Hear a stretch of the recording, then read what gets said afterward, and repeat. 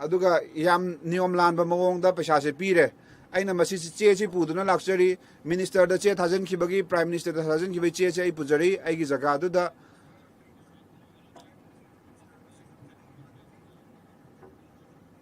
poster do utpi ganu poster du makha thangdabiu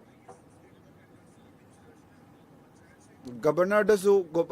minister da su sigi che che thajan jagrabani Punjab ki minister sing na sigi photo sing se mai ma gi yum da utkrabani mai yum da su tha krabani prime minister awas yojana da su sigi keno sing se pithok ta na kamdong na thamli bano sigi manrega gi fund se lana sijinare panchayat ta yahondana masi makoi gi photo da makoi gi miyum da makoi gi photo thechelaga सारी यम मखोई photo थेचलगा मखोइना मिंगचत लौदुना लेरे पंचायत की मतंगदगी लौगदबा पैसासिंग अदु चुमना चलहंद्रे अदुना सिगी मतंगसिदा अचेतपा वफम अमा लौबिदुना अरेपा वफम अमा थंबिदुना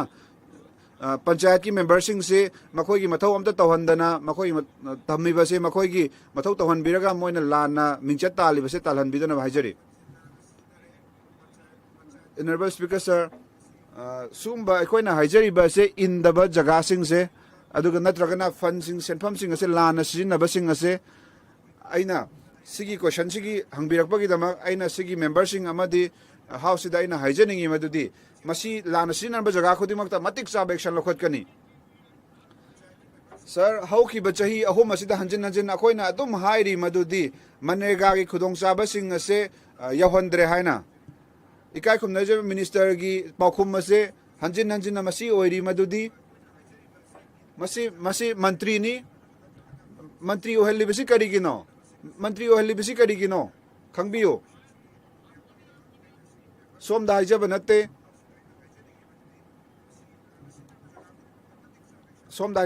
top dai jab ne aikoina lep khriba wafam ase mantri na lepi bani 25 lakh ki lana sin narambagi adum uduna uba phangle nakoina sigi chap manaba thabak sing adum lokhatuna leire nakoina criminal proceeding lokhat piu makoi phabiu 25 lakh fraud tauba missing se masi pharaga nangna West Bengal ki praja sing sida achumba pire haibe yaroi nakhangna masigi chatnabi se chatnan gera chatna lora karigumba aran ba chatnabi se chatna duna leiragadi masi landuna dum leiragani masi akhoi iyajabang amroi som se mayai lenga ki mantri amani niom chumna tawbiu sumaina tawragade khoi yabang amjaroi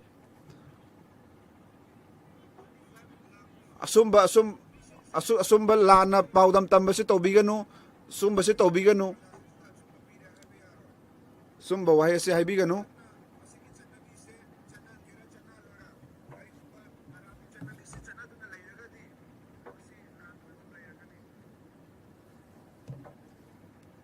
sumba members ina question je hangbiba taragadi question je niyom chumna hangbiu sumba wahai se haibasi hanbiganu ikai khum nazariba member aina amukka haijari madudi aikoina hotnagadabani question hour gi matamda aikoina tawroi daba khara si chatnaba honasi sugumba lanai gi oiba warol asi thamdana ba honasi yariba makai record ta somna personal oiba comment bibire masi tobiganu ikai khum nazar member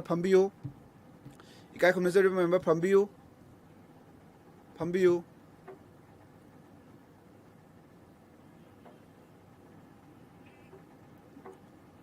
Honorable member phambiu ikai khamnajariba member ai somda haijari somna haibiba matamda wangang biba matamda maru oiba parliament gi da chatnaba yaba ohai wata du khaktamak sijinabiu officially sijinaba yai unofficially oramba yai adubu parliament sida chatnaba yaba ohai du mak sijinabiu sugumba sida chatnadaba ohai phajadaba ohai sijinabiganu sumba officially oidana pirakpa commencing ase thadok piraga sumba pakhom pibiginu sumaina tawba mawong asi fajaba niyom nate sugumbada warol thambiganu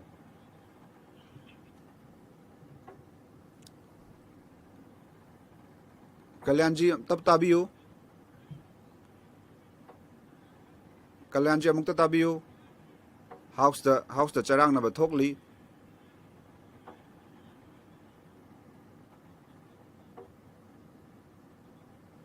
sumaina Kalyanji sumaina tobiganu sigi mawong si fajade hanglibo wahang adugi paukhom bibiro maga wari sanabiraganu wahang dugi paukhom bibiro Honorable Speaker Sir I masigi hanjin manrega gi damakta kaitharakpa West Bengal gi paisa ase question hangi ba wahang hangai ba mi asu chamana ba wahang ni mamang gi dasu mana wahang ase hangabani West Bengal gi matangda sigi paisa je kaithoktri basi karigino haibasi mana phajana khanglabani sigi matangda investigation tawribani center dagi state government na issue khara leibadagi ani ahom lak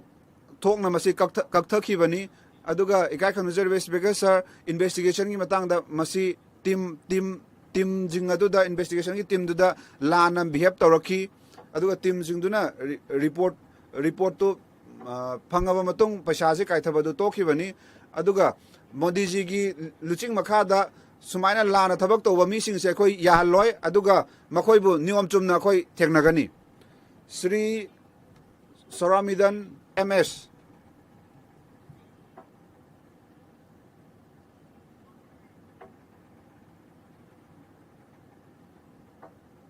Ikai Kumnazariba Speaker Sir Kurumjari Prime Minister Kishan Saman Scheme gi makhada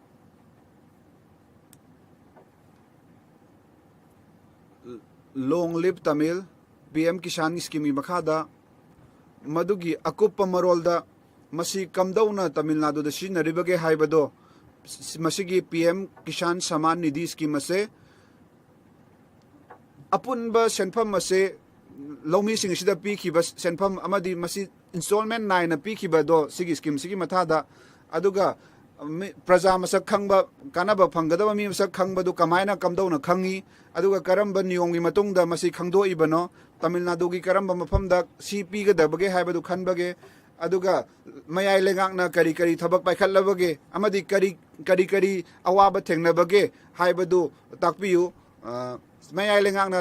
lomi sing adu tanaba matamda kari awawa thengnage haibadu su tambiyu aduga sigi damakta mayai lengak na kari khongtang lokhalabage haibadu thambiyu Ikai Khomnajari Speaker Sir aina ikai khomnajaba member bu thamoi sengna thagatpa phongdokchari madudi Prime Minister Kishan Samriddhi Yojana gi matangda yamna maruoiba question ama hangbirakpa gi dama ikai khomnajaba Speaker aikoina khangi madudi aikoi gi lebak asida praja tangkhai amadi lau singuda makha ponduna leiribani aduga lomi sing sina yamna nemba senpham phanglibani 1.5 acre gi yam pikpa lomi sing nasba kari kumba matamda sigi apikpa lomi sing asin makoina makoi gi senpham ase makoi gi lau sing unabagi senpham ase makoi de leijade makoi gi har gi dama makoi gi mai marong gi dama sigi damakta lising ani je makoina loan lawi aduga sigi sendoi ase Prime Minister Modi ji gi luching makhada aikoi gi sarkar asina aikoina lepki madudi sigi praja sing sigi lomi sing sigi bank account da 2000 lupa lising ani installment oina lupa lising taruk punna ahum lak thokna pigani hain lak thokhibani maram aduna aina haijaningi Mr. Speaker Sir madudi 24 February da 24 February da masigi scheme je chahi taruk loshallabani aduga karor mapan ga 85 lakh ki lomi sing da makhoi gi account da paisa chachkrabani Bagalpur Bihar state tagi sigi state sida ꯑꯩꯈꯣꯏꯒꯤ ꯏꯀꯥꯏ ꯈꯨꯝꯅꯕ prime ꯃꯤꯅꯤꯁꯇꯔꯒꯤ ꯄꯥꯟꯗꯝꯒꯤ ꯃꯈꯥꯗ ꯁꯤꯒꯤ ꯋꯥꯍꯪꯁꯤꯁꯨ ꯍꯪꯕꯤꯔꯤ ꯃꯗꯨꯗꯤ ꯃꯍꯥꯛꯅ ꯍꯥꯏꯕꯤꯈꯤ ꯃꯗꯨꯗꯤ ꯂꯨꯄꯥ ꯑꯃ ꯊꯥꯕ ꯃꯇꯝꯗ ꯑꯦꯀꯥꯎꯟꯗ ꯌꯧꯔꯤꯕꯁꯤ ꯌꯥꯝ ꯅꯦꯝꯅꯅꯤ ꯑꯗꯨꯕꯨ ꯁꯤꯒꯤ ꯃꯇꯝꯗꯤ ꯃꯣꯗꯤꯒꯤ ꯃꯇꯝꯅꯤ ꯁꯤꯒꯤ ꯃꯇꯝꯗ ꯑꯩꯈꯣꯏꯅ ꯂꯦꯞꯈꯤ ꯃꯗꯨꯗꯤ ꯂꯨꯄꯥ 2,000ꯁꯦ ꯁꯤ ꯑꯅꯤꯔꯛ 2,000ꯁꯦ ꯑꯍꯨꯝꯂꯛ ꯊꯣꯛꯅ ꯊꯥꯗꯨꯅ ꯂꯨꯄꯥ 6,000ꯁꯦ ꯐꯪꯍꯟꯒꯅꯤ ꯁꯤꯀꯤ ꯑꯃ ꯐꯥꯎ ꯋꯥꯠꯍꯜꯂꯣꯏ ꯑꯗꯨꯒ ꯃꯁꯤ ꯑꯩꯈꯣꯏꯒꯤ ꯋꯥꯔꯣꯜ ꯑꯗꯨꯅꯤ ꯑꯗꯣ ꯑꯃꯨꯛꯇꯪ ꯅꯝꯕꯗ ꯃꯁꯤꯒꯤ ꯄꯩꯁꯥꯁꯦ ꯂꯧꯃꯤꯒꯤ ꯑꯦꯀꯥꯎꯟꯗ ꯆꯪꯍꯟꯒꯗꯕꯅꯤ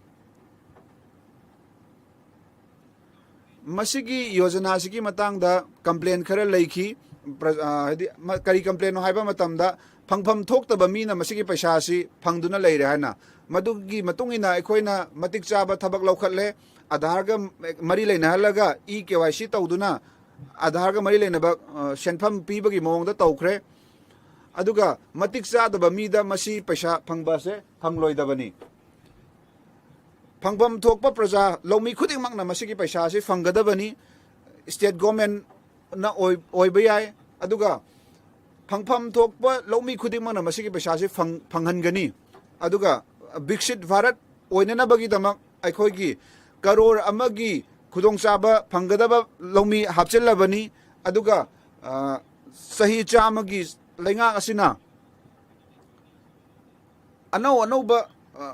ꯈꯨꯗꯣꯡꯆꯥꯕ ꯐꯪꯅꯕ ꯃꯌꯥꯝ ꯑꯃ ꯍꯥꯞꯆꯤꯜꯂꯛꯑꯕꯅꯤ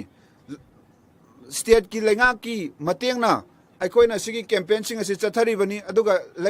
ꯁ꯭ꯇꯦꯠ ꯈꯨꯗꯤꯡꯃꯛꯇ ꯑꯩꯅ ꯃꯁꯤꯁꯨ ꯍꯥꯏꯖꯔꯤ ꯃꯗꯨꯗꯤ ꯃꯈꯣꯏꯅ ꯈꯨꯗꯣꯡꯆꯥꯕꯗꯨ ꯄ꯭ꯔꯖꯥꯗ ꯌꯧꯍꯟꯒꯗꯕꯅꯤꯅ ꯃꯈꯣꯏꯅꯁꯨ ꯃꯇꯦꯡ ꯄꯥꯡꯕꯤꯔꯛꯎ ꯁ꯭ꯇꯦꯠꯀꯤ ꯂꯩꯉꯥꯛ ꯑꯁꯤꯅ ꯈꯟꯕꯤꯔꯒꯗꯤ ꯂꯧꯃꯤ ꯑꯃ ꯃꯁꯤꯒꯤ ꯁ꯭ꯀꯤꯝꯁꯦ ꯆꯤꯊꯗꯨꯅ ꯂꯩꯔꯦ ꯍꯥꯏꯇꯥꯔꯒꯗꯤ ꯅꯤꯌꯣꯝ ꯆꯨꯝꯅ ꯔꯦꯖꯤꯁꯇ꯭ꯔꯦꯁꯟ ꯇꯧꯕꯤꯔꯛꯑꯣ ꯅꯤꯌꯣꯝ ꯆꯨꯝꯅ ꯊꯥꯖꯤꯟꯕꯤꯔꯛꯑꯣ ꯑꯗꯨꯒ ꯑꯃꯠꯇ ꯑꯣꯏꯔꯁꯨ ꯄ꯭ꯔꯖꯥ ꯃꯇꯤꯛ ꯆꯥꯕ ꯐꯪꯐꯝ ꯊꯣꯛꯄ ꯂꯧꯃꯤ ꯑꯃꯠꯇ ꯃꯁꯤꯗ ꯆꯤꯊꯗꯅ ꯄꯩꯁꯥ ꯑꯁꯤ ꯃꯁꯤꯒꯤ ꯀꯥꯟꯅꯕꯁꯤ ꯐꯪꯍꯟꯒꯗꯕꯅꯤ ꯃꯁꯤ ꯑꯩꯈꯣꯏꯅ ꯁꯣꯏꯗꯅꯕ ꯍꯣꯠꯅꯒꯅꯤ ꯑꯗꯨꯒ ꯀꯅꯥꯒꯨꯝꯕ ꯑꯃꯅ ꯐꯪꯐꯝꯗꯤ ꯊꯣꯛꯑꯒ ꯃꯍꯥꯛꯅ ꯐꯪꯗꯗꯨꯅ ꯂꯩꯔꯕ ꯑꯗꯨ ꯑꯣꯏꯇꯥꯔꯒꯗꯤ ꯃꯥꯁꯤꯒꯤ ꯑꯙꯥꯔ ꯌꯥꯗꯕꯗꯒꯤ ꯅꯠꯇ꯭ꯔꯒꯅ ꯀꯔꯤꯒꯨꯝꯕ ꯗꯣꯀꯨꯃꯦꯟ ꯁꯣꯏꯕꯗꯒꯤ ꯐꯪꯗꯕ ꯇꯥꯔꯒꯗꯤ ꯃꯁꯤ ꯑꯩꯈꯣꯏꯅ ꯁꯦꯝꯒꯠꯂꯒ ꯁꯨꯡꯁꯣꯏ ꯁꯣꯏꯗꯅ ꯐꯪꯍꯟꯒꯅꯤ ꯊꯥꯒꯠꯆꯔꯤ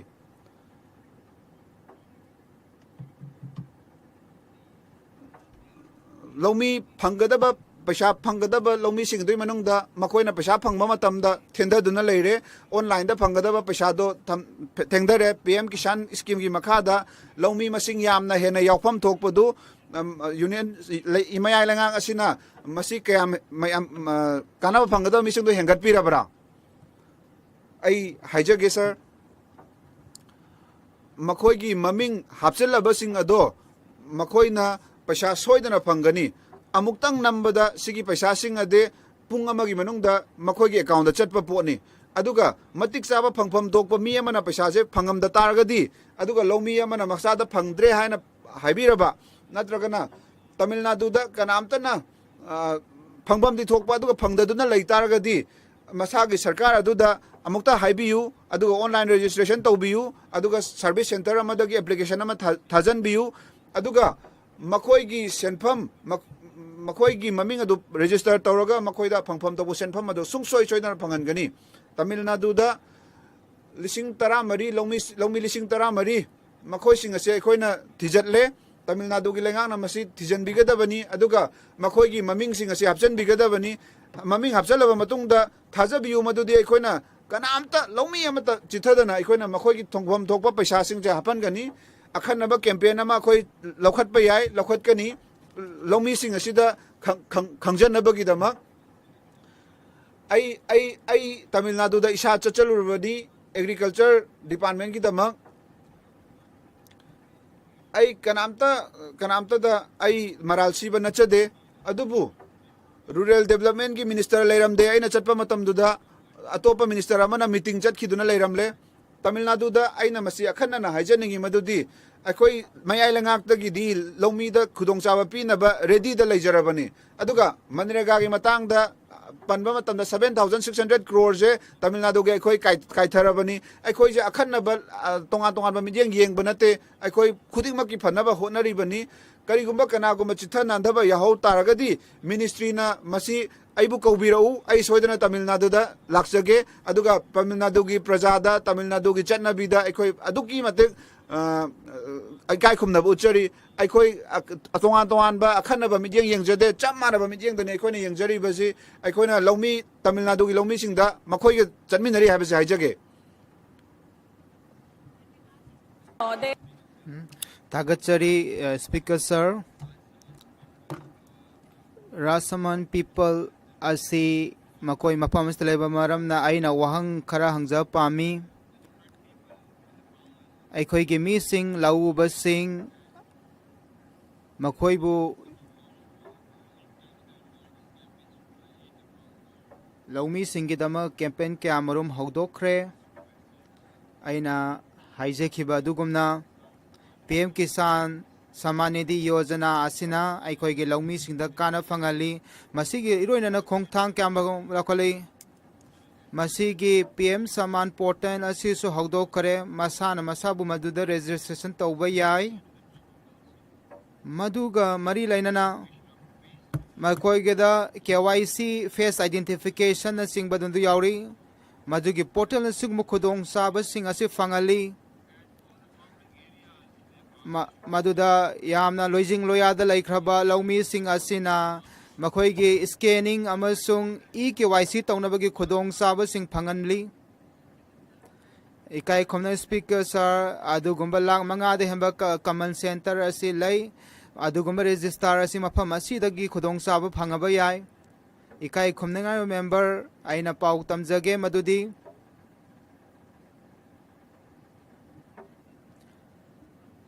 Aikoi laumi sing ase masiki khodong saba phangadabani adugumba April 10 dagi ani suba program do hauki maduda laumi amatabu maduda miraibal tawroi masi khodong saba si kisan siman yojana gi manungda masigi thaba si pangthon ogedama a committee aikoina semaga lai masi khodong saba punamak phangangani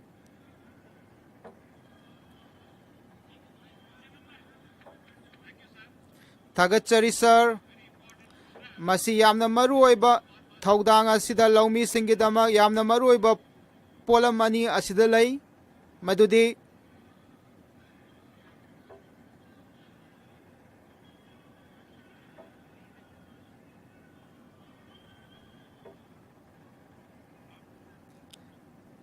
Adomna Hangning Bado Hangbiu.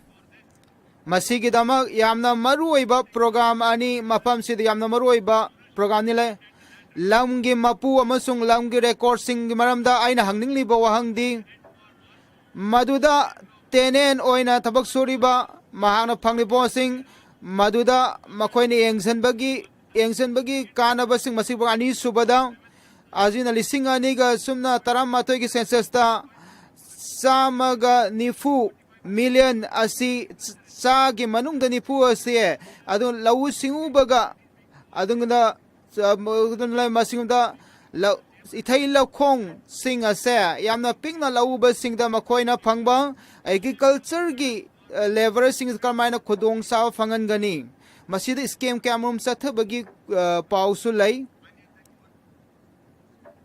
ikai khumna speaker sa Pradhan Kisan Nidhi Yojana asi laumi singi damangni Makoina kanagomba makoida lam laizariba makoi lam laigadabani lam laiba makoina masidagi kanaba phangani question number ama taruk mari Bhau Sahib Rajaram Bhag Chore Adom wang hangbiu ahan bada adom hangador bu hangdugi masing hana haibiu ikai khomna minister Yam Tagat say Asiguma Wang Hangbagi Kudong Sa Pangzaguna is Kai Com Speaker Adom Degi Ihan Ikai Kumnaringa Minister the Wang Pamang the Sign of Power Sit Tamzapa Madodi Mahana PB Kraba Pakumdugi Marangda Karigumba Kara Atsumba Kara Uvafangi Adubu Taluka Aina Puzari Pharmacy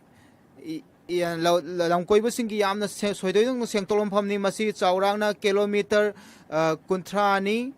Adung Mahagna Mamang the Pankiba Lambi same kadaba dagi ꯑꯗꯨꯒꯨꯝꯕ ꯂꯝꯕꯤꯁꯤꯡ ꯑꯁꯤ ꯍꯧꯖꯤꯛ ꯌꯥꯝꯅ ꯐꯤꯕꯝ ꯆꯥꯗꯨꯅ ꯂꯩꯔꯤ ꯃꯁꯤ ꯇ꯭ꯔꯥꯏꯕꯦꯜꯒꯤ ꯃꯐꯝ ꯑꯣꯏꯕꯁꯤꯡ ꯑꯗꯨ ꯂꯝ ꯀꯣꯏꯕꯗ ꯃꯤꯠꯌꯦꯡ ꯊꯝꯂꯒ ꯑꯩꯈꯣꯏꯅ ꯀꯥꯁꯃꯤꯔ ꯑꯁꯤ ꯆꯥꯎꯈꯠꯅꯕꯒꯤꯗꯃꯛꯇ ꯍꯥꯏꯖꯔꯤ ꯃꯔꯝ ꯑꯗꯨꯅ ꯃꯁꯤꯒ ꯃꯔꯤ ꯂꯩꯅꯕ ꯃꯐꯝ ꯑꯁꯤꯒꯤ ꯆꯥꯎꯈꯠ ꯊꯧꯔꯥꯡꯒꯤꯗ ꯃꯤꯠꯌꯦꯡ ꯊꯝꯕꯤꯅꯕꯁꯨ ꯑꯩꯅ ꯍꯥꯏꯖꯔꯤ ꯃꯁꯤ ꯌꯥꯝꯅ ꯃꯔꯨ ꯑꯣꯏꯕ ꯃꯐꯝ ꯑꯃꯅꯤ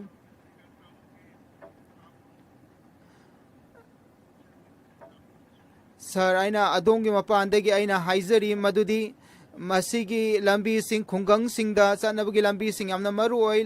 ꯂꯝꯀꯣꯏꯕꯁꯤꯡꯒꯤꯗꯃꯛ ꯑꯗꯣꯝꯅ ꯊꯤꯕ ꯃꯇꯝꯗ ꯎꯕ ꯐꯪꯒꯅꯤ ꯃꯁꯤꯗ ꯂꯩꯕ ꯂꯝꯕꯤꯁꯤꯡ ꯑꯁꯤ ꯌꯥꯝꯅ ꯐꯕ ꯑꯣꯏꯗꯦ ꯃꯁꯤꯕꯨ ꯁꯦꯝꯒꯠꯄꯤꯅꯕ ꯍꯥꯏꯖꯔꯤ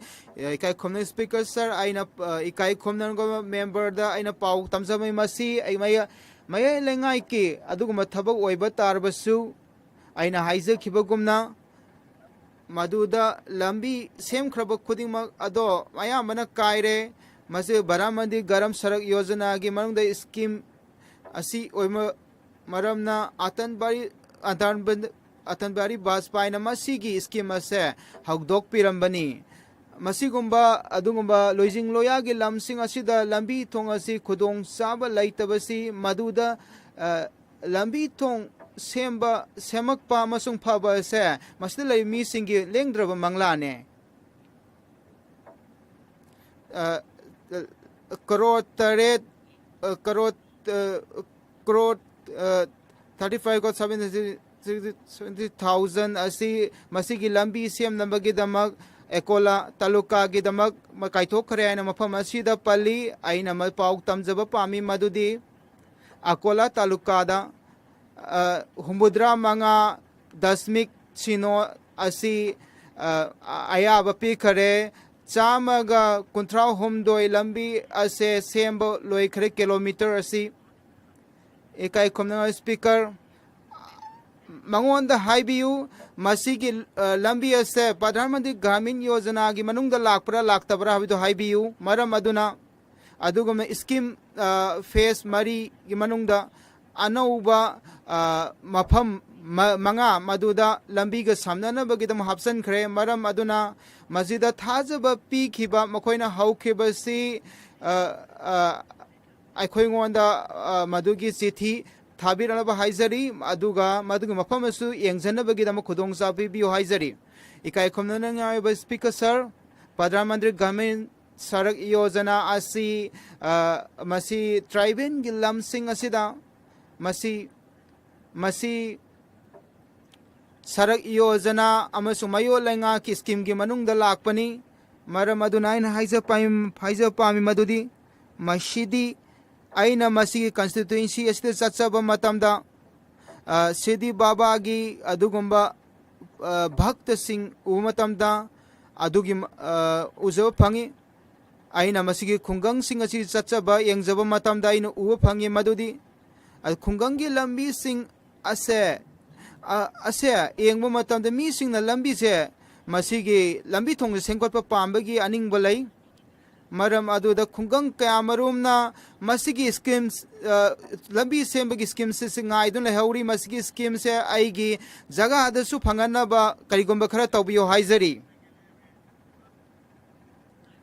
ꯑꯩꯅ ꯍꯥꯏꯖꯔꯤ ꯃꯁꯤ ꯌꯥꯝꯅ ꯊꯨꯅ ꯄꯥꯏꯈꯠꯄꯤꯅꯕ ꯅꯤꯡꯁꯤꯡꯖꯔꯤ ꯏꯀꯥꯏ ꯈꯨꯝꯅꯅꯤꯡꯉꯥꯏ ꯁ꯭ꯄꯤꯀꯔ ꯁꯔ ꯑꯩꯅ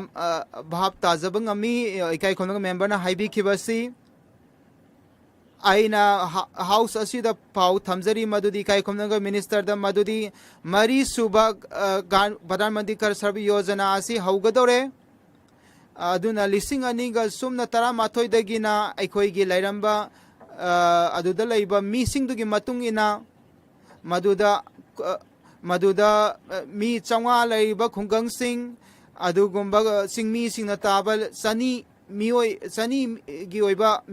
ꯃꯤꯁꯤꯡ ꯂꯩꯕ ꯈꯨꯡꯒꯪꯁꯤꯡ ꯑꯁꯦ ꯃꯗꯨꯗ ꯌꯥꯝꯅ ꯆꯥꯎꯈꯠꯇ꯭ꯔꯤꯕ ꯑꯗꯨꯒꯨꯝꯕ ꯃꯐꯝꯁꯤꯡ ꯑꯁꯦ ꯄ꯭ꯔꯙꯥꯟ ꯃꯟꯇ꯭ꯔꯤ ꯁꯔꯛ ꯌꯣꯖꯅꯥꯒꯤ ꯃꯅꯨꯡꯗ ꯌꯥꯎꯍꯟꯈꯤ ꯏꯀꯥꯏ ꯈꯨꯝꯅꯕ ꯃꯦꯝꯕꯔꯗ ꯃꯗꯨꯅ ꯍꯥꯏꯖꯔꯤ ꯑꯗꯣꯝꯒꯤ ꯏꯀꯥꯏ ꯈꯨꯝꯅꯕ ꯃꯐꯝꯁꯤꯡ ꯑꯗꯣ ꯑꯩꯈꯣꯏꯉꯣꯟꯗ ꯆꯤꯊꯤ ꯄꯤꯕꯤꯌꯨ ꯑꯗꯨꯒꯨꯝꯕ ꯃꯁꯤ ꯁ꯭ꯀꯤꯝꯁꯤꯒꯤ ꯃꯅꯨꯡꯗ ꯃꯈꯣꯏꯁꯨ ꯈꯨꯗꯣꯡꯆꯥꯕ ꯐꯪꯕ ꯌꯥꯔꯕꯗꯤ ꯄ꯭ꯔꯙꯥꯟ ꯃꯟꯇ꯭ꯔꯤ ꯒ꯭ꯔꯥꯝ ꯁꯔꯛ ꯌꯣꯖꯅꯥꯒꯤ ꯃꯅꯨꯡꯗ ꯃꯗꯨ ꯄꯥꯏꯈꯠꯅꯕ ꯍꯣꯠꯅꯖꯒꯦ ꯑꯗꯨꯒꯨꯝꯕ ꯃꯌꯣꯜ ꯂꯩꯉꯥꯛꯅ ꯄꯤꯕ ꯁꯦꯟꯊꯪꯒꯤ ꯃꯇꯨꯡꯏꯟꯅ 162 ꯑꯁꯦ ꯑꯁꯤꯒꯨꯝꯕ ꯂꯝꯕꯤꯁꯤꯡ ꯑꯁꯦ ꯐꯖꯅ ꯄꯥꯏꯈꯠꯄꯤꯗꯨꯅ ꯂꯩꯔꯤ ꯑꯇꯣꯞꯄ ꯁ꯭ꯀꯤꯝꯁꯤꯡ ꯑꯁꯨꯝꯅꯗꯒꯤ ꯃꯃꯤꯡ ꯈꯛꯇꯒꯤꯅꯤ ꯃꯁꯨꯗ ꯂꯝꯕꯤ ꯂꯩꯇꯦ ꯑꯩꯒꯤ ꯀꯟꯁꯇꯤꯇ꯭ꯌꯨꯁꯟꯒꯤ ꯃꯅꯨꯡꯗ ꯏꯀꯥꯏꯈꯣ ꯃꯤꯅꯤꯁꯇꯔ ꯑꯗꯣꯝꯅ ꯃꯌꯥꯝꯒꯤ ꯃꯤꯍꯨꯠ ꯑꯣꯏꯅ ꯂꯩꯉꯥꯛꯀꯤ ꯚꯥꯔꯠ ꯂꯩꯉꯥꯛꯀꯤ ꯑꯗꯨꯒꯨꯝꯕ ꯗꯤꯁꯥ ꯀꯃꯤꯇꯤ ꯍꯥꯏꯕ ꯑꯁꯤꯒꯤ ꯃꯇꯨꯡꯏꯟꯅ ꯍꯧꯈꯤꯕ ꯊꯥ ꯑꯍꯨꯝꯗꯒꯤ ꯃꯗꯨꯗ ꯐꯖꯅ ꯌꯦꯡꯁꯤꯟꯕꯤꯕ ꯇꯥꯔꯕꯗꯤ ꯃꯗꯨ ꯐꯖꯅ ꯃꯊꯧ ꯄꯥꯡꯊꯣꯛ PMGM ꯆꯣꯏꯁ ꯑꯁꯤ ꯑꯗꯨꯒꯤ ꯃꯤꯇꯤꯡ ꯑꯗꯨꯗ ꯌꯦꯡꯁꯤꯟꯈꯤ ꯃꯗꯨꯗ ꯂꯝꯕꯤ ꯈꯟꯕꯒꯤ ꯊꯧꯑꯣꯡ ꯑꯁꯤ ꯑꯗꯨꯝꯕ ꯈꯟꯈ꯭ꯔꯕ ꯂꯝꯕꯤꯁꯤꯡ ꯑꯗꯨꯒꯤ ꯑꯦꯄ꯭ꯔꯨꯚꯦꯜ ꯄꯤꯕꯗ ꯃꯗꯨꯗ ꯄꯥꯔꯂꯤꯌꯥꯃꯦꯟꯠꯒꯤ ꯃꯦꯝꯕꯔ ꯆꯤꯌꯔꯃꯦꯟ ꯑꯣꯏ ꯃꯗꯨꯗ ꯄꯥꯔꯂꯤꯌꯥꯃꯦꯟꯠꯒꯤ ꯃꯦꯝꯕꯔ ꯑꯗꯨꯅ ꯃꯁꯤꯒ ꯂꯝꯕꯤ ꯑꯁꯦ ꯈꯟꯗꯣꯛꯄ ꯑꯁꯤꯅ ꯑꯩꯅ ꯁꯄ꯭ꯂꯤꯃꯦꯟꯇꯔꯤ ꯑꯣꯏꯅ ꯍꯥꯏꯖꯃꯗꯤ ꯚꯥꯔꯠ ꯂꯩꯉꯥꯛꯅ ꯑꯁꯤꯒꯨꯝꯕ ꯄꯥꯏꯈꯠꯂꯤꯕ ꯑꯩꯒꯤ ꯁ꯭ꯇꯦꯠ ꯃꯌꯥꯏ ꯂꯩꯉꯥꯛ ꯀꯦꯔꯂꯥꯗ ꯑꯅꯧꯕ ꯆꯠꯅ ꯄꯊꯥꯞꯁꯤꯡ ꯂꯝꯕꯤ 500 ꯃꯤꯇꯔ 500 ꯑꯁꯤ ꯃꯁꯤ ꯑꯣꯏꯒꯗꯕꯅꯤ ꯍꯥꯏꯕꯗꯤ ꯁ꯭ꯇꯦꯠꯀꯤ ꯑꯗꯨꯝ ꯀꯦꯔꯂꯥꯗ ꯌꯦꯡꯕ ꯃꯇꯝꯗ ꯑꯁꯤꯒꯨꯝꯕ ꯂꯝꯕꯤ ꯑꯁꯤ ꯎꯐꯪꯗꯦ ꯃꯁꯤꯗ ꯆꯠꯅ ꯄꯊꯥꯞꯁꯤꯡ ꯍꯥꯞꯂꯤꯕꯁꯤ ꯃꯌꯥꯝꯒ ꯃꯥꯟꯅꯕ ꯑꯃꯁꯨꯡ ꯃꯌꯥꯏ ꯂꯩꯉꯥꯛ ꯈꯨꯗꯤꯡꯃꯛꯇ ꯆꯠꯅꯕ ꯌꯥꯕ ꯃꯑꯣꯡꯗ ꯁꯦꯝꯕꯤꯅꯕ ꯍꯥꯏꯖꯔꯤ ꯃꯗꯨꯗ ꯂꯝꯕꯤ ꯀꯔꯝꯍꯥꯏꯅ ꯈꯟꯒꯠꯄꯒꯤ ꯊꯧꯑꯣꯡ ꯑꯁꯦ ꯑꯃꯨꯛ ꯍꯟꯅ ꯌꯦꯡꯁꯤꯟꯕꯤꯅꯕ ꯍꯥꯏꯖꯔꯤ ꯃꯁꯤ ꯑꯩꯈꯣꯏꯒꯤ ꯁꯄ꯭ꯂꯤꯃꯦꯟꯇꯔꯤ ꯀ꯭ꯋꯦꯁꯟ ꯑꯅꯤꯅꯤ ꯑꯩꯅ ꯊꯝꯖꯕ ꯑꯃ ꯊꯥꯒꯠꯆꯔꯤ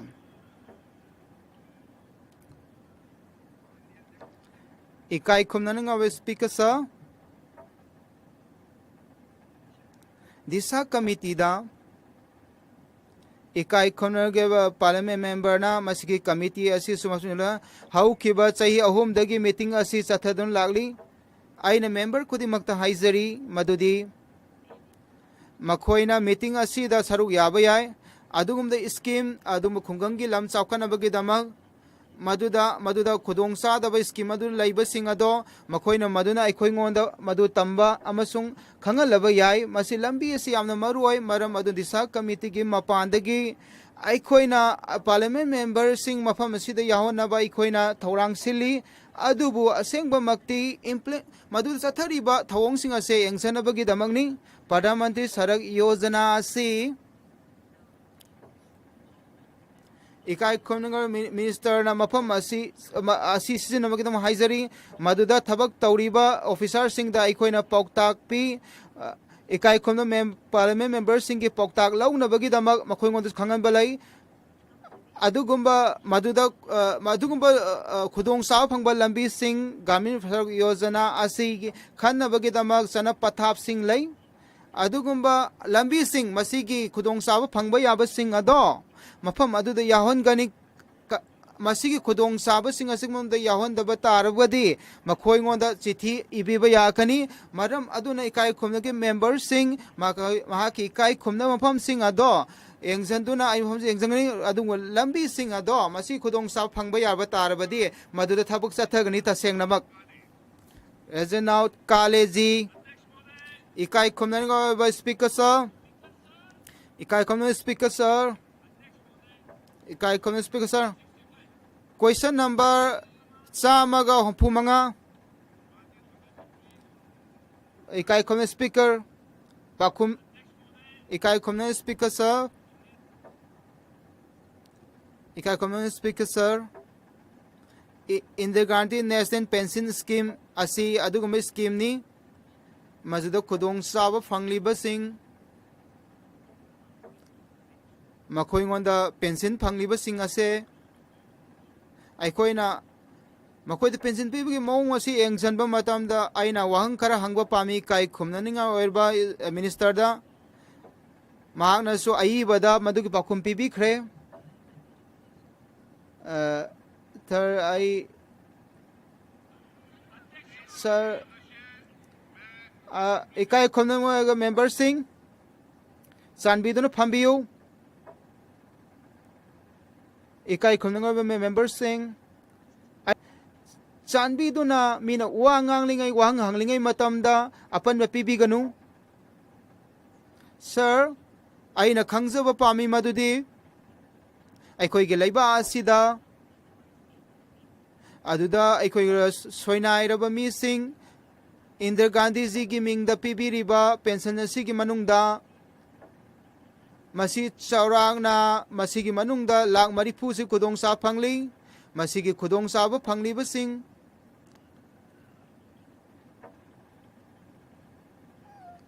aduda makhongonda che sang laitaba singda su khudong sa ba sing ase piribra amasu phangli ba se santona haibiu supplementary da minister na pigi pakum da madu panjana haizari ikai khomna ngai oiraba speaker sir masigi subject ase concurrent taret suba point constitution lista masi scheme social security sida pandun lai mahang na hari bukhudi ma se khoi ji khana ba laite aina khangjaba pai madudi maduda laukthokhiba mi sing ado makhoi gi certificate laitama laukthokhiba sing number sing ado khangjaba pami masi afaba wahang ni sir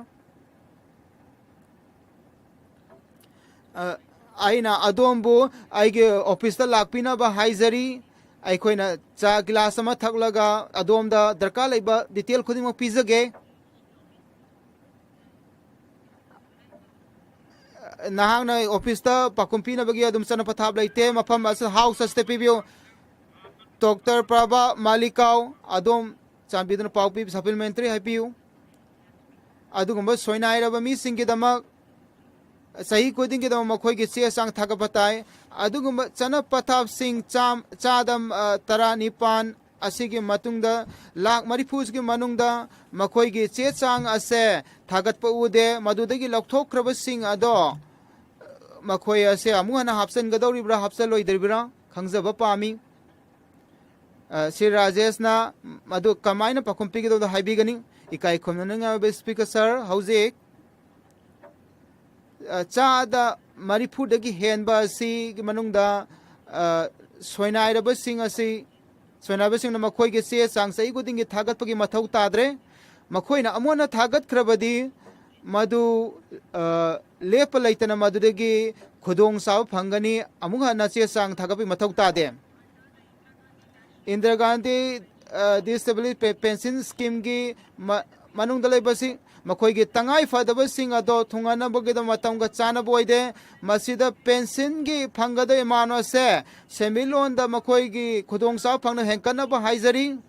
lenga asi masibu henkana bogida ma chada marifu nifu henkana ba haizari hauzik chada marifu lenga asina masi coverage tauri achu chada nifu henkana ba haizari ikai khomna speaker sa hauzik phawbada asiguma proposal asi hauzik phawba laitri mayai lenga maduda masi pension scheme sida ahenba sensing peak lagre masi asiguma proposal asi bharat lenga ta hauzik phawba laitri haina haizage Indira Gandhi National Disability Pension asigi manungda member na hangbi ki pawang sigi manungda sumna dagi lupa chahum ase pibiri ayambana mase maya langang na puthokli bani maduda mayo langang na piri paisa sing ase masida sizinariba chading sing aduguma soinai reba singi mapung phana kona bangamde masida pibiri base hengkat pinaba haizari Nasina soinai raba sing asige pibiri ba paisa se hengkat pina ba haizri leiba asige damakta aina pakhum hana pizza khre masig wang sikhi asina ikai khomna ne go minister ikai khomna ne go minister pakhum pibiu ikai khom speaker sir reply asi table mathaga thamjar gi kai khomna langai of member ikai khomna speaker sa ai khoi gi am sing thane ngai oiba prime minister adongi matam yam laite am thuna haibiu adugumba khudong chaba scheme kya marum ase adugumba laumi singda khudong sa pe gare aikoi gi prime minister na mata madu chief minister rami maduda adugumba ithai lakhong gi khudong chaba sing piri hauji chaliba lengar su mudar kan sigi manung da su fangali masina laumi singda khudong sa mudar card asina khudong sa bi thai lakhong gi piri madumoina masina aikoi gi pothok sing amasung apan da pot thadok pa yam hen kali masina pung train thoi gi matung dhagane ikai khomnenga member bu thagat chai maduda aduguma lakadaba matamda masi miron singi damak ikai khomnenga Narendra Modi ji maduda yamna kan honam sari masi gil laiwale housing ase khan hona season albagi damak thawakan wanjali masida rasayan sing hapa matamda karigu matamda paisa yamna season abalai maduda yam chauna mang tan basulu lai maduda makoina lebak le haugi ka sing sem batai aikoina madud masina leihau sing asida lebak le hoina sinobisin lebak ki nutrients sing hanthali maram aduna niyom sumsina basina koi pothok hengat kani masina su laumi singi sading su hanthan gani masida kana daba lebak le hapsan basina lebak le mangle masi adugum scheme adugum scheme ni kai khurung prime minister na haudok khiba maram aduna prime minister mu thagat chai masina laumi singi pothok pada sanga da paisa sing handali masina pot ki chatok su henkalali masida kana daba leihau singda hena fertilizer sinabadagi leihau manganba adugi chang hanthali masigi damakta prime minister bu thagatsari hongjikti question awara solution jare ikai khumna jarba member sing ikai khumna jarba member mayam sing asigi masigi joma masana asigi matangda aina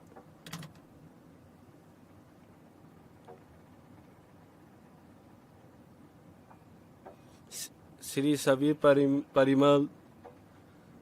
Sri Sapgiri Mutta, Pravinder Singh Ulka, Sri Manish Tiwari, Sri Kamit Kapoor, Sri Gaurav Gogoi, Sri Venugopal Ji, Nangahaki Mingso Pharmacy Yauri, Sri Manti Kanimoji, Durek Baigo ji, Sargot Rai ji, Dharman Yadav ji, Diviran ji, H. Bankeshwar, Beni Banan ji, Kesure ji, Raje Rajan ji, Dr. Professor Mahak Nadona Laikre, Ezame Masanasigi Mahang Yaubangam Kitre,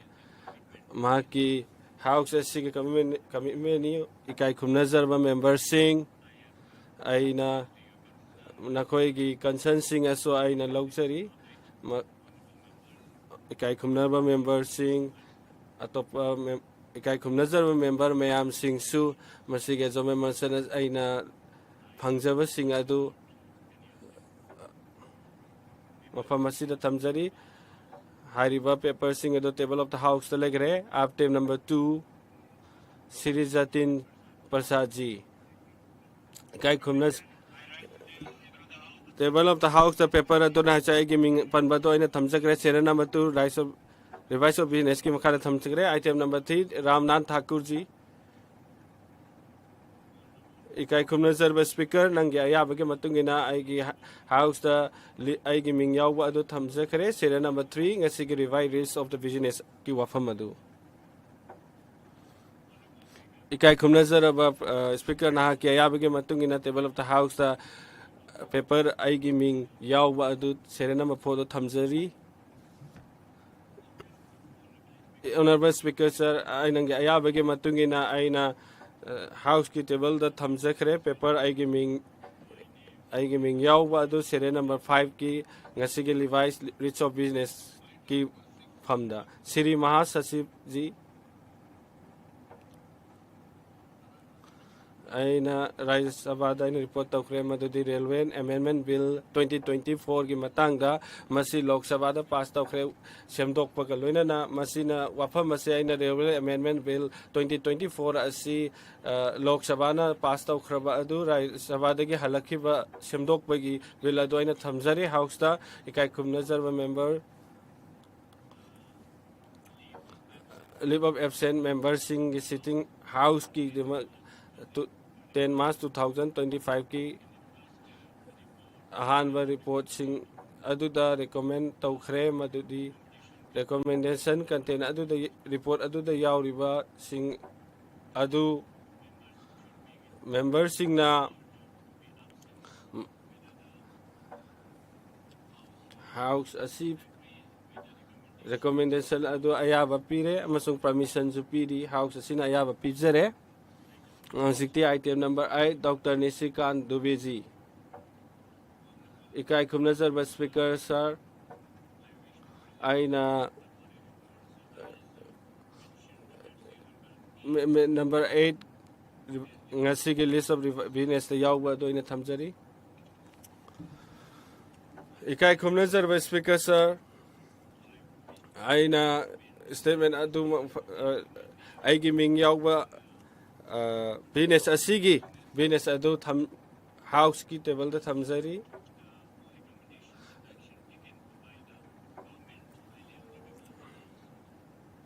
item number 10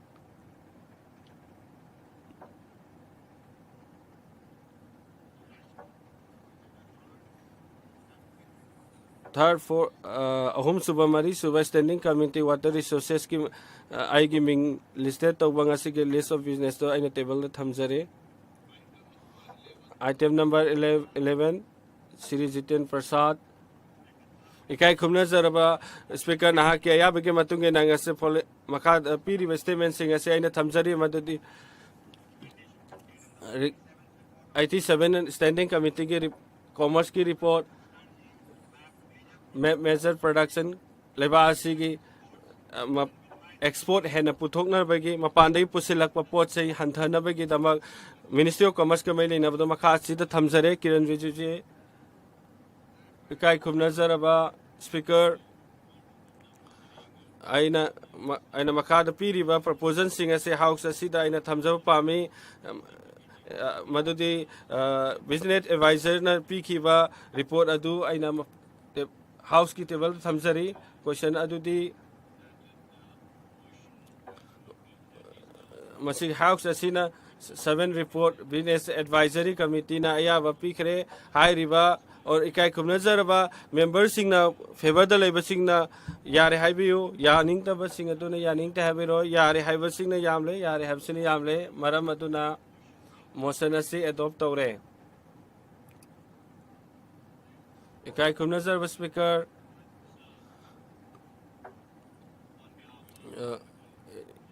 Home Minister ki mahut sinduna aina haizari leave introduced bill ase putautori central government passport tribal documents sing India da lakpa masung India da thokiba lakpa singi mi singi matam gi visa pibagi wafam adu aina Home Minister ki mahut sinduna wafam asida thamjari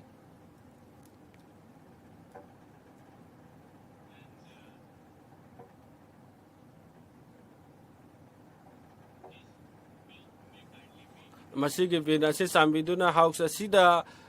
puthokpina ba haizari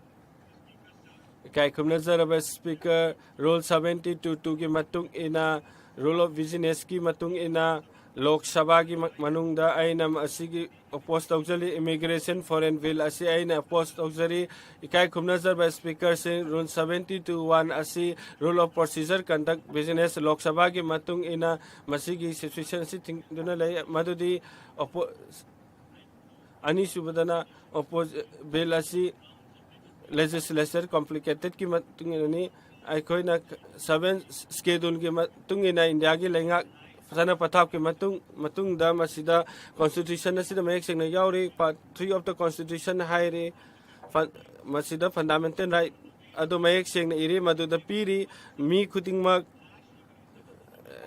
maruaina laiba asigi nagrik kuting mak ta masigi bin asida violate tawri tongan tongan ba fundamental right aikoi gi piri ba sing asida fundamental right violate tawwa sing adu de clause 3.1 ge matungina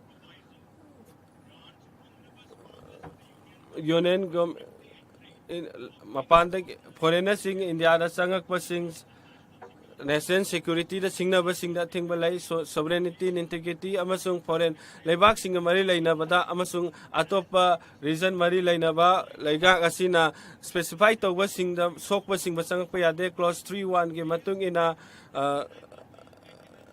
tongan ba immigration decision official na fundamental right aikoi gi lengak sing ge violent to ba sing aduba national justice na piki ba ro ke matung in bada sok pa sing adubu so aking ba piri sangak pada aduga government asina tongan tongan ba foreigner sing aikoi gi lenga asida sangak pada India gi origin nataba sing da su aikoi na piri ba document sing adu sudaba matamda makoi sing jo asang leiba asida lakpa matamda masiga thing ba leiri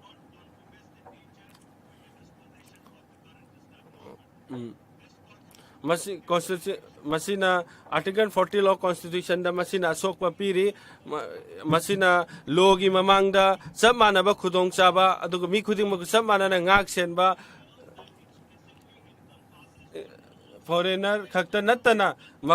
akhoi gi lenga ki praja singda su sok ba sigi bela sida yauri masida point ani ahum di fundamental right pu violate to wadu piri maram aduna aina highlight to ba point ahum bhauti makata na ngangjaba pami post 14 da hai government na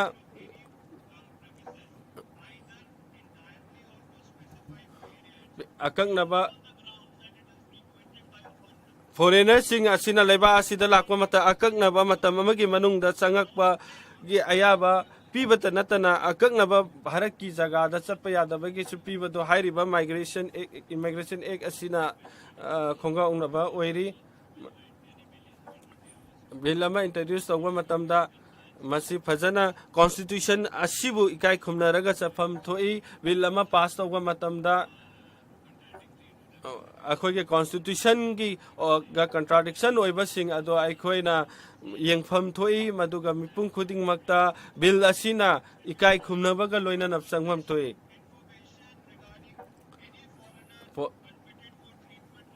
leibak asida foreigner lakraba sing adugi treatment piba ana ayek lakpa matamda akhoi makhoi bu khudong chaba pibi ba adu akhoi na phanganbam thoi masi malem gi oiba chanabi da phangli bani masi gi ek asina masi gi khudong chaba gi mayek sengba do akhoi na uba phangdri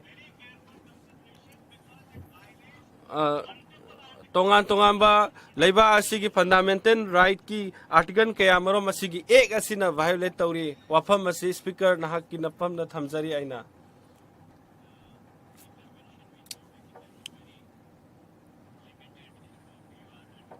nahak aina khangi nahak advocate ni maram aduna masigi maptang asida fajana haibi bagi tamag yam thagat cheri adubu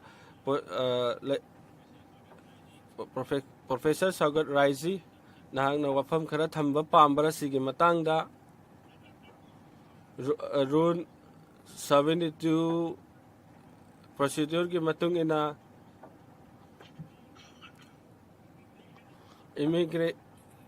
immigration bill 2024 ke matung ina aina wafam asida wafam khara thamjaba pamli madudi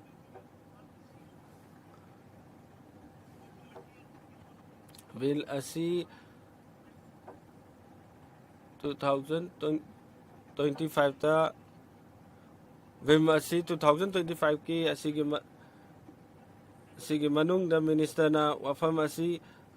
thamnana bagi damak thorang taking asi sigi bill asi bu introduce tawri home minister asi matang mafam asida su laite home minister su laitana bill asi puthokpa sigi athra karino Minister of Home Affairs mafam asida yauri Minister of State asi mafam asida leiri Union Minister asi karigidamakta Ministry of Home Affairs karigidamakta mafam asida yaudri bano masigi bill asi puthokpa matamda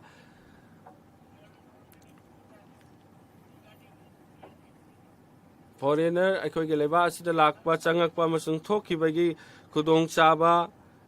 ꯄꯤꯅꯅꯕꯒꯤ ꯃꯈꯣꯏꯒꯤ ꯂꯥꯛꯄ ꯃꯇꯝꯗ ꯃꯈꯣꯏꯅ ꯆꯠꯊꯣꯛ ꯆꯠꯁꯤꯟꯗ ꯑꯄꯟꯕ ꯂꯩꯇꯅ ꯀꯣꯝꯅ ꯆꯠꯆꯅꯅꯕꯒꯤ bill ꯑꯁꯤ ꯄꯨꯊꯣꯛꯄ ꯑꯁꯤꯒꯤ ꯈꯨꯗꯣꯡꯆꯥꯕ ꯑꯁꯤ ꯑꯩꯈꯣꯏꯒꯤ ꯂꯩꯔꯤꯕ ꯃꯤꯌꯥꯝꯁꯤꯡ ꯑꯁꯤꯗ ꯐꯪꯐꯝ ꯊꯣꯛꯄ ꯈꯨꯗꯣꯡꯆꯥꯕꯁꯤꯡ ꯑꯗꯨ ꯑꯩꯈꯣꯏꯅ ꯐꯖꯅ ꯂꯩꯅꯐꯝ ꯊꯣꯛꯏ इकाई खुम आइनसु वफम असि पनबा पामी वफम असिंगतिदा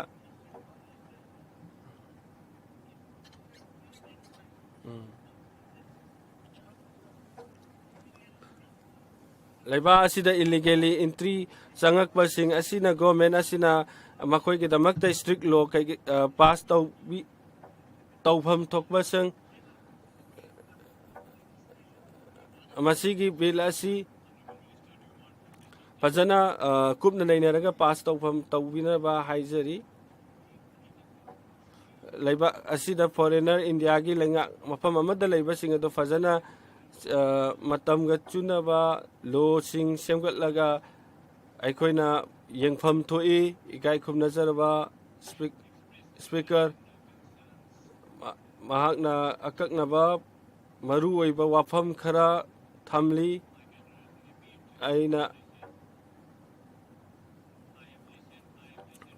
आइना नाहकी वाफम मदु तारी डिबेट असिबु क्रॉस द वा थंबिरकनु तिवारी जिना असिगे लेजिस्लेटिव कॉम्पिटेंट की मतंग वाफम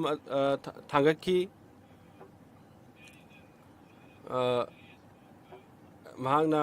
रूल अदुगी मतुंगिना नाहकना ngang रूल दुगी मतुंगिना वाफम थंबिनबसु आइना हाइजरी महाकना हाइकी मदुदी immigration foreigner bill 2025 asi legislative competent की manungda leite haiki masigi matangda aina wa pakhum piba pami masi legislative competent की manungda leibani masigi ikai khumna jaraba house asida कोई यूनियन लीज की मनुंग लेबा क्वेश्चन सिंग अदुदी अखोइना मदुगी वांगबदा वहंग हंगबीदनबा हाइजरी मसी 7 शेड्यूल 7 कॉन्स्टिट्यूशन असिदा वाफम असी याउरिबनी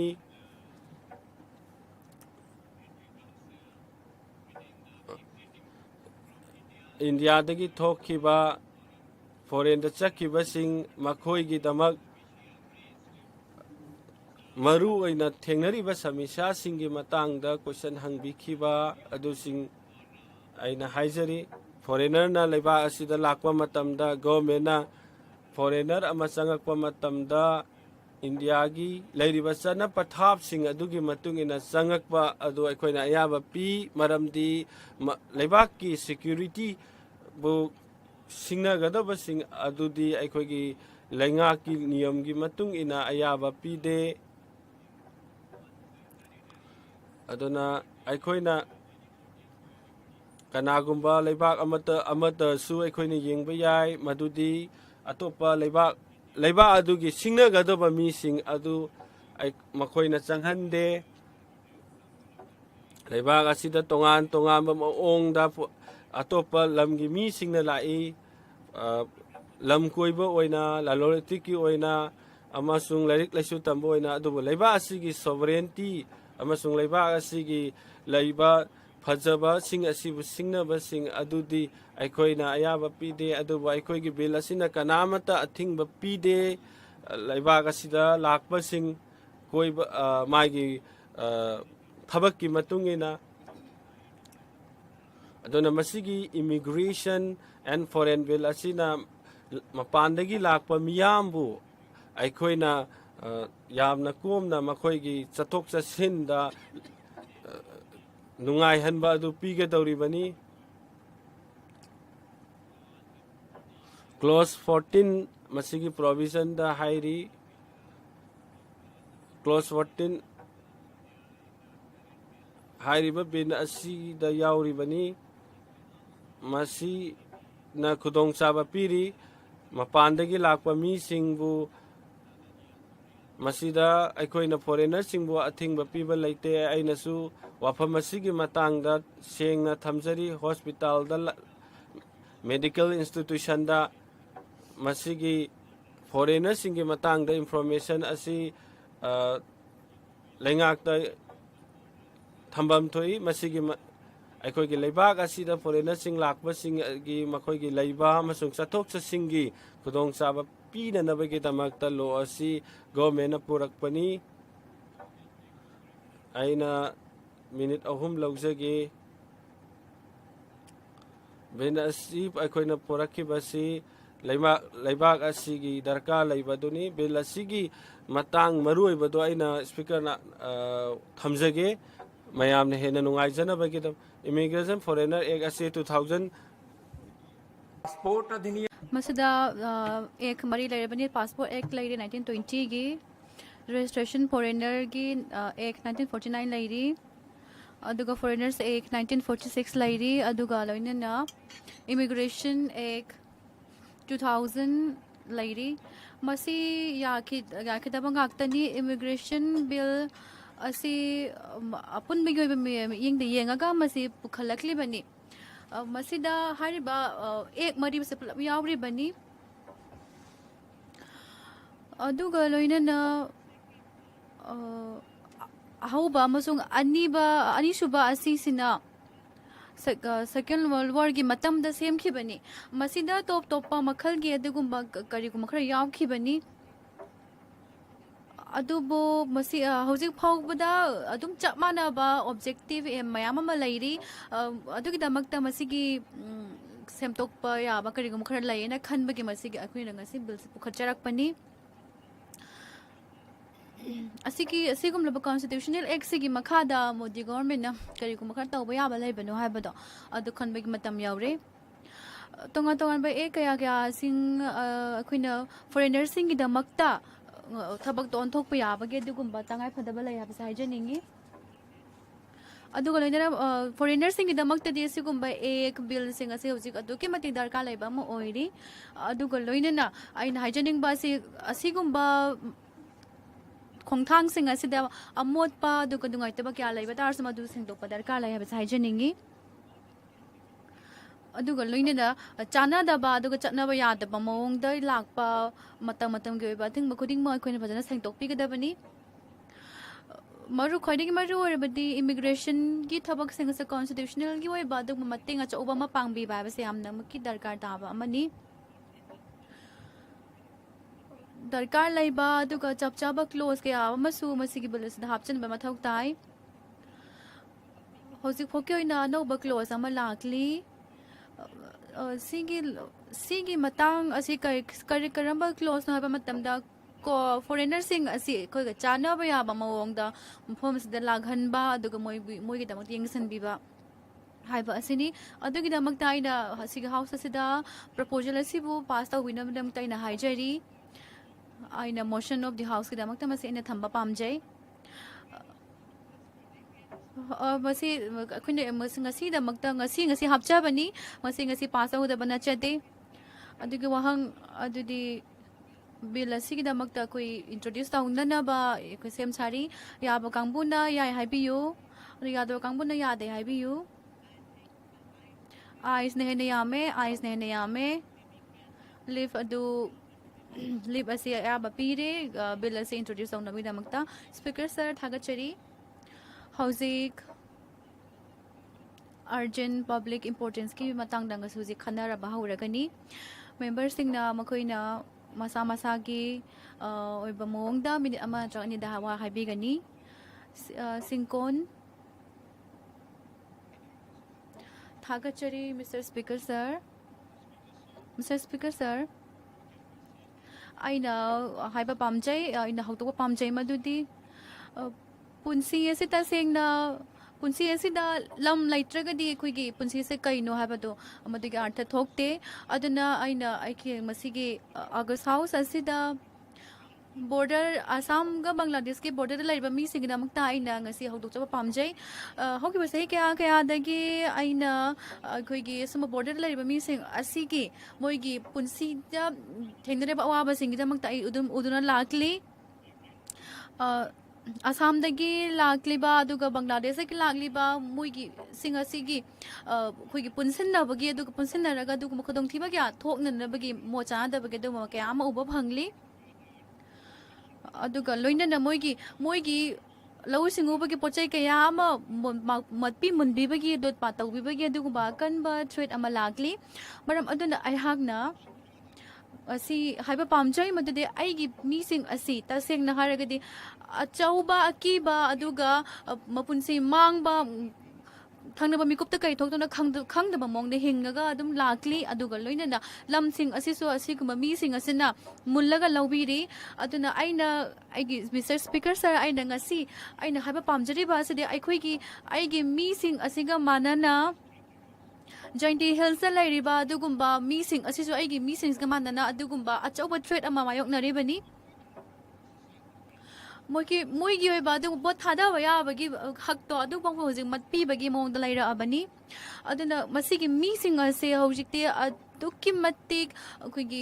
punsi masa khangda ba aduga mangla mangal yawda ba mawongam de hinglakla bani aduna ai hang na aigi laingakta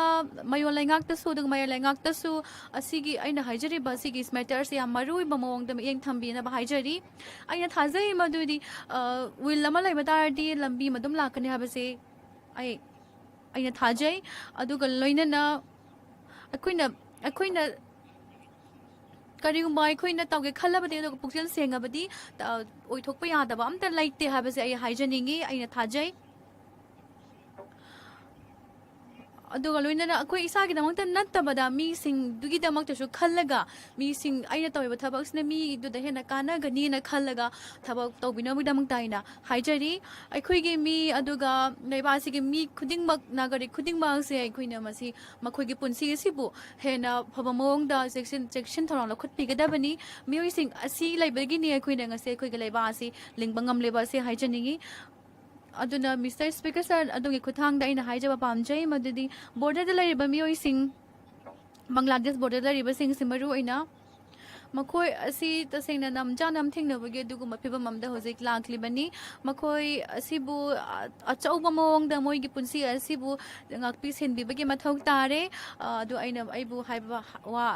kariguma wai khara haima gadam da thagachari honorable member Amramji Honorable Speaker sir thagachari adumbu house asigi mi yang sing sinjari aduga lainga asigi adungo fact da madu Rajasthan asi geographical gi oi badu machauba state amani Rajasthan asi aduga tawbada bu ayambadi desert na loina koiseli 8% gi singi chang asi how akoi ning kha tamraba matung da su ising phangdabagi adungba wa ba lairi khungkang da lairi ba mi sing odi hauzik phawbadi thakpa ya ba ising kai kai laibano haba du thibna moigi punsigi achauba thaba mo oiri aduna sigi asigumba hoji ki ngasi pawgi chahi se da lairi Rajasthan gi punsi mahinga se adukki mati koi ning dom pom dengar ba adugumba masak ama oiri aduna maram aduna ahangna asida nattana ising da nattana lami thong chatpagi su layak su tambagi su adukki mati pibam jada mong da lairi Jal Jeevan Mission ki makhada tep ki singa si yum khudimakta khuigil thambagi adungba scheme ama laikhibani Silkar Sinjana Churu adigi khajna haiba mafam sing asida thakpa yaba isingi aduguma khudung chada balari ba se 7200 crore gi fund je scheme se thada ki balai rabani masi saruk tangkai gi oi ba si khuigil laingak na masida kana ba phangan gini haina hai ki balai bani adubu Rajasthan asina Rajasthan da lari ba phibam asidi ai akoi lari ba mi sing chi khatak mangna khangani state sing asina state na Rajasthan ki thabak ta oiba 10% khaktani aduga 90% sil la khoigi mayo lainga kini moigi daitani hoje phaupada ningkha tambagi duguma chai humudra manga sida 0.7 billion hectare gi ising laiba asida taseng haigani masi Rajasthan da lairibani adubu si laina ꯑꯩꯈꯣꯏꯅ ꯊꯛꯄ ꯌꯥꯕ ꯏꯁꯤꯡꯁꯤ ꯊꯤꯕꯒꯤ ꯑꯗꯨꯒ ꯃꯄꯨꯟꯁꯤ ꯃꯍꯤꯡ ꯑꯃ ꯍꯧꯖꯤꯛ ꯐꯥꯎꯕꯗ ꯃꯗꯨ ꯀꯣꯛꯇ꯭ꯔꯤ ꯃꯗꯨꯒꯤ ꯑꯋꯥꯕꯗ ꯑꯩꯈꯣꯏ ꯑꯗꯨꯝ ꯂꯩꯔꯤ ꯑꯗꯨꯅ ꯑꯩꯍꯥꯛꯅ ꯑꯩꯒꯤ ꯃꯌꯣꯜ ꯂꯩꯉꯥꯛꯇ ꯑꯩꯅ ꯍꯥꯏꯖꯅꯤꯡꯉꯤ ꯑꯩꯈꯣꯏꯒꯤ ꯁ꯭ꯇꯦꯠ ꯑꯁꯤꯕꯨ ꯍꯦꯟꯅ ꯈꯨꯗꯣꯡꯆꯥꯕ ꯐꯪꯅꯕꯒꯤꯗꯃꯛꯇ ꯀꯔꯤꯒꯨꯝꯕ ꯈꯔ ꯁꯤꯟꯕꯤꯌꯨ ꯍꯥꯏꯅ ꯊꯥꯒꯠꯆꯔꯤ ꯆꯤꯌꯔꯃꯦꯟ ꯁꯔ ꯑꯗꯣꯝꯒꯤ ꯈꯨꯠꯊꯥꯡꯗ ꯉꯁꯤ ꯑꯩꯍꯥꯛꯅ House as a Chingsama Pamsay, Adugaloina Mayo Langakisu, Crore Ama Henbagi, Dugumba, employees sing a Sigi Matang Deni. The same higher district employees sing a Sinai Kugale Basija Lady Hybrid Hyman Matokloi, Chairman Sir Aita Singna, Nungajade, Madudi, National Pension Scheme Gimatang, Asida, Masi implement Tauki, National Pension Scheme, Asi Gi. Magi falas na kaino haba matamda 800 400 1200 4000 paisa asi pension ni moida piri ba asi okay ba chahi kun asi da oregle bas na kaino haba matamda employee sing asi makoy na phajana yengsan bi de aduga makoy changa da bamong da dum thabak suraga lagli scheme kya ama budi pothok pi khre adubu April dagi masi hagdukhi ba kya lairabani adubu yam thamoi sukna nungaijadabadi kaino haba matamna sigi employee sing asina sigi scheme sing asida hojik phauti yaningtaba mayam phungdorag lagliba asini employee sing asigi moigi punsi aduga loinana makhoi gi moina punsi chupna talakpa paisa mayang do mayam aduna moigi mungmanung chalai gari haina khalamba do hojikti pura manglan gi masak oina oire Adugi mathakta all pension scheme masisu phajana mukka phajana semga sagat piyu nauna hobiyu mas all pension scheme ji khakta na ni employees sing asina makoi gi punsigal loina na hingbangam gadori ba asi mafam khuding makta laingak haibasi employee laitana chalaiba yade habasu khoi khuding mana khangabani aduna laiba si gi micham praja singi yenglaga employee singi yenglaga amung nauna makokta gi hobiyu phajana sembiyu Karigumba Kudungchaba Magtadi chance, Kudungchaba Amagamakta chance be Bahabasi, Adum Kashukai the Brahina Kali, Madam Aduna Aina, I could Langak Dina Hijaningi, all pension schemes say Amuka Hana, Potokpiraga Kanabiu. Mr. Alipaji, I could Nizirba Chairman, sir, Aina West Bengal gay me singing Santali ki adugumba music mosalaga in Hijari Madudi Kolkata da 6:05 PM da Delhi from Gitanjali broadcasting Bengal channel sida minute kunsha ge adugumba program santoki akasmani Kolkata ge Santali program asiyam namaming chatpa mo oiri adugumba 15 August 1975 ta thaba haurakhiba adudagi hauraga santhal program asi aduki matimina pamna ba oiri program ate ga yangna ba da masi aduki matimina pamna ba oiri adubu taseng na haragadi masida program officer like te hose phakta aduga permanent oi ba adugumba staff amta sun like te akasmani o Kolkata da santhale ge section asi mi country ki oi ba mi oi khara khatana chalai de hose phakpada aduga loina santhal sing asi West Bengal da kari karma mawong de hingi bagi ha ba do sun dum takli bani Santhal sing asina all India radio asi hingala ba hona ba da maru ina West Bengal ge to ki matik mogi channel asi gi da makta kathokpa asina maram oiraga ngasi bodu hinga ga lakle bani West Bengal ge all India radio asi masita sengnhar gidi Kolkata ge all India radio da aduki mati thawai yaw ba channel ama ha de Santhal gi adiguba channel asini masida listener kya masulai aduna maram oiraga aina adom kuthang da santhal program gi namakta adugumba kathoklaba aduga thawai yawba kariguma channel amagi damakta aina khongthang pakhatpiu haijari masigi base thatta phajana masibu chalai byan nabagi damakta thagachari Dr. Sabriji thagachari speaker sir domna ibu khudong chawa bibi damakta matam ko yung palaga laklaba dera puraga jangam Andhra Pradesh kida inclusion tangnabagi matang dani aina hijackibada dera puraga jangam asi khwaidagi sotharaba aduguba community amani akoi laiba akoi state ta moi se burakadaru haibasi folk song se sakle binde khoi gilonda adubu taseng na makhoi se villager sing asina makhoi gi changpham su pibi de taseng na masi thawai sing asi bu khaidok na bagi na magta adugumba matam da thawai gak changa khaina ba matam da mo khoi se sakhali bani 1976 ta khoi gi laingak na e category da mo khoi chal halli masida makhoi se laik sutam bada do thabak taw bada to scheme kayada moi se khulung chama pi adubu 2008 dagi hauraga adugi adugumba Andhra Pradesh ani thokibado adudagi hauraga makhoi gi khudong chaba sing se pura handare e se dagi OBC category da moi se laire adu namaram oiraga makhoi sing ase adugumba khudong chaba sing se yamna handare adumgu demand kaino haibiyu sir sai haijage mase committee lai adu resolution namasu khoi gi pass out bikhrabani relation adu council of minister na 2019-23 da ado aina haija ai gi request kaino ha ka buraga jangam pi gi mi sing ase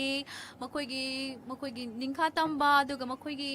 respect adu moi gi hak sing ado amuka hana gumna chalai ba yana ba moi da phanghan ba yana na ba sin biu minister si from the family Minister na tabiri Andhra Pradesh ki esi gumba mi sing asida social justice adu ka to pa mayam se phangbangam da damta pura jangam gi mi sing asi gi damak ta hona biu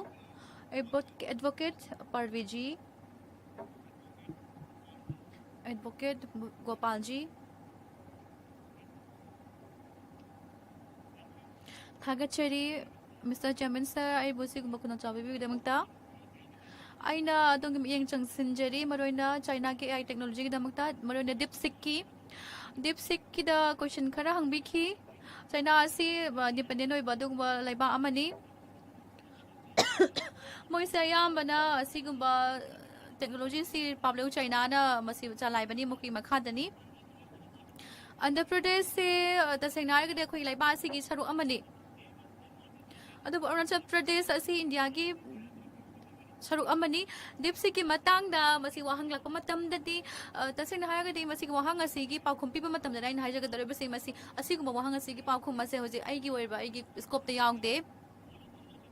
Arunachal Pradesh si marui na Chinese ki du ba territory lai ribani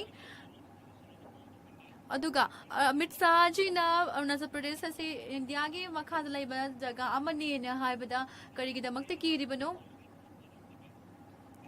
aduga lone na China na Southern Tibet ne ai na lak thok bada khoi na tumin lai du sama kai maram kino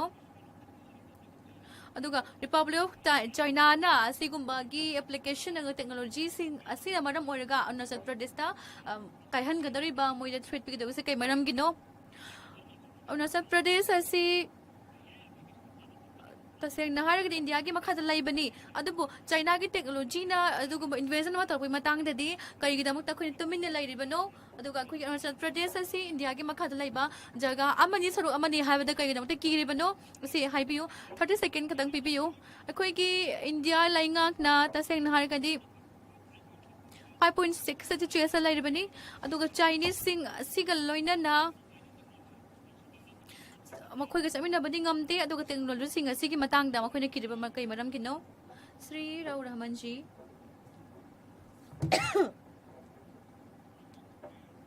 Tagachari adumbu 0 hour da ibu thabak to hon wangang ham bi da makta Sigi house asida aina laiba sigi lomi singi da makta maroi ba wakra thamjage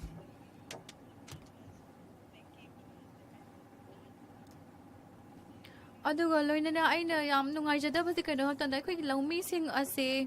laiba asigi adugumba mamai ne haina haijaningi adubu lomi sing asi makhoi gi thabak sing adubu khoina sing thana dabagi mong ne hek tawri duna aina khoi gi laingak ta haijaningi makhoi na MSP ase guarantee pi ga dabani maroina maru marang khuding makta lomi sing gi yenglaga aduga loina loan sing asi corporate cho banda loina ma paisa le aduga maroi na lomi sing asi ki loan sing se phajana pibi de adu lomi sing asi tasen hai di lomi sing asi dharma ma katagini ha bi aro dharma khuding ma ki lomi ne do na makhoi da mata loan se tangai phadaba mani electricity bill anauba sing asi regulation tauna bagi damakta yengba matam da su sige laingak na sigum electricity bill asi phajana huze pok khurpi ba laite adana ai hak na sambal gone na haijara da sambal asi da farmer society ase housing ti yamna otpi nei bi ri adu wakhalon yeng amada amadu di makhoi si huze boda ajumba phangda bagi mawong da makhoi gi hak mat pagi mawong da huze pok da otpi nei bi ri masi state ki issue amane na hair ba taraga shu ꯑꯩꯈꯣꯏꯒꯤ ꯂꯧꯃꯤꯁꯤꯡ ꯏꯆꯤꯜ ꯏꯅꯥꯎꯁꯤꯡ ꯑꯁꯤꯅ ꯑꯗꯨꯒꯨꯝꯕ ꯑꯦꯖꯤꯇꯦꯁꯟꯒꯤ ꯍꯟꯖꯟ ꯍꯟꯖꯟꯅ ꯑꯗꯨꯒꯤ ꯃꯈꯥꯗ ꯆꯠꯇꯅꯕꯒꯤꯗꯃꯛꯇ ꯃꯤꯠꯌꯦꯡ ꯆꯪꯕꯤꯌꯨ ꯊꯥꯒꯠꯆꯔꯤ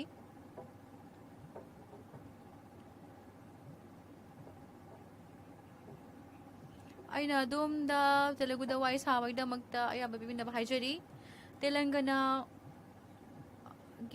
ꯁꯦ ꯑꯁꯤ ꯃꯔꯨꯑꯣꯏꯅ ꯋꯥꯜꯃꯤꯀꯤ ꯑꯃꯒꯤ ꯕꯣꯌꯥꯔ ꯑꯁꯤ ꯁꯦꯗꯨꯜ ꯀꯥꯁ ki jagani masi achauba adugumba issue amu oi adu ngasi gi house asida aina adu muthaga chari madudi ai bosi gu matan japi bi bi damakta royal valmiki sir haiba asi tasing haragadi masi like tambagi mawongda matangda haiba matamda makoi si aduki mati swathaba aduga hanthaba mawongda lairi aduga loina mi sing asina ꯆꯠꯂꯤ ꯁꯥꯇꯥꯟꯕꯒꯤꯗꯃꯛꯇ ꯃꯈꯣꯏꯒꯤ ꯑꯗꯨꯒꯨꯝꯕ ꯑꯆꯧꯕ ꯃꯣꯏꯒꯤ ꯃꯊꯧ ꯑꯃ ꯑꯣꯏ ꯁꯥꯇꯥꯟꯕ ꯑꯁꯤꯅ ꯑꯇꯣꯞꯄ ꯁ꯭ꯇꯦꯠꯁꯤꯡꯗꯁꯨ ꯃꯈꯣꯏꯁꯤ SC ꯑꯣꯏꯅ ꯈꯟꯅꯔꯤꯕꯅꯤ ꯑꯗꯨꯕꯨ ꯇꯦꯂꯪꯒꯅꯥꯗꯗꯤ ꯃꯈꯣꯏꯁꯤꯡ ꯑꯁꯤ ꯌꯥꯝꯅ ꯍꯟꯊꯕ ꯊꯥꯛꯇ ꯂꯩꯔꯦ ꯉꯁꯤ ꯃꯈꯣꯏꯁꯤ ꯇꯦꯂꯪꯒꯅꯥꯗ ꯃꯤ ꯂꯥꯛ 5ꯗꯒꯤ ꯍꯦꯟꯕ United Mahubnagar district aigi parliamentary constituency oiriba Daramorshida haiba miyosing asi leiri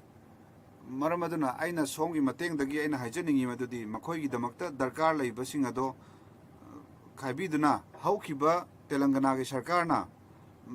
makoina chelna pa committee ma sengat pirami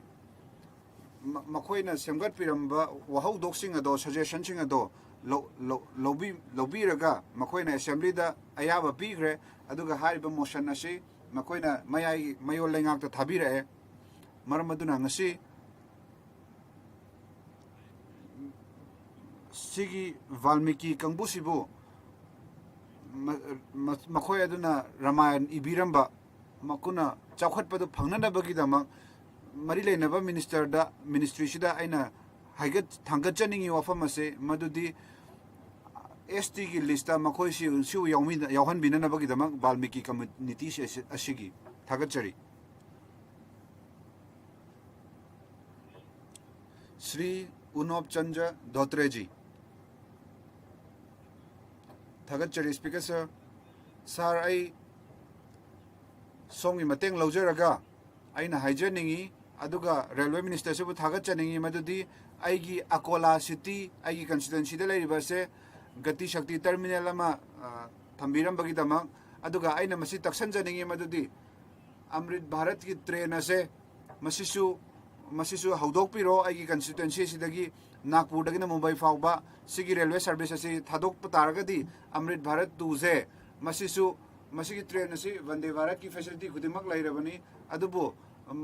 sarkar asana hari bisi kaino hai matamda micham praja sing ase Vande Bharat se pirabani aduga general category amadi sleeper gi thak sing ase mamal prajana piba ngamba matamda piba ngamba changda pibiu aduga Nagpur dagi na Mumbai baugi asisu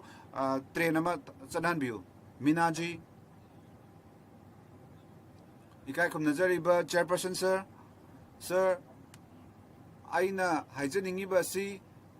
NBC backward region ki Rajasthan ki maramda wangang ba pamjai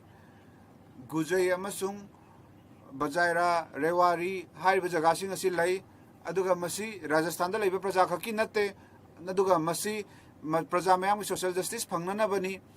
aduga mafam adugi praja singna makoi gi list asida yahon nabagi dama matam kuina dagi taksan duna laklibani makoina makoi gi thawai punsi mayam ama kathok tuna laklabani aduga sigi damakta committee ama thambi duna hariba community singsibu reservation policy da yahon nabagi dama matik chare na loktok piduna 2009 da Rajasthan sarkar na ayaba pikrabani NBC da NBC ki thakta yaw baina yakrabani maroi ba pandam di social security piduna makoi sibu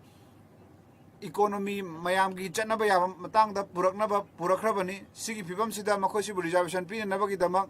sem khrabani adugi damakta ika kono supreme court na reservation tawbagi chaga se cha da yang khaine law thokhrabani masigi mase 9 schedule da pubirakuna constitution sanbidhan asigi amasung gujar kangbu singji awaba dum tahanduna leire Sri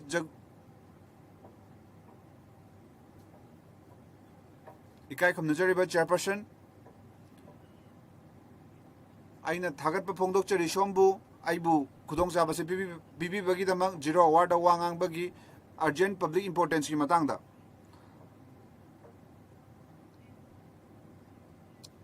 aigi leibak ase ishwar bu thajaba buddhist ki lining laichat chat lining thajaba kangbuna koiba lakpa adugumba jaga amani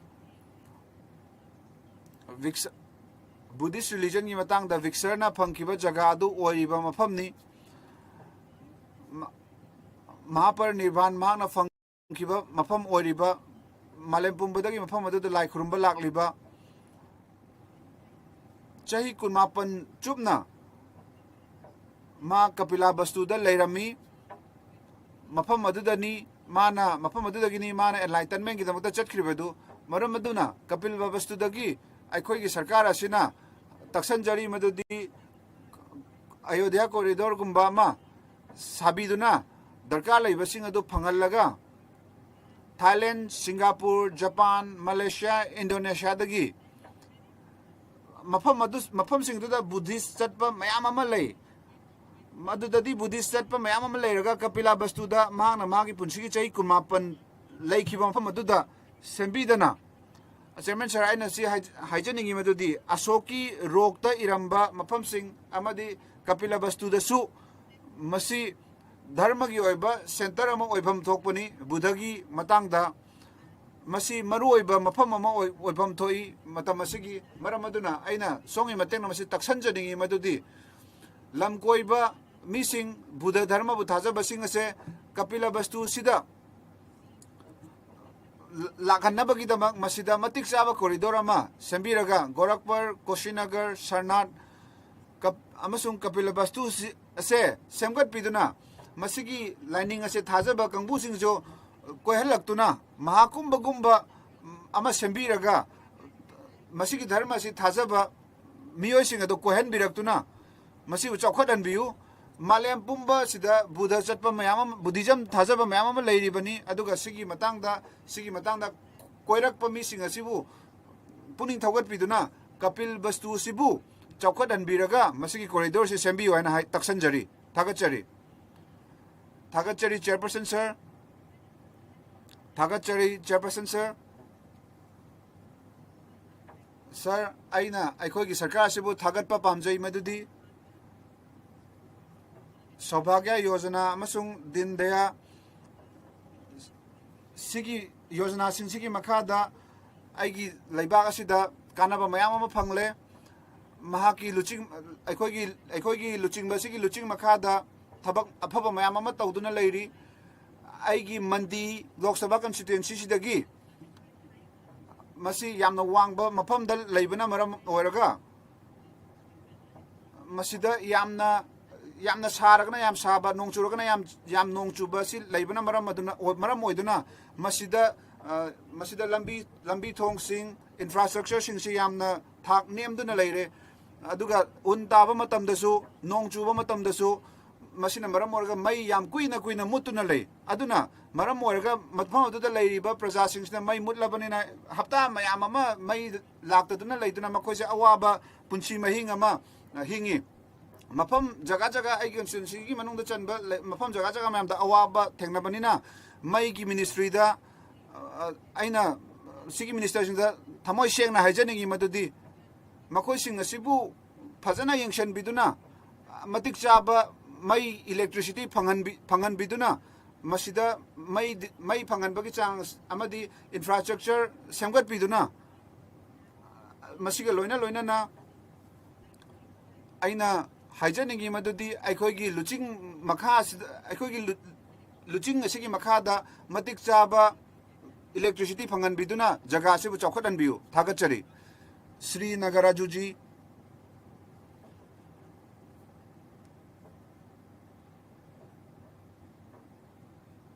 Rayalaseema Pamasida ikam thokpadagi adum awaba na thoktuna leire siga mari leinaba thaudok mayam ama thokle aise sigi jaga sidagi oibana aina sigi mafam asida leiba longmi singna thengnaba awaba mayam adu aina khangjai sahi lamadugi chada kun manga khaktani ithai lakhong phangliba si maram aduna longmi singse awaba yam thangnai aikoi chief minister na polabram gi matang da habi khre river linking sida turen samjannabagi matang sida panbirami mana Guntur district da Vadapalikugi Nanjarda su sida ithailakhong sembiraga Rayalaseema da sida aroiba solution nama pubirakna bagi damak thabak tausanbiu 25 lakh acre gi lamda ithailakhong gi phibam sembiu maramaduna sigi project asi samgana nabagi damak mayai lengakna fund thabiu loina na 45,000 acre gi land je sigi district sida sigi manungda 15,000 acre na forest ki lamni maramaduna aina songi mateng laujarga masi taksan janingi sarkar asida madudi darkar laiba thabak sing lokhat pina ba haijari Dr. Alok Kumar Sumanji Thagachari ikai khumnajari ba chairperson sir aigi constituency Gopalganj asida Satya airport lei masi uran scheme da yaubani masi 473 acre amasung 200 acre gi land je hangduna leiri maramaduna sida pillar yung khali basi matang dai wa haijaningi madudi sigi damakta 4 crore 41 lakh se fencing tawna bagi damak kaithakre aduga sigi damakta boundary amasung fencing gi thabak sing asi tawre aduga Gopalganj amasung Sivana se 1.5 tagi na 2 lakh praja sing lei madudagi Gulf country da thabak tawba aduga makoina mathma da thabak tawraga paisa mayam ama thara ibani masi Bihar da khwaidagi wangba sarukni masigi airport je hek yaba matamda Gopalganj da leiba praja mayam ama se chakholaktuna makhoi se commercially yamna mateng oiba mafam ama oirakani uran scheme gi makhada masi airline gi company amtana sida bidding tawraktabana maram oraga sigi terminal sigi building sisu design tawba darkar leiri maram maduna songi mateng lawjaraga aviation ministry da aina masi taksan janingi madudi Haldwar road ta sigi akhana ba thabak singi lokhat piraga airline jubu chalairiba kangbu sing asibu kobiraga sigi airport asibu chatnaba yaba mongda sembi nabagi tamakta haijari thagachari sir Rabinder Dattaram Waikarji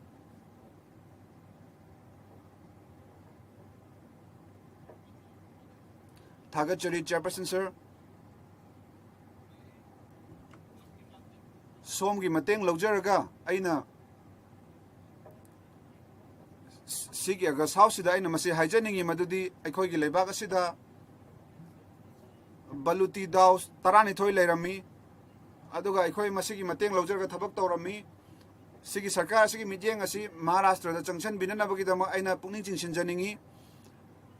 sigi khongup semba sing asi makhoi gi hak ki damakta ai makoi gi lambi da pocha yoliba moi sing asigi khanbiraga 2000 kunmari gi khongop semba sing asigi makoi sing asibu vendor oina khanbiraga masibu thabak paikhatna ba haijari sigi khongop semba sing ase makoi sibu hawkers oina khanbire sigi khongop semba sing ase makoina adum saron suron dagi tawduna lagliba thabak sing ase mase semi skill tarani thoi leiba do adugi makhada lakpani adugi manungda makoi se municipal corporation gi makhada lei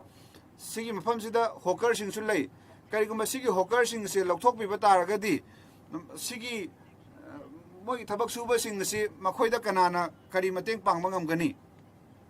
maram aduna makoina awaba nangliba sing si ubiraga makoi se makoina semi ba khongop sing asigi license pibiraga CPP nabagi dama sigi khongop semba sing asibu mateng pangbinaba makoi sibu license pipi naba sigi sarkar sida aina matik chaba ain gi oiba mateng adu phangan nabagi dama haijari aduga municipal corporation sing asina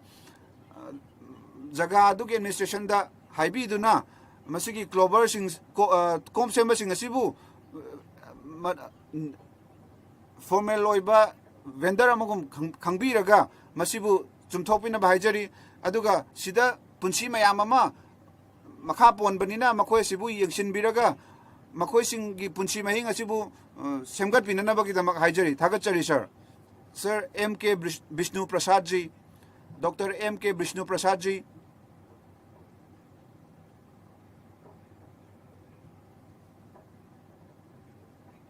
thagachari kai khumnajari ba chairman sir aigi Kerala parliamentary constituency da masi yam maru oiba samnabam oi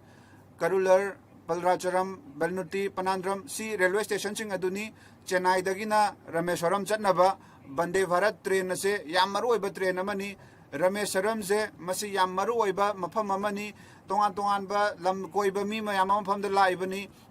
Chennai Rameswaram Bande Bharat express se masi bu sangdokhan biu Bulipuram Banruti Mailadgure Kadalur Tiruchi amasung Tanjavur jagasing da Chennai dagi Tanjavur fawse tongan ba akhanaba railway gi line ama sembiu masi yabi khrabani hana railway minister na Miranguti dagi na Mahagulam phawba adagi Pondicherry phawba Kadalur phawba masi gida phawba railway line ama sembi gani hana yabi khrabani Penardam da khambam ama themduna Nagar Kobil Virdachalam railway station se masida khambam ama sembiduna Manati express ama sabiraga Kadaluda khambam ama thambiraga Manakudi express ama nungmit kudingi thauba train ama sembiu iroi loiba oina Trichy Trivandanapuram intercity express se sisu yam maru oiba express train amani masigi train se Kadalur phawba sangdokbiu karigino haibada Trichy dagina Kanel amasung nebali kadar se phawraga sigi Trichy Trivandam express se masibu chanan biu sigi damakta aina thagachari sigi khudong sawa se pibi bagi damak maramdi Kadalur se masing yamaba laumi mayam ama lei satra sing lei laumi sing lei thabak suba mi lei makoi sing asibu mateng pangnabagi damak ikai khonaba chairman sigi mateng lojaraga ai ikai khonaba minister bu puning chinsenjari thagachari Rajmohan Unitan ji Sri Rajmohan ji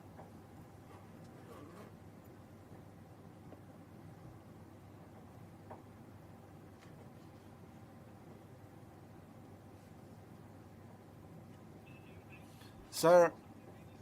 aina yam maru oiba issue ma thanga chaningi house asigi mafamda Sir asa workers ina yanglen saru oiribani haksel gi matangda awaba nanglaba mising asigi damang Tiruvananthapuram da thoiba makoi da phangpham thokpa honorarium 5 lakh ki retirement gi khudong chaba amadi pension ama Kerala gi health index da makoi pandemic asi yangshanba matamda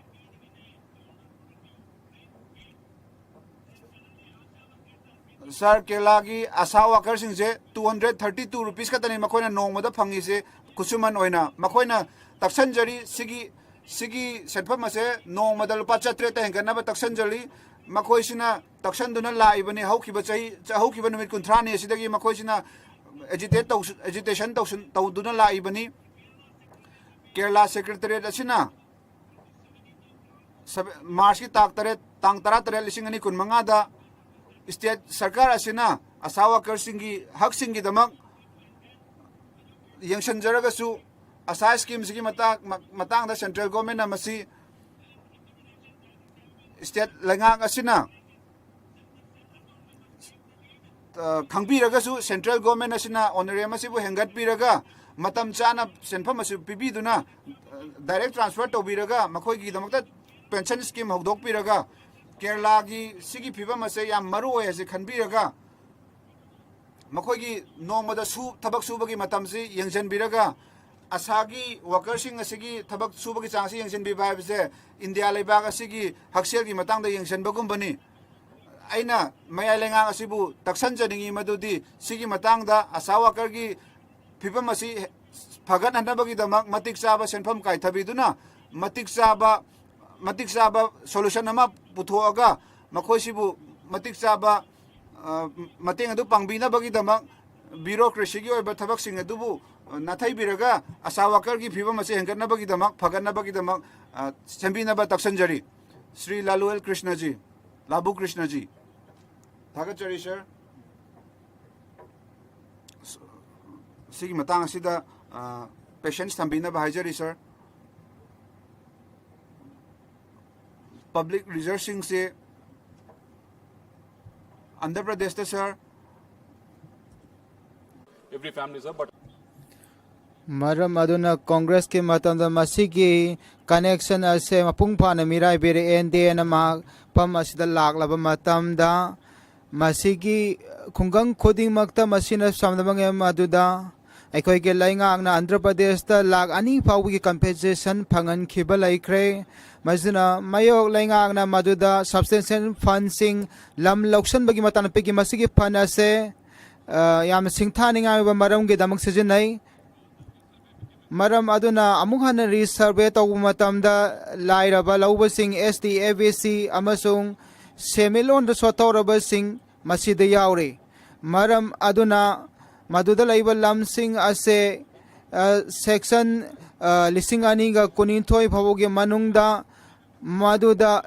ain gi yena balayum pham sing asibu kohon bonare masida chauna masida lising nipu ekar gilam ase masi aine yadaba yane aine yadaba mongda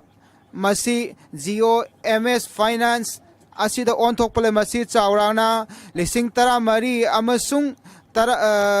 lising tara mari 18,000 masina mayamge paisa sing ase makoina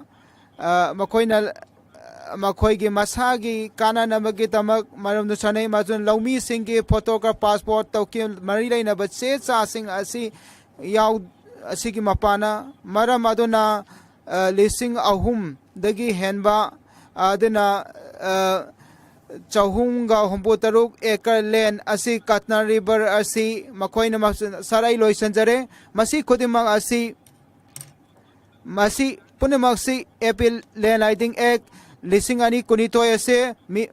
mayam khanaramba tawdana masi punemaksi tawki masina laingak na khan khraba lusing basing ase laingak pairiba makhoi gi khuttagi masi punemak taw laingak na masi gi industry sing ase chawkhatna bagi dama kan honai maram aduna aina nolok pokna haina jari masi revised range resurvey tawno gi dama chana pathap sing masi nopung phan chathana bagi dama aina haijari ani suba sing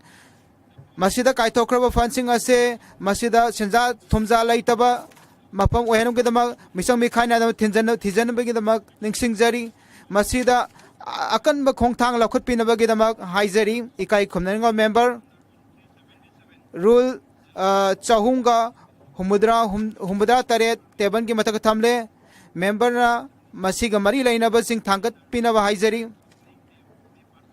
makhoi masa hakteng nana masiga mari laina ba sing house asigi table da minute kun ki manung thambina ba haijari adugumba matter sing ꯃꯗꯨꯒꯤ ꯃꯗꯨꯗ ꯄꯤꯈ꯭ꯔꯕ ꯃꯇꯨꯡꯗ ꯐꯪꯕꯁꯤꯡ ꯑꯁꯦ ꯃꯁꯤ ꯑꯩꯈꯣꯏꯅ ꯂꯦꯞꯁꯇ ꯂꯩꯍꯧꯔꯕꯅꯤ ꯍꯥꯏꯅ ꯂꯧꯒꯅꯤ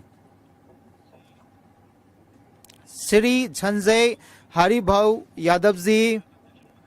थागतचरी speak chairman sir अदोंगी मपानदगी आइना लैंगाकी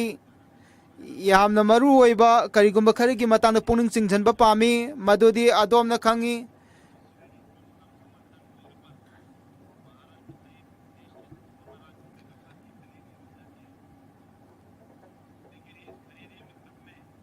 मसीगी pot लैबसिगी मतांगदा महाराष्ट्रदा अदुना कुंथ्रा मंगादगिन Kuntha तरेट फावबा मसीगी खुदोंसापी मदुगी मथक्ता मसुदा कनायल लैरिबा मीसिंग असि अदुगुमा कुंथ्रागा निथोइदगिन कुंथ्रा हुमदोइ फावबा असी मांगबा सिना लुपा करोड़ कैमरुंग लुपा कैमरुंग मांगहली मदुना मदुना लौमी सिंगना हंगलिबा वहांग असे मखोइना लसिंग थाबा सिदा कमाइन खुदोंग साबा फंगनि मरम मदुना लैंगा हाइजरी मदुदी मदुदा मखोइना काइथोखरबा मखोइना लसिंग असी लैनबगिदमा मदुदा थबक सुरिबा ऑफिसर सिंग मसीदा खुदोंग सादबा अमसुंग मोंग मरिन नाइदबा कैमरोम लई मरम अदुना मदुदा थिगनबा हाइजरी मखोइगी फंगबम थोप खुसुमंदु फंगजनबगिदमक मरोइना लौमी सिंगदा इकाई खुमनंगा मेंबर गौरव गगोईजी थागतचरी इकाई खुमनंगा चेयरपर्सन डिमांड फॉर ग्रांट अदोमना पनबीखिबा supplementary demand grant for excess grant Manipur budget आई ngangjage ngakpigani adugumba house ase magi chana pathap ta chana hanbiyo chanbiduna ikai khomnaga member sing chanbiduna phambiyo chanbiduna ikai khomnaga member chanbiduna phambiyo house pu ikai khumnabiyo apan bapibi gano chanbiduna phambiyo ikai khom member sing ikai khom member sing chanbiduna phambiyo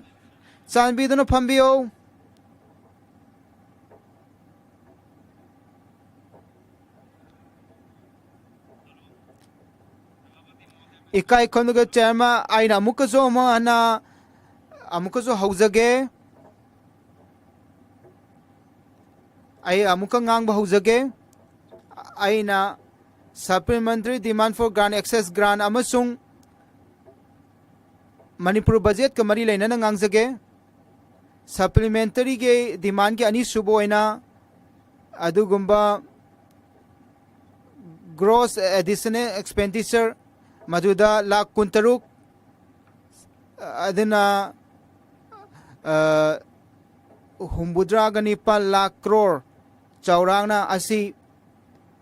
अदुगुना 51,462 crore असी काइथोकी मसीदा काइथोख्रबसिंग असे मदुदा communication finance अमसुंग लवु सिंगोबा अमसुंग हारगी सब्सिडी मसीदा यावरी मदुदा हंगनिंग बो हंगदी मसी सप्लीमेंटरी डिमांड फॉर ग्रांट असीदा मणिपुर बजेट की मसीदा 35,103 crore मसीगी मनुंगदा सोशल सेक्टर असे चौरांगना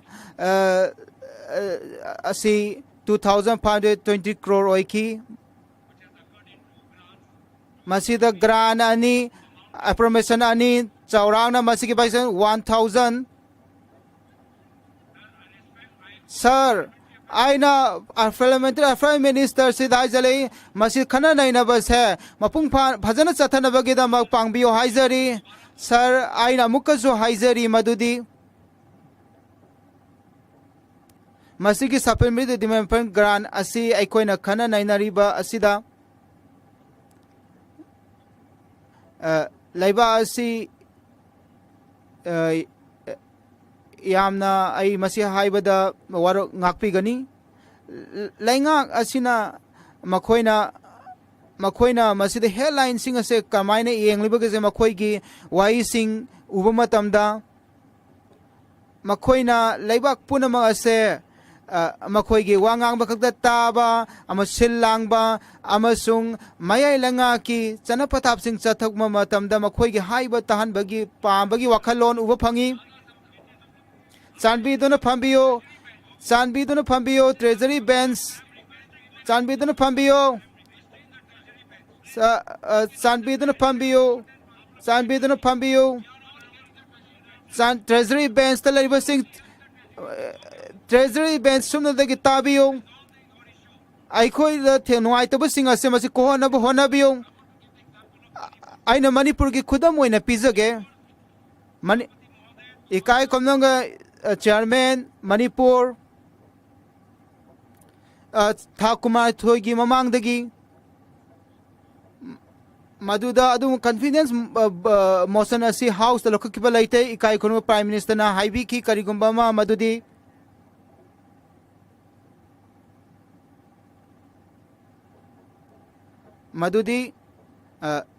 ingthaba asi manipur da yamna thuna purakani haibi ki madu thama walingai mamang da haibi ki bani adu ngasi february 13 33 maduda ukre madude president rule ase madun salai ki bai koina ure masi yamna leiba asi ki singta ningai oiba isuni aikhoi gi prime minister ministry masamangna lising ani ga kulum doi no confidence motion da mahang na haibi ki manipur asi yamna ingthaba afa maduda porak gani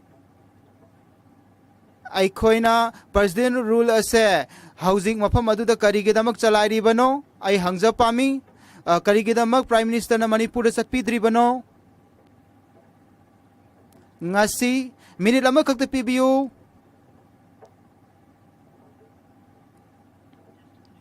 mikum matang aibi kho phambiyo chanbiduna phambiyo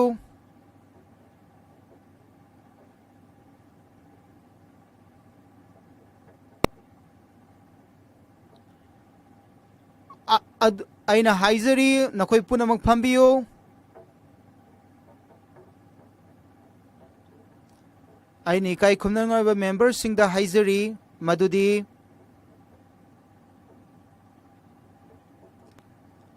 aikoina president address ki matang da wari samatamda aikoina khana nai da matamda budget adugi manung da ngangbina ba haizari madudagi hena ngangbi dana ba ningsingjari Manipur budget asi Manipur legislative assembly da khana driba karigino Manipur da hauji assembly da oiri phiba masik karino state assembly ase dissolve tawkhrabara suspend station je hauji phawba chathari bara aikoina home minister masiki khana ne na basida yawbi na ba haizari ma karino masida chathari base haibi na bagi da morning singjari president rule asi masi manipur chalai basina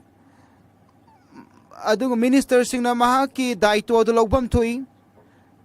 maram aduna manipur da makhoi gi maithi base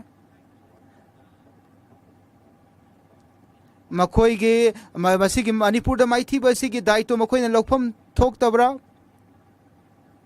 nahang na matang asi lak matam da haibiu Manipur da huzik tangdu laitara phibam sigi matang da haijage karam matam da madu ingthaba laka tawri base nahang mangon da hangbiu masi sahi ani mu haukre home minister Manipur da lakpi ba laite maram aduna home minister da aina haijaki mahang na haijari mahaki adugumba daito do lobina bagi damak prime minister madu da satpata abani adubu maduda police kaktana maduda manipur de ingthaba porakpa ngamoi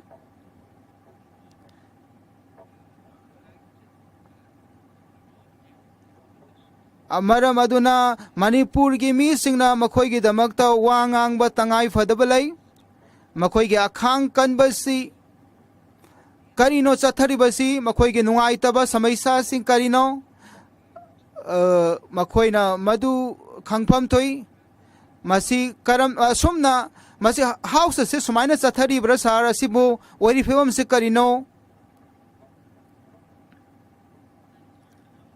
nahagna sar masi asumaina tauba se yahaliba se masi chumba nate aina haizaning liba se haiba phangandre Manipur se yamna leba se gi yamna sensitive oiba esuni tu chani ga yankai tarung na hai supplementary demand chathagadabani hai Congress ki meeting asina masi chathabad masi achumba nate demand for grant sumna ta gi ngang na ba hai sir masi run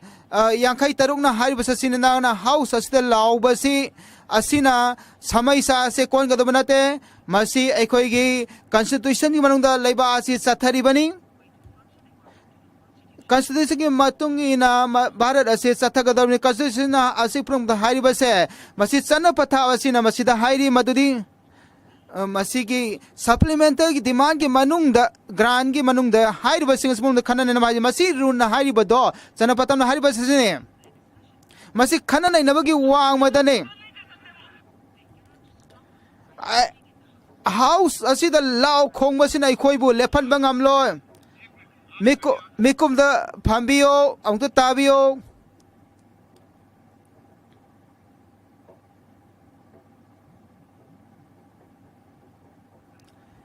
aina mafam asida sengdok sa pa ami madudi house ase masa gi chana pathap sing gi matungi na masi chathari bani rule ani amasung tarukta supplementary demand grants masi madudi masi ki khana naina basi masi ki khana naina ba description ase masi ki heading adu supplementary demand grant rule amasung run taruk amasung sis ki manung naina kada bane ikai khumnga chairman speaker sir ikai khomang speaker sir aikoina adongi phire badu bikai khomna jai adom na panbiri basana pathap sing ado aikoi ga khomna jai maram aduna masi supplementary demand for gan asiga mari lainai maram aduna manipuri budget asisu punsali bane maram aduna aikoina manipur gi maram da masi nainari bani maram aduna manipur gi budget asi podokmana parliament asida maram nainari bani sir adom baini kai khomna jai adom na so aingon da tabiri amasung miyeng thambiri aikoi ikai khumna ningai oiriba adugumba phambam lamna adom lensen biri sir adom ikai khumna ningai oiba phambalang da lensen biri ba duni srikant tu bi zinate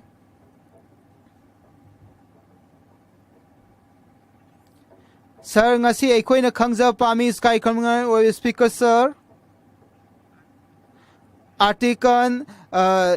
chamaga humuda mari ase masi mirai bire manipur da masibu namza namthekna bire sir adombu aina ikai khumna jai mikum matangai bio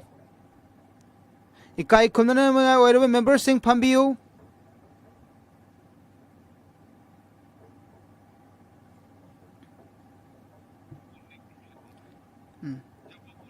adom da bo ngang bagi matam piba matam da ngang na ba haizari maju sana pathak ki matungina ngang bi na ba haizari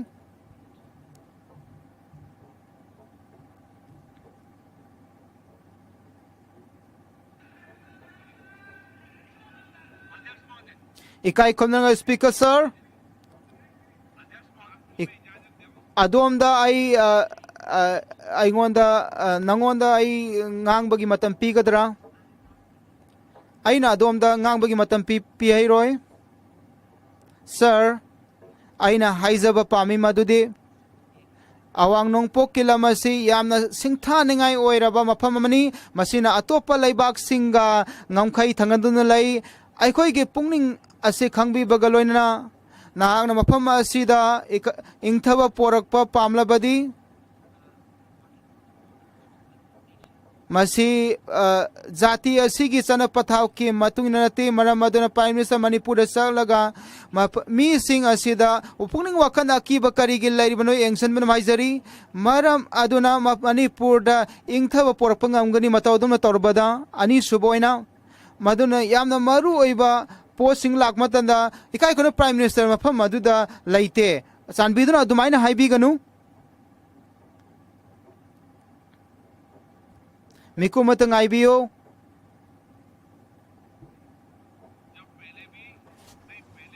Ahan badaso aina house asisda satha matam da haiki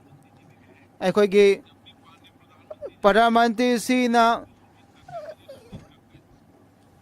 mana kariguma pham sat khiba matam da aingonda mangjawna pau tambi maram aduna kariguma man sat kedo lairabadi aina su pau ma tamjage Sir, ikai khumna Prime Minister bai khoi nei ikai khumna jai adubu Sir ai khoi na ikai lairi ba Prime Minister bai ikai khumda matam da adu oi batar badi lai khidra ba dugum Prime Minister bu kadi gidamang makhoi na haithiri bano Aikoina Prime Minister Kodima Hauzik Lairiba Musung Sakra Prime Minister Singbo Ikai Kumnai Makoina Adugumba Ikai Kumnaba Yadaba Haithiba Waikaya How like Hidraba Prime Minister Gimatang the Makoina Ngangi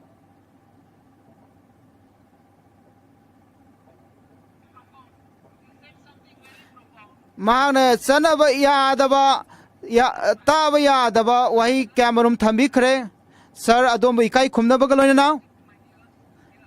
Aigi nakong na masi tari basi aduguma opposition ke party asina Parliamentary bu ikai khumnai hai amuko su tuna and how kiwa Prime Minister ge maram da madu ikai khumna de haiba loan ke amarum sina ki Tongan ba matam kaya da makoina Prime Minister bu say ki matam ayam bada makoina Prime Minister bu phajada ba wahai na ngang ki Prime Minister na wangang na ba hona ba matam da phawa makoina law khong dana house manung sida tawga matam tawduna makoina wangang han ki de gaurog goina ayam matam da ngang ki ba do mayam no uram gani ngasidi ngo maha ki wangang asidi hana ga chamana hana mana ngang ki ba do kaura ba Kauktoklaga, Yamna Machinda Pazaba Mong the Wangange, then Prime Minister bu abuse talk de Haiba Wapamba doing Yaning de Prime Minister Bumakoina abuse talk duna lady bunny. Ikai Kumnazaraba Speaker, Aina Finance Minister the Hajari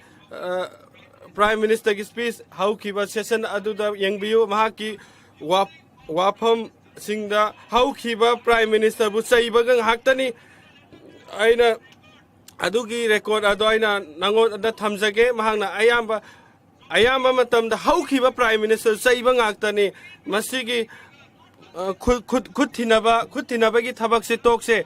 khut thinaba gi thabak se tokse ikai khumna jaraba Finance Minister ikai khumna jar Finance Minister asi sumaina ekoina ngangpham thokte masi ekoina sumna ekoina ngangpham thokte Yango Hongsik, Mahana Hongsik Ngang, Wanga si and Biu, Garigino, Mana si Vehari out the Ngang, Gogoina Harris Landro, Gogoina Harris.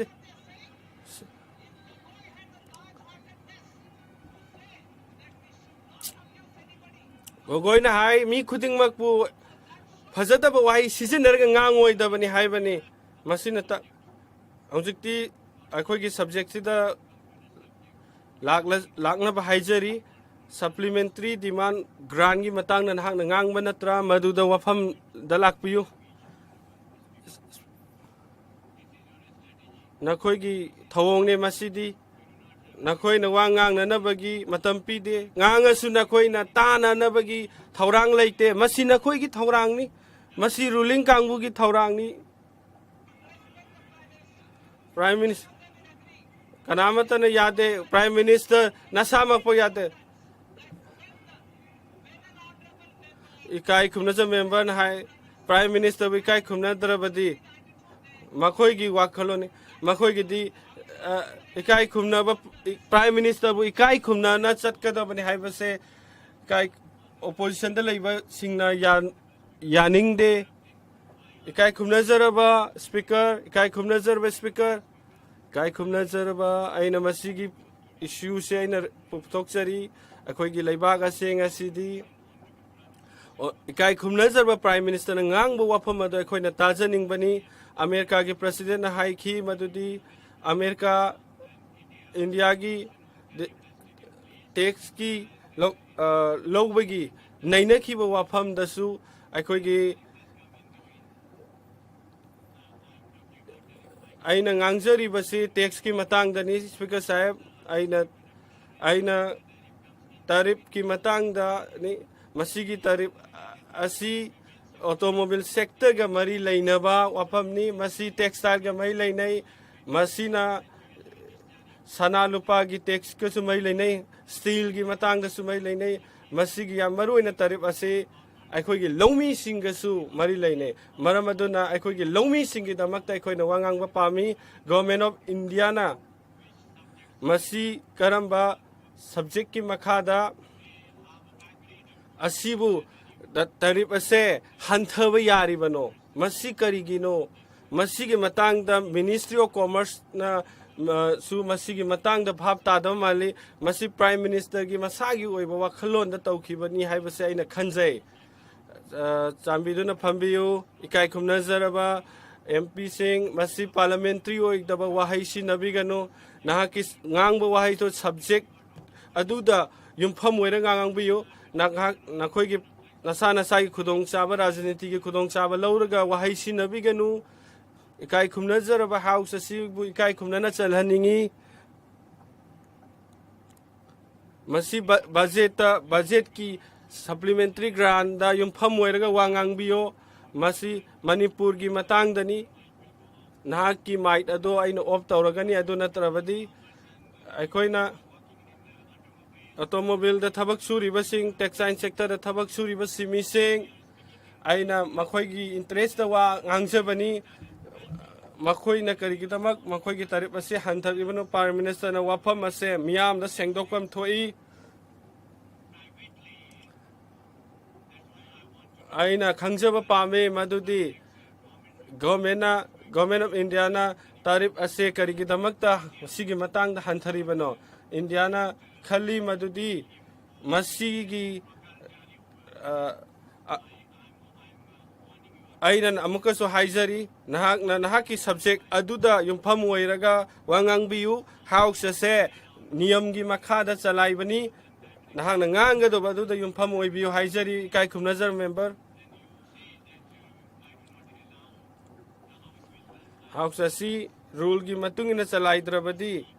house asi akoina chalai bangam loi nahaki subject aduda yumpham oira wangang biu commerce ministry na hai laibak miyamna aikoi gi family basi yengli bani maram aduna laibak asigi miyamna khangba oisanu nakhoi chatli base tarif sigi matang da aina mukasu warning tawri ikai khumna jab MP aina adu nang ngangning tarbi atopa kaurani house ase rule amasung regulation na chalai bani laibak miyam ne yengle bani house asi ikai khumna biu ikai khumna zarba MP aina amuka so haizari ikai khumna zarba speaker aibu interrupt tawbirakanu aina example mayam ama nakoina lotion duna thambiganu masigi lenga asina lauriba khasna asi karigidamakta mapa laibak ka hanthari bano hausi 2015 da balls agreement se poraki bani 2015 da sovereign policy chanaba hoki bani masigi scheme masi kari gidamakta thupsin khiba pamli bano makhoi gi intention adudi golasi atopa leibak te gi porak pado hanthana na bagi tauba thaurang ni haibase khanjai ikai khumna zarba finance minister da ina hangba pamjai 2016 da gonda lairiba price asi angle han khiba asi gi matang dan hajari nakoina tawkiba target ado sovereign goal asi hanthalaga phangkhrabadi madugi matangda sandokna haibiyu akoina khangjaba pami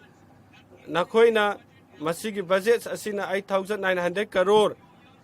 asigi damak thadaribani government ge liability asi 930 ti fair hengakhrabani masi 1 lakh crore mas hengal handuna sinaribani sovereign bond payment as si government asina phajin duna thami masina takpa adudi aikoida amuk masi government asina headline khaktani makoina ngangba miya mamangda phajanaba masingi wangang do khaktani makoina ground da leiriba mayek ado achumba dudi makoina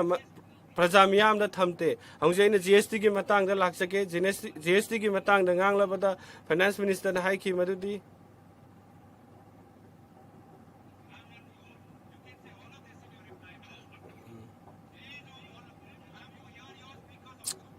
ma'am nahak ki speaker na sutari bani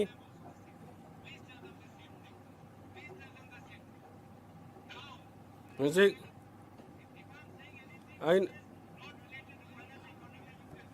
aina ngang dor ba se finance ka mai leina da boira di nahak na marak tharpiyo aina ngang li ba simit loan ka mari leina ba ngaktani GST da Chief of Economic Advisor na haiki economic advisor na matam du na haiki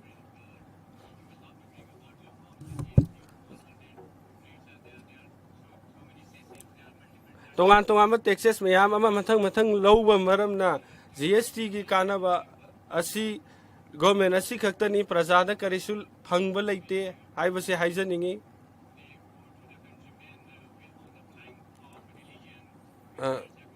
hauki bachai khara asida makoina dharma gi oibadasu tax lowba hauki pension stationery uniform dasu GST logdana ngasi leiba asi awaba mi singdadi khamthengna GST na wahan bire tasengna masi prajamiyam da backman tawbani haijaningi masina tasengna leiba asi gi miyam bo harassment tawbani masina 2023 GST asi double oikre masi 2 lakh crore gi mathak henkhrabani hongjikti harassment ama atopa amana income tax ni government asina prajamiyam da piri base income tax asigi da yauri income tax officer amana mobile phone dagi nangi computer dagi nangi statement khuding mak to loi na mag yang thokpa ya bagi yahanba masigi information technology ek akhoi gi laiba natra masigi power ase phajana sinadaba karigino masigi income tax office da ngasi asigi ek se pigre masigi intention ase karino akhoi na khange masina kamai tawi haiba matamda apik pada lalo itik tawjariba dukan phamjariba singda achouba harassment sina piduna leire masi prajamiyam na ngasi khanduna leiriba achouba wafam amani ekai kum azaraba speaker thagachari aina atopa khudam amagasu thamjage makoina akoigi leibak asigi tasengna thengnariba samisa adudi makoina karisu nainabide makoigi chimbanda khaktani makoina thomlibasi makoina achowa number piraga leiba asigi channel sing news channel sing da headlines piba khaktani makoina tawribasi india gi 2019 da akoina nakoigi improvement khara leiba adudi aina appreciate tawjai asogi manufacturing gi actual value asi hongjik leiba si GDP da 2010 17 sada 70% ngaktene ngasi di 12.9% khakta oire masi tasengna ground reality oina leiba wafam aduni ado manufacturing sector singa ngasi down the leiri bani masina maram oirega service sector singda sokpa kaya piri bani simi kaya da chauba awaba mayuk nari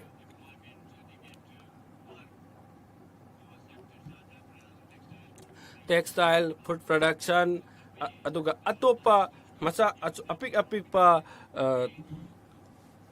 lalor itiki thabak singda masina achauba awaba ama piri achauba company sing asina makoina paisa invest tawjaduna profit tagi profit makoi gi damakta di hena kana ba phangli government ma khoi gi damakta di mating tawri aduba middle class ta leiriba sing de asuk ki matik awaba oheli leiba asigi migration gi matang da hairabada masigi matang da tasing namak thamoi songnai ni sector khuding makta akhoi na uba phangi migration asuki matik hengalali Ukraine gi matang lairik laisu tambada awang mathaki da akhoi ni yengsi akhoi gi lairik tambagi pot ase asuki matik tang mana China da adagi thangnaba leibak sing da chatli base asina akhoi gi leibak ki miyam ase miram da migrate tawri bani agani bi lakpadagi di akhoi gi naha sing na Ukraine da Russia da mi makhoi gi sibai oiraga paisa phangbado hen bani na leiba asiga agani bi thadok tu na makhoi chatli bani atop leibak ta akhoi gi miyam na chatli base karigi no hai base lengak asina khangpham thoi aduga simi singsu leibak ase thadok tu na chatli bani miram atop leibak ta na makhoi gi khusuman adu yamna phangi aduga akhoi gi leibak ki miyam na naha oriba singna masagi yum hingkhon yon thoklaga miram da thabak ki damak chatli tige kaktuna adubu yengo America da ngasi sakhiba singdo makhut makhong pullaga amuk halan birak libasini ikai khumna jaraba MP nahak na thamkiba subject adu da yumpham moiraga wangang biyo nahak pu ikai khumna jai khoina nahak na senior leader ni adu makhoi gi taram la kadana sarnang nahak na phajana tabi akhoi gi opposition kangbu ngang tabi de private investor leibak asi thadok tu na chakre maramdi makhoi leibak asi gi senjau paiba kyamarom thadok tu na chakre labor ke asu chakre dagi Punjab ta leiba lomi mayam su Canada da chakre Australia da chakre Ukraine da China da chakre masita seng namak leiba asiga achouba samisha amane ikai khumna jaba speaker nahaki oiba subject to wangang biu ikai khumna jaba MP private investor sing 27.9 billion asi 224 leiba asidagi thadok tu na chakre masigi maru oiba maramdi leiba asigi simit loan gi expert sing na hai leiba asigi leiriba khusuman pikpa potki mamana tangba asina maram oiraga leiba asi thado chakhibagi maru oiba maram ni maram aduna private investment sing ase nongma gi ising da lupbagumna akhoi gi leiba asi da lupchilakli maramdi asigi lauriba tax amasung leiriba pi khudong chaba kya maro makhoi gi pibi dabagi ni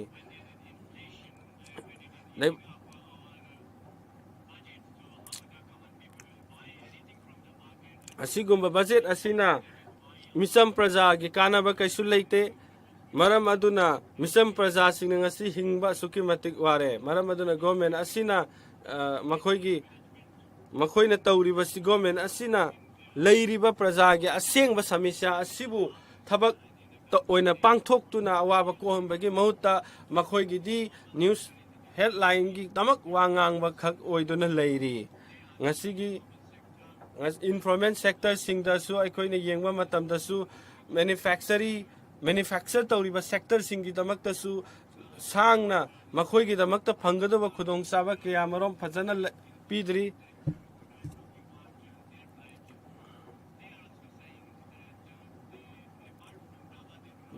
makhoi gi damak information sector da thabak suriba singi damak ta ju khudong chaba makhoi gi damak ta keri supiba leitri meni makhoi gi yonjari ba pot khara du ba phajana matam chana yonba ngamdaba leiri maramdi praja singda awokpa sen ado leitabagi ne make in India do karai chakhrabage make in India थादखिब सेंफम सिंग अदो कराइदा चक्रबगे manufacturing sector सिंग द कैसु नखोइना थबक मपुंग फाना महै लोकप उदे डिमांड फॉर ग्रांट की मतंग द नाहक हाइखिब नतरो गौरवजी अदुदा युमफम ओबियो डिफेंस पेंशन की मतंग द आई लाक्चरबद इकाई खुमनर सबसा अना करीमता हाइब हौद्री कईगीदमक्ता महाना वा ngangnarबगी मतम पीरिनोय काई खुमनजरब स्पीकर अना ngangbगी अयाबदो पीबियु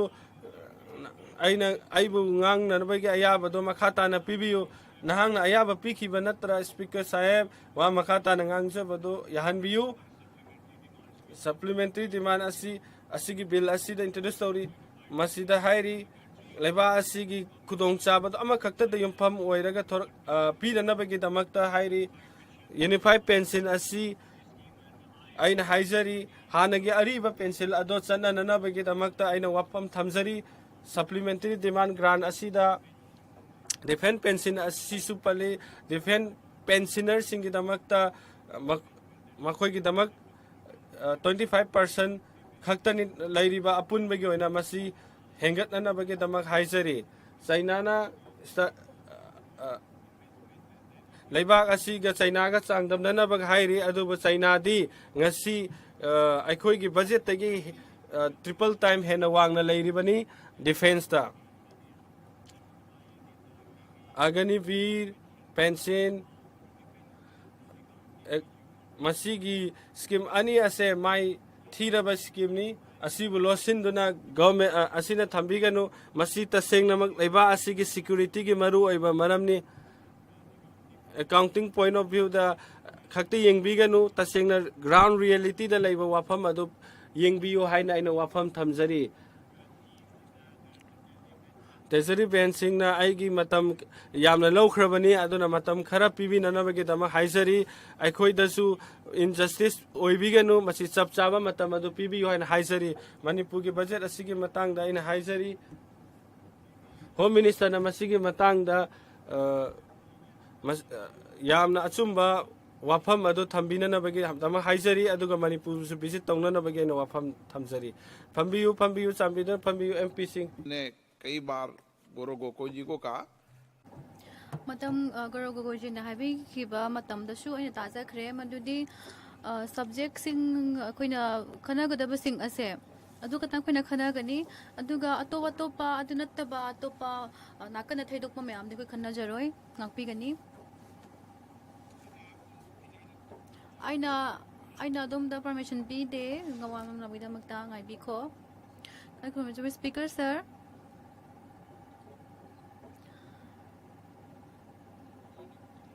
point of order nisikanji adum sem sabiro point of order ke question gida magda adum kari gum khrai biu haiba pamla badi sir aina tasengna har business advisory gi adum bhaising batu da ai wang hangjaba nate business advisory committee asi house asi ki approve tawno dam ta khalle bani supplementary demand for grant ki fine aroi bani masi manipur ge budget aduga pula punchal liba ase tasengna masi tasengna har gati achum daba amani 7 tarai subo report ta hai basi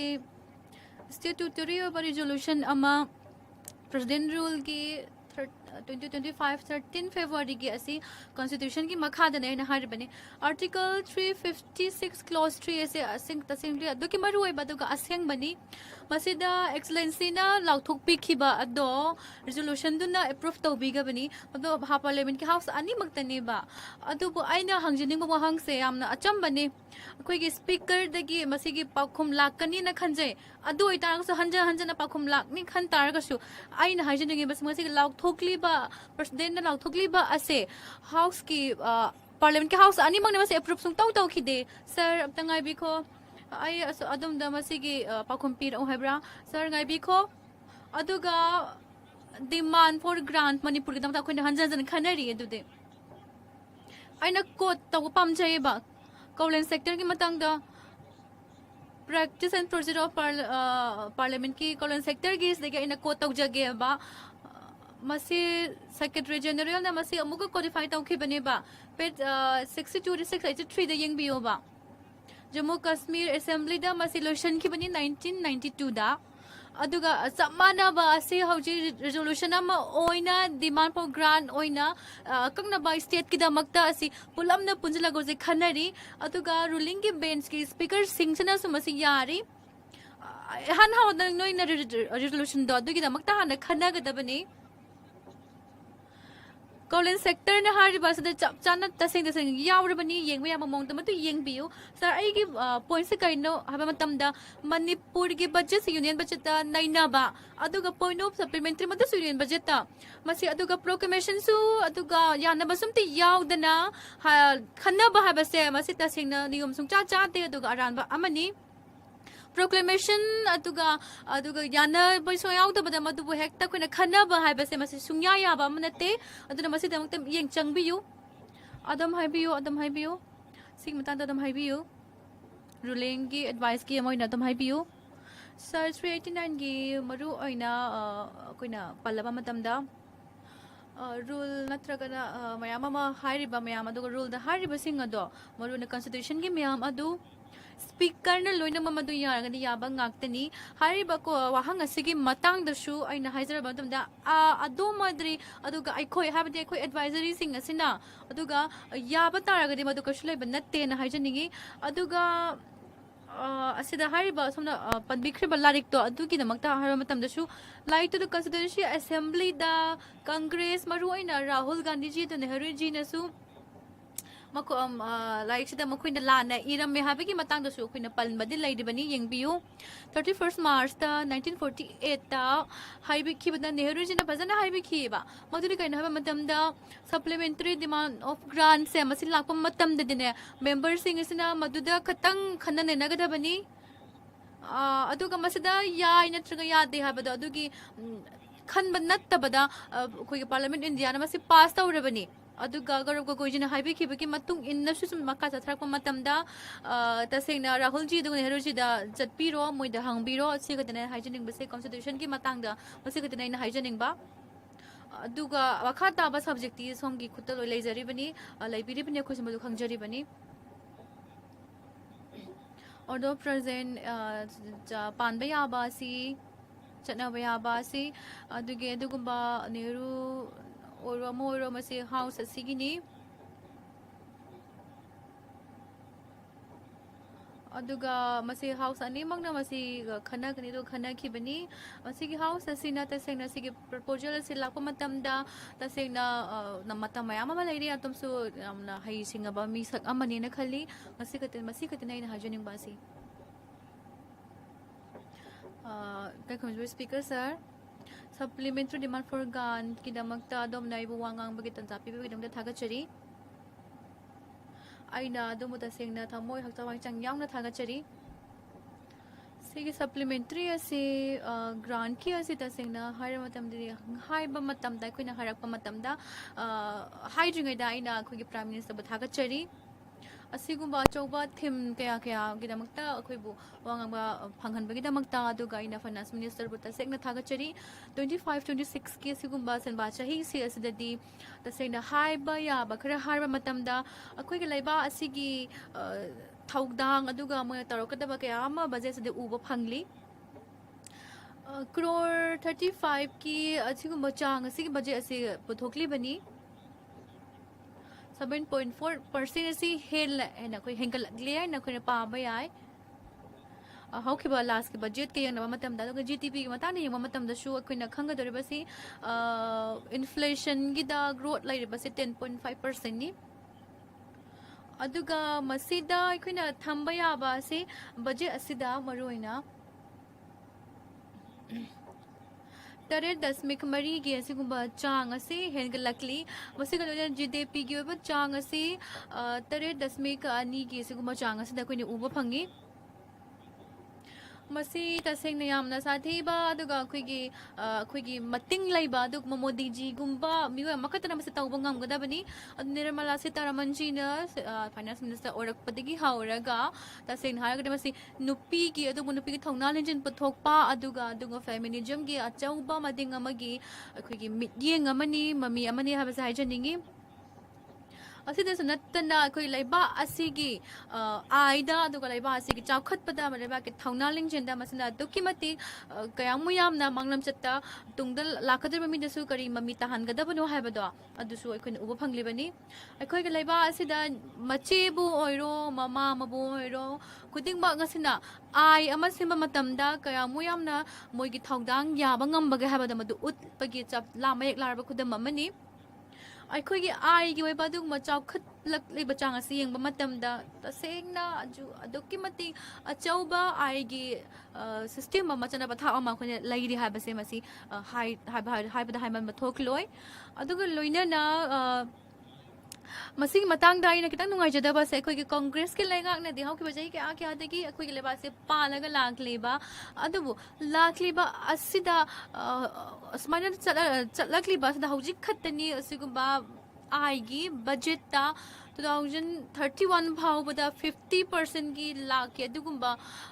ꯆꯠꯅꯕꯤ ꯑꯃ ꯑꯩꯈꯣꯏꯅ ꯁꯦꯝꯕ ꯉꯝꯒꯗꯧꯔꯤꯕꯁꯤ ꯃꯌꯥꯝ ꯑꯩꯅ ꯍꯥꯏꯖꯔꯤꯕ ꯃꯌꯥꯝ ꯑꯁꯦ ꯕꯖꯦꯠꯁꯤꯗ ꯂꯣꯏꯅꯃꯛ ꯌꯥꯎꯔꯕ ꯉꯥꯛꯇꯅꯤ ꯃꯁꯤ ꯇꯁꯦꯡꯅ ꯑꯩꯈꯣꯏꯒꯤ ꯑꯥꯏꯒꯤꯗꯃꯛꯇ ꯀꯩ ꯇꯧꯕ ꯌꯥꯕꯒꯦ ꯀꯩ ꯇꯧꯕ ꯌꯥꯗꯒꯦ ꯍꯥꯏꯕꯗꯣ ꯑꯗꯨ ꯈꯛꯇꯪ ꯈꯟꯕꯒꯤ ꯋꯥ ꯅꯠꯇꯦ ꯃꯁꯤ ꯑꯩꯈꯣꯏꯒꯤ ꯃꯥꯡꯗ ꯊꯣꯛꯂꯛꯂꯤꯕ ꯎꯔꯤꯕ GDPꯒꯤ ꯑꯗꯨꯒꯨꯝꯕ ꯈꯨꯃꯥꯡ ꯆꯥꯎꯁꯤꯜꯂꯛꯄꯗꯣ ꯑꯗꯨꯗꯨꯅꯤ ꯍꯥꯏꯔꯤꯕ ꯑꯁꯤ ꯑꯗꯨꯒ ꯂꯣꯏꯅꯅ ꯃꯤꯑꯣꯏ ꯑꯩꯈꯣꯏꯒꯤ ꯀ꯭ꯔꯣꯔ 194 ꯂꯩꯔꯤꯕ ꯑꯩꯈꯣꯏ ꯂꯩꯕꯥꯛꯀꯤ ꯃꯤꯑꯣꯏꯁꯤꯡ ꯑꯁꯤꯗ ꯑꯩꯈꯣꯏꯒꯤ ꯃꯣꯗꯤꯖꯤꯅ ꯕꯖꯦꯠꯇ ꯄꯤꯔꯤꯕ ꯃꯥꯒꯤ ꯊꯧꯗꯥꯡ ꯑꯁꯦ ꯃꯁꯤ ꯇꯁꯦꯡꯅ ꯍꯥꯏꯔꯒꯗꯤ ꯑꯆꯧꯕ ꯐꯤꯗꯝꯅꯐꯝ ꯑꯣꯏꯕ ꯑꯃꯅꯦꯅ ꯈꯜꯂꯤ ꯃꯅꯤꯄꯨꯔꯒꯤ ꯕꯖꯦꯠꯀꯤ ꯃꯇꯥꯡꯗ ꯂꯥꯛꯂꯕ ꯃꯇꯝꯗ ꯑꯩꯅ ꯍꯥꯏꯖꯅꯤꯡꯕ ꯑꯁꯤ ꯃꯅꯤꯄꯨꯔꯗ ꯍꯧꯖꯤꯛ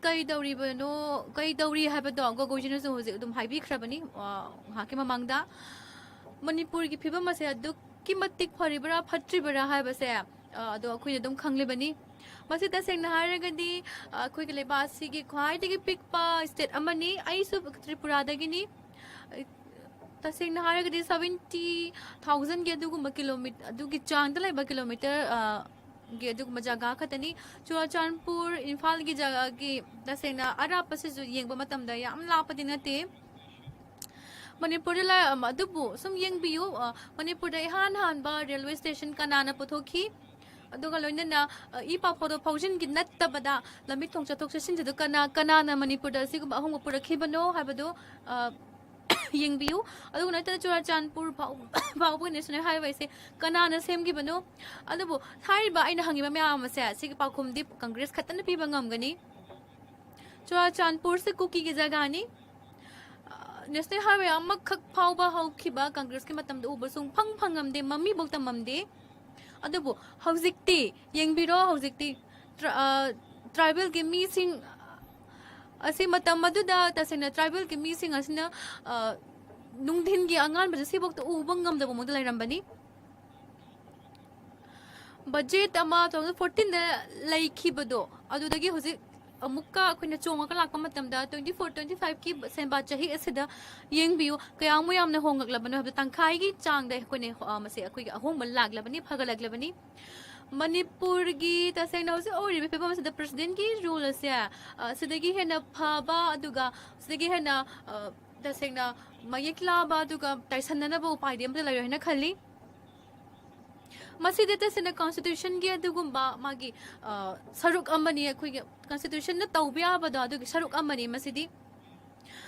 ꯅꯥꯀꯜ ꯑꯅꯤꯃꯛꯇ ꯌꯥꯅꯕ ꯄꯨꯔꯛꯅꯕꯒꯤꯗꯃꯛꯇ ꯑꯩꯈꯣꯏꯅ ꯍꯣꯠꯅꯔꯤꯕꯅꯤ ꯑꯗꯨꯒ ꯑꯣꯄꯣꯖꯤꯁꯟꯅꯁꯨ ꯅꯣꯔꯠ ꯏꯁꯇ ttasengna ꯍꯥꯏꯔꯒꯗꯤ ꯁꯥꯟꯇꯤ ꯂꯩꯕ ꯁꯨꯡꯄꯥꯝ ꯄꯥꯝꯗꯦ ꯍꯥꯏꯕꯁꯦ ꯑꯝꯇ ꯍꯥꯏꯕꯤꯔꯛꯎꯅꯦ ꯁꯥꯟꯇꯤ ꯂꯩꯕ ꯄꯥꯝꯕ꯭ꯔꯥ ꯄꯥꯝꯗꯕ꯭ꯔꯥ ꯄꯥꯝꯒꯅꯤ ꯍꯥꯏꯅ ꯈꯜꯂꯤ ꯇꯔꯨꯡ ꯒꯣꯒꯣꯏꯖꯤꯅꯁꯨ ꯍꯥꯏꯕꯤꯈꯤꯕꯅꯤ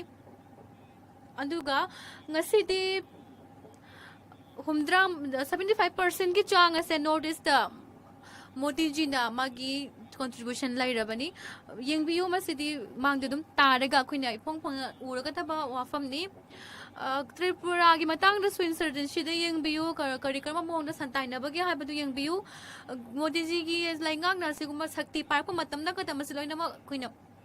ꯎꯕ ꯐꯪꯂꯤꯕꯅꯤ ꯃꯣꯗꯤꯖꯤꯒꯤ ꯂꯤꯆꯤꯡ ꯃꯈꯥꯗ ꯈꯛꯇꯅꯤ ꯑꯩꯈꯣꯏꯒꯤ ꯆꯤꯐ ꯃꯤꯅꯤꯁꯇꯔꯁꯤꯡ ꯑꯁꯤꯕꯨꯁꯨ ꯃꯌꯥꯝꯅ ꯃꯁꯛ ꯈꯪꯕꯤꯔꯤꯕꯁꯦ ꯃꯣꯗꯤꯖꯤꯒꯤ ꯂꯤꯆꯤꯡ ꯃꯈꯥꯗ ꯃꯥꯒꯤ ꯆꯠꯅꯕ ꯊꯥꯞꯕꯗ ꯃꯥꯒꯤ ꯂꯤꯛꯂꯝꯗ ꯏꯟꯕꯅꯅꯤ ꯍꯥꯏꯕꯁꯦ ꯍꯥꯏꯕꯗ ꯁꯨꯡꯊꯣꯛ ꯊꯣꯛꯂꯣꯏ ai Tripura-dani aina legislative Tripura-dani Agartala-ni adubu kanaguba mi khana Agartala se kai na leibano na mamangda hanjan hangbiki adubu hojikti Agartala se kai leibano no this ta masi karigino habam tanda Prime Minister Modi ji gi liklam da khone inba ki khatane ba masi da natna aina khoi gi Prime Minister Modi ji bu thagat chari masi gi budget sigi damakta thawoina maramdi masina khwaidagi chawba dugumba laingak asigi khubam amani masigi damakta ne mara se taraman ji bu so in thagat chari hanjana 20,000 crore की पैसा से थादा खरबनी कई दमकता nuclear energy की दमकता मसी मोदी जी की मखा तक तक तौबंगम गदब तुम थबकनी कोल की मतंग दशु सिगुम्बा रिन्यूएबल अदुगा नॉन रिन्यूएबल एनर्जी की मतंग दा कोल लाप मतम दशु मोदी जी ने तौरीबा थमो मयाम से होके बसे क्या क्या तौबंगम दबा सुंगतोक तौबंगम खितब क्या क्या दो तौरबनी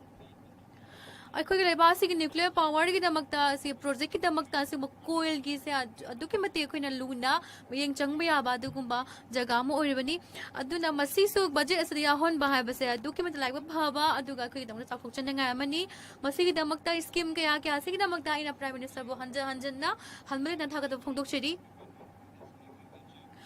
तसेंगना हारगदी लवु सिंगुबगी मतंग खतना तन इंडस्ट्री की ओइबा जगह दशु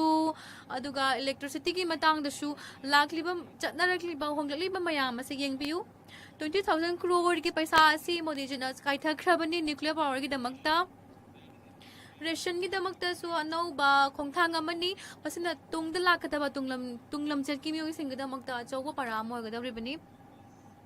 अदुगा लोइनना इन्वेस्टमेंट की मतंग दा इन कितंग सेमदोक चगे प्राइवेट अदु गवर्नमेंट सेक्टर अनिमक से पुना थबक तौबा यागदबरिबनी मसि तसेंगना प्राइम मिनिस्टर मोदी जी की मखा दगत ओगदबरिबनी का खोजबे चेयरपर्सन सर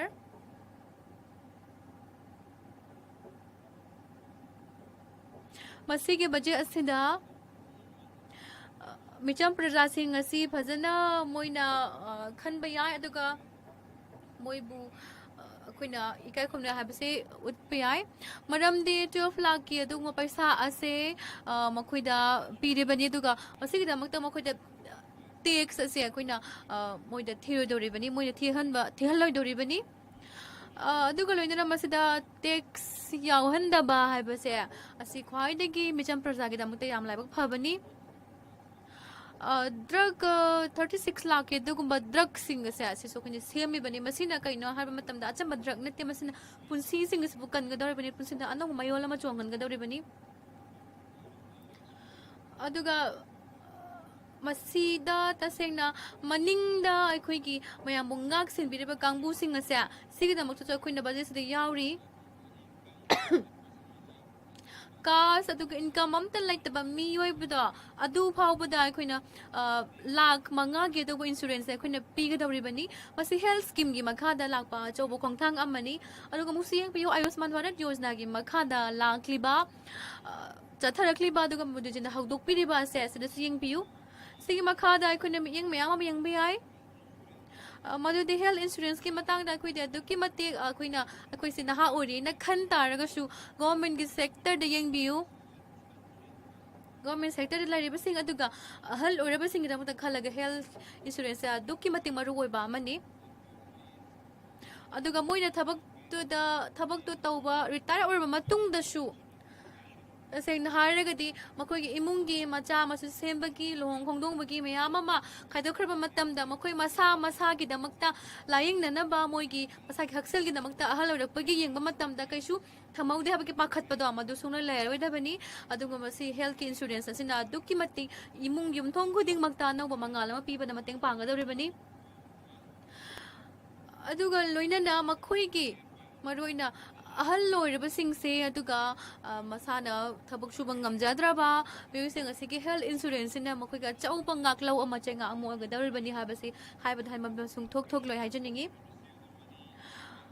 बैंक ता तो की दमकता दोम नने पैसा तुंजलगा थमबगी मथौ सुंगता तादरे अदुगी अदुमगा ताले पैसा मयाम दा अदुमगी इमुंग दा तो कानागदबा थबकता हिजनबीबदा कशुकी मतौजि वानिंगा लेत्रे की किनिंगाई ओइदरे मरमदि असिगुम पैसा सिंग हेल्थ इंश्योरेंस असिनने अखोइगी मखोइगी लायेंगबदा अदुगा मखोइगी पुंसिगी अनौबा मयोल अमसुंग हबा मतमदा अदुगी मतमतेंग पांगदौरिबनी अदुबा हौजिदे अखोइना येंगबियु असिगुम्बा वाखलोनसिंग असे असिगी वांगमदा अखोइना अतोप वाखल मयाम अमा खलोइदबनी अदुना मरम ओइरगनि नेमनि मराथे तारामनजिना हंजनजन हाइबिरिबा असि ब्रिटिश तगी लाग लगा होजिक फाउते चथरकलिबा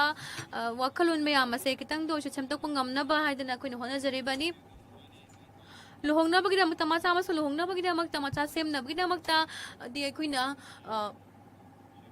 पैसा तुंगसिन बयाय अदुगा लायंग नबगिदमक्ता दि हेल्थ इंश्योरेंस की कुथांग दगे कोन पैसा सुंग तुंगसिन दबा यारे हाबसे मसे हाइजनिंगी अखोइगी रीजनल के ओइबा लोन सिंग दशु कोर्स करिकुलम कया कया अमा अखोइने सिजनरे अदुगा लागलेसु तंबगी मतंग दसु अदुगा अवांग मताके लागलेसु तंबगी मतंग दसु हौखिबा कया कया मपलम कया कया दगे अखोइने लोन के ओइबा अदुगुबा हक्थेंगनरगा लागलिबा अवाबसिंग दो कोहलगने हाइजनिंगी अंगांग सिंग मरुइना लारबा अंगांग सिंग असिना अदुगा सोथराबा अंगांग सिंग जिना इंग्लिश ता नत्रगना हिंदी दा लाइक तंबा मतमदा इंग्लिश ता कमाइन लाइक तमगम खंगदौरिबनो अदुबा मोदी जिना मागी लाइंगाक ता मागी शक्ति सेजनबा मतम सिददी तसेंगना हारगदि लो कया कया गा लोइना अखोइना अखोइगी रीजनल लोन सिंगी दमक्ता हिदा थारिबा से येंगबियु अखोइगी लाइबा असिदा याम सेंगना हारगदि हौजिक फाउबदा लाखलिबा असिदा नहा सिंगी थबक सुंफंग फंगरोय हाबगे अकीबदों खर मखदि कोगलबने हाइजनिंगी अदुगा लोइना लाइगेसु तमगी मतंग दा 75000 असे चही तरा असिदा मसी हेंकलगलबनी मसिदा सिट सिंग मखोइगी मयादा कोइने इनबीबगे मोंगना ततारगसु लाइबसिंगदमक्ता खल्लगा कनाना लाइबसिंग असे कमाना लाइक लाइसु तम फंगनगदौरिबनो ngamhangadौरिबनो हाइबनो अचौबो वहांग म ओइरमदौजिति ओइदरे लाइब इमुंगसिंग असिदा कमाइन तौदना अंगांगसिंग असे लाइक तमगदौरिबनो हाइबगी अवाबा मयामदो अयदम उदुना लागलबनी अदुबु मोदी जिना 33% रिजर्वेशन से पीबदा मरोने नुपीसिन पीरकपा मतमसिनदि हौजिकति रिजर्वेशन सिगी मखादा यूपीए गिलेगा असिना ओके बचे क्या क्या दगे मंगक मंगदो मंगक दो होजिकति मंग फाउनरे ngasi तसेंना सोनिया गांधी के मतमदगी मंग लग लाखिबनी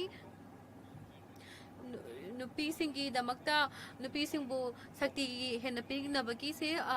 सोनिया गांधी के मतमदगी अदम अदम मसे मंगदुरन लाखलिबनी अदुगा हौजिकति मोदी जी के मतमदा मसे मंग फाउनरे हाबे यारे दग मसी के बजे असिददी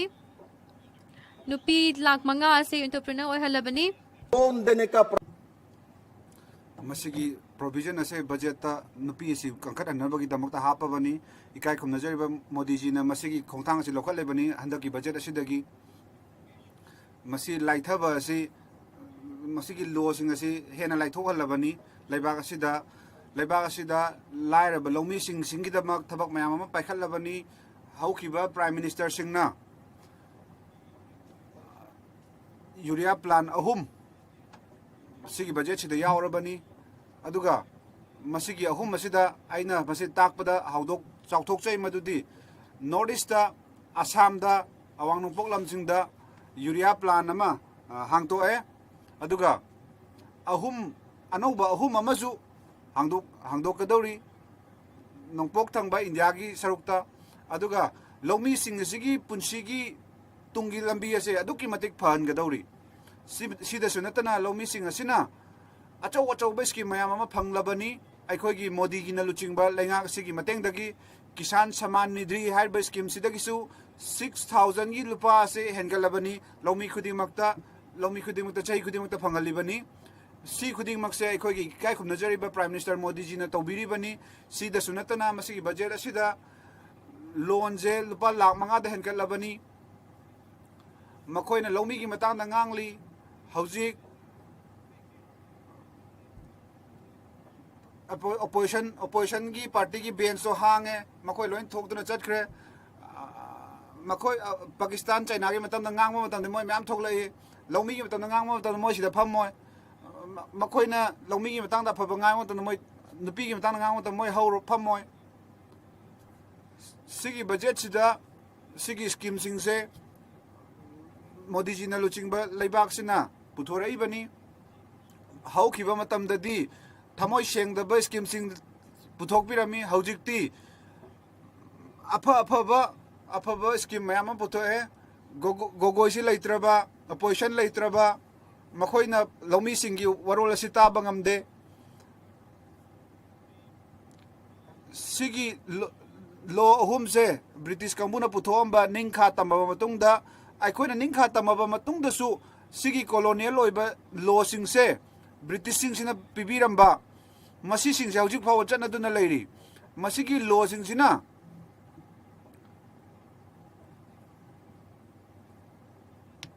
मसीगी लोसिंग सिजिनरगा मोइना इमरजेंसी चलाइरमी बनी अदुबो मखोगी मतम अदुदा प्रजा मयाम सिबु नाइबिरमी अदुगी मतम दुदा प्रजा अमतना लेंगा की मायोक्ता वांगांग बंगममदे प्रजा की मायोक्ता लेंगा की मायोक्ता वांगांग उब मीसिंग अदुबु अवाबा तहलमी अदुबु अखोगी लेंगा की अखोगी होम मिनिस्टर सिना लो अहुमजी पुथोरई बनी अदुगा करीगुंबा सिगी लो होमजी पुथोक तारगदी प्रजा Singh मखोइना हाइनिंग बवा हाइबदा ngmakadori bani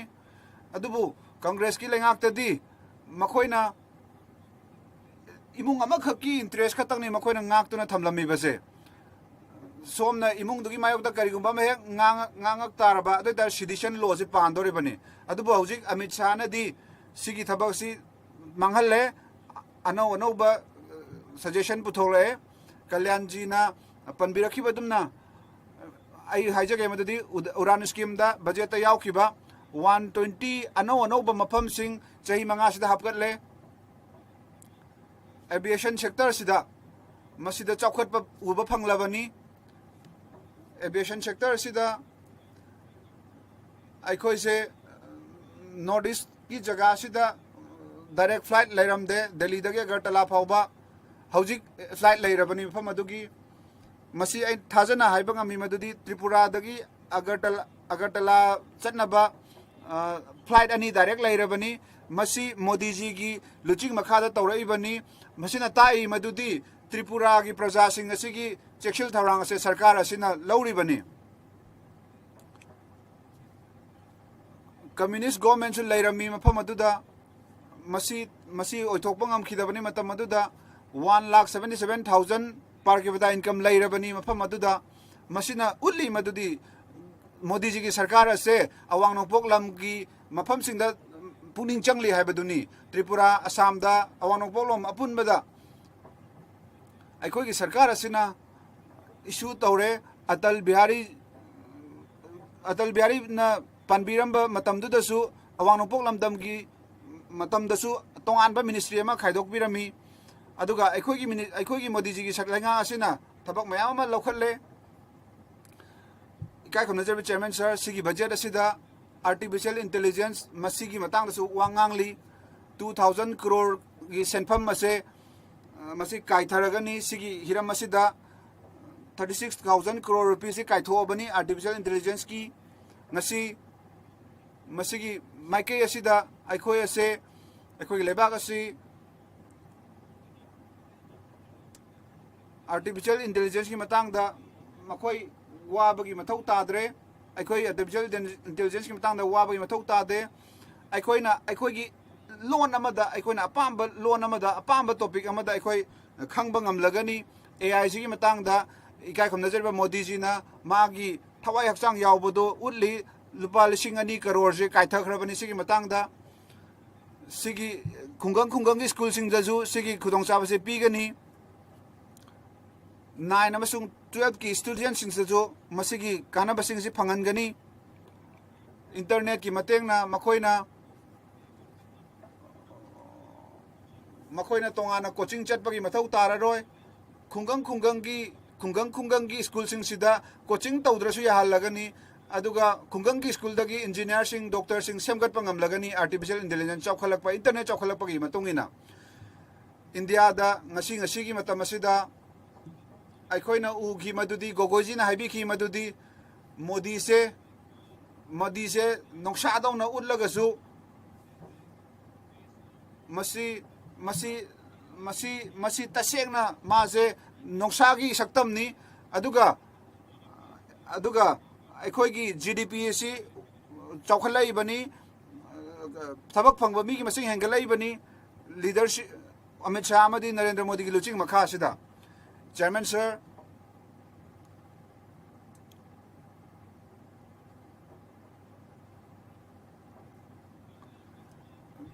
Dada somna Ningthaubu Chief Minister Shemu Badunani. Ikai kum the Chairman sir.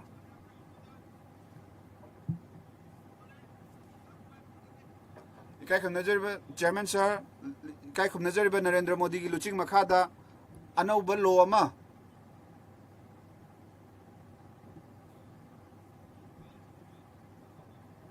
ꯑꯩꯈꯣꯏꯒꯤ ꯂꯩꯕꯥꯛ ꯑꯁꯤꯒꯤ ꯑꯣꯏꯔꯝꯕ ꯁꯛꯇꯝ ꯑꯗꯣ ꯃꯁꯤ ꯃꯤꯅꯥꯏꯅ ꯊꯥꯡꯒꯤ ꯂꯝꯗꯝ ꯑꯃ ꯑꯣꯏꯔꯝꯕꯅꯤ ꯑꯗꯨ ꯔꯥꯁꯇ꯭ꯔꯄꯠ ꯀꯧꯔꯝꯕꯗꯣ ꯑꯩꯈꯣꯏꯅ ꯀꯔꯇꯕ꯭ꯌ ꯄꯠꯇ ꯑꯣꯟꯊꯣꯛꯑꯒ ꯃꯁꯤꯅ ꯑꯩꯈꯣꯏꯅ ꯃꯁꯤꯗ ꯎꯠꯂꯤ ꯃꯗꯨꯗꯤ ꯑꯩꯈꯣꯏꯒꯤ ꯋꯥꯈꯜꯂꯣꯟ ꯑꯗꯨ ꯀꯔꯤ ꯂꯩꯕꯒꯦ ꯍꯥꯏꯕꯗꯨ ꯃꯁꯤꯅ ꯎꯠꯂꯤ ꯀल्याण ꯃꯥꯔꯛꯁꯦ ꯔꯦꯁ ꯀꯣꯔꯁꯀꯤ ꯃꯃꯤꯡꯅꯤ ꯃꯁꯤ ꯀꯅꯥꯝꯇꯅ ꯇꯧꯔꯝꯕ ꯅꯠꯇꯦ ꯃꯣꯗꯤꯖꯤꯅ ꯇꯧꯕꯤꯔꯝꯕꯅꯤ ꯀल्याणꯖꯤꯒꯤ ꯃꯃꯤꯡꯒ ꯃꯥꯟꯅꯔꯤꯕꯅꯤ ꯀल्याण ꯃꯥꯔꯛꯁꯦ ꯁꯣꯡꯒꯤ ꯃꯃꯤꯡ ꯂꯧꯒ ꯃꯥꯟꯅꯔꯕꯅꯤ 1500 matamgi law singdo 1500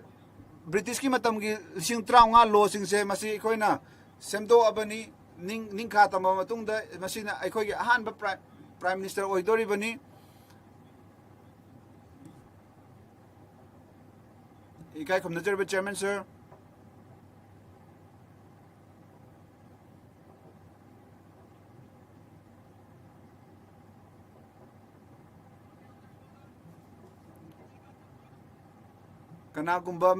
kanagumba pokpa matamda mama pa singna kari khangani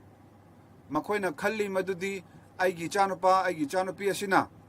makoina mingchat purakani afaba purakani aduga madu purakna basu lai khurumi bani makoina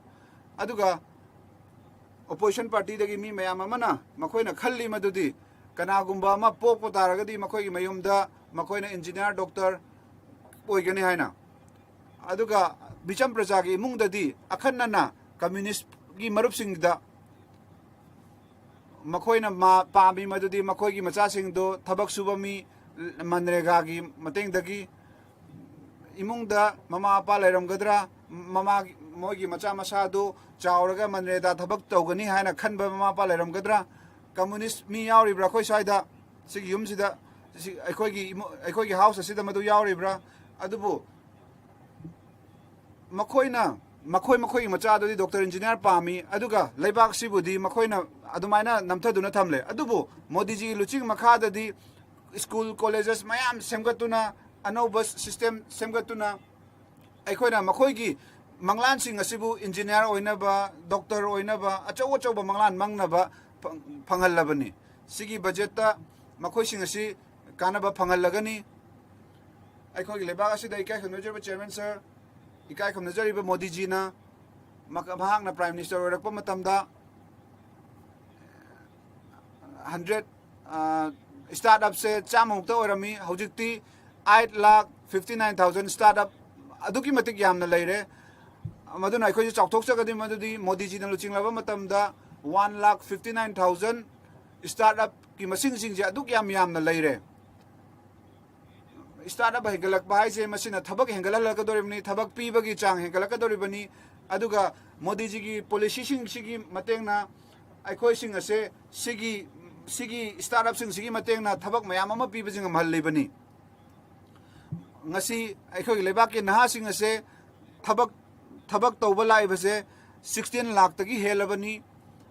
ikai kham nazariba modi ji na sigi thabak ase mayam mayak sengna tawribani UPA amasung Congress ki matamda imung amakhaktana ni masi khuding maksi asi yangsilami basi aduga imung amakhakta section tharang lorambani aduga imung dumakhaki chawkhat tharang gi damak khalambani adubu ngasi di party amata dagi hekta lakbo oisunu mipum khuding magi kanana baduni tawri basi seat masing se 32 oirambadagi haujikti 40% oirabani aduga Andhra 42% share se pirabani mase 6 lakh crore rupees se pirabani makhoi gi damak high state to masigi revenue to henkan nabagi damak electricity ki matang da su yengba tamda aikoina pina bahonari tongan ba scheme mayam ama no ba sigi budget sida ju adugi plan yauri sigi budget sida aina thajai madudi apumba lebak ase kanaba phanglagani aduga lebak sigi naha sigi anauba tungi punsi ama phanglagani aduga matung taraka matam dasu makhoi gi manglan sin adu maning thungan bigani makoina mangjaba manglan ado phangnana bagi damak akhoi gi naharol sing asida manglan ado phangnana bagi damak akhoi gi naha sing akhoi gi laumi sing thabak suri ba mi sing aina thajai madudi Manipur khakta natana atop lebak atop state sing dasu masigi kanaba sigi phangani ana aina thajari Modi ji ki matamda akhoi gi lebak asi chawkhat laba lebak viksit bharat ma oiba ngamgani haina malem asida aina thajajai sigi matam asi bibi bagi damak aibu wangang mangaman bibagi damak aigi warol asi masada loisenjarage aduga supplementary grant amasung masigi budget ase aina support taujai aduga aina oral support pijari aduga lebak pumbase amato punjin naduna amato oina aikoina afaba oiminarasi sigi khudong cha bibagi dam thagachari ikai kham najari ba Neeraj ji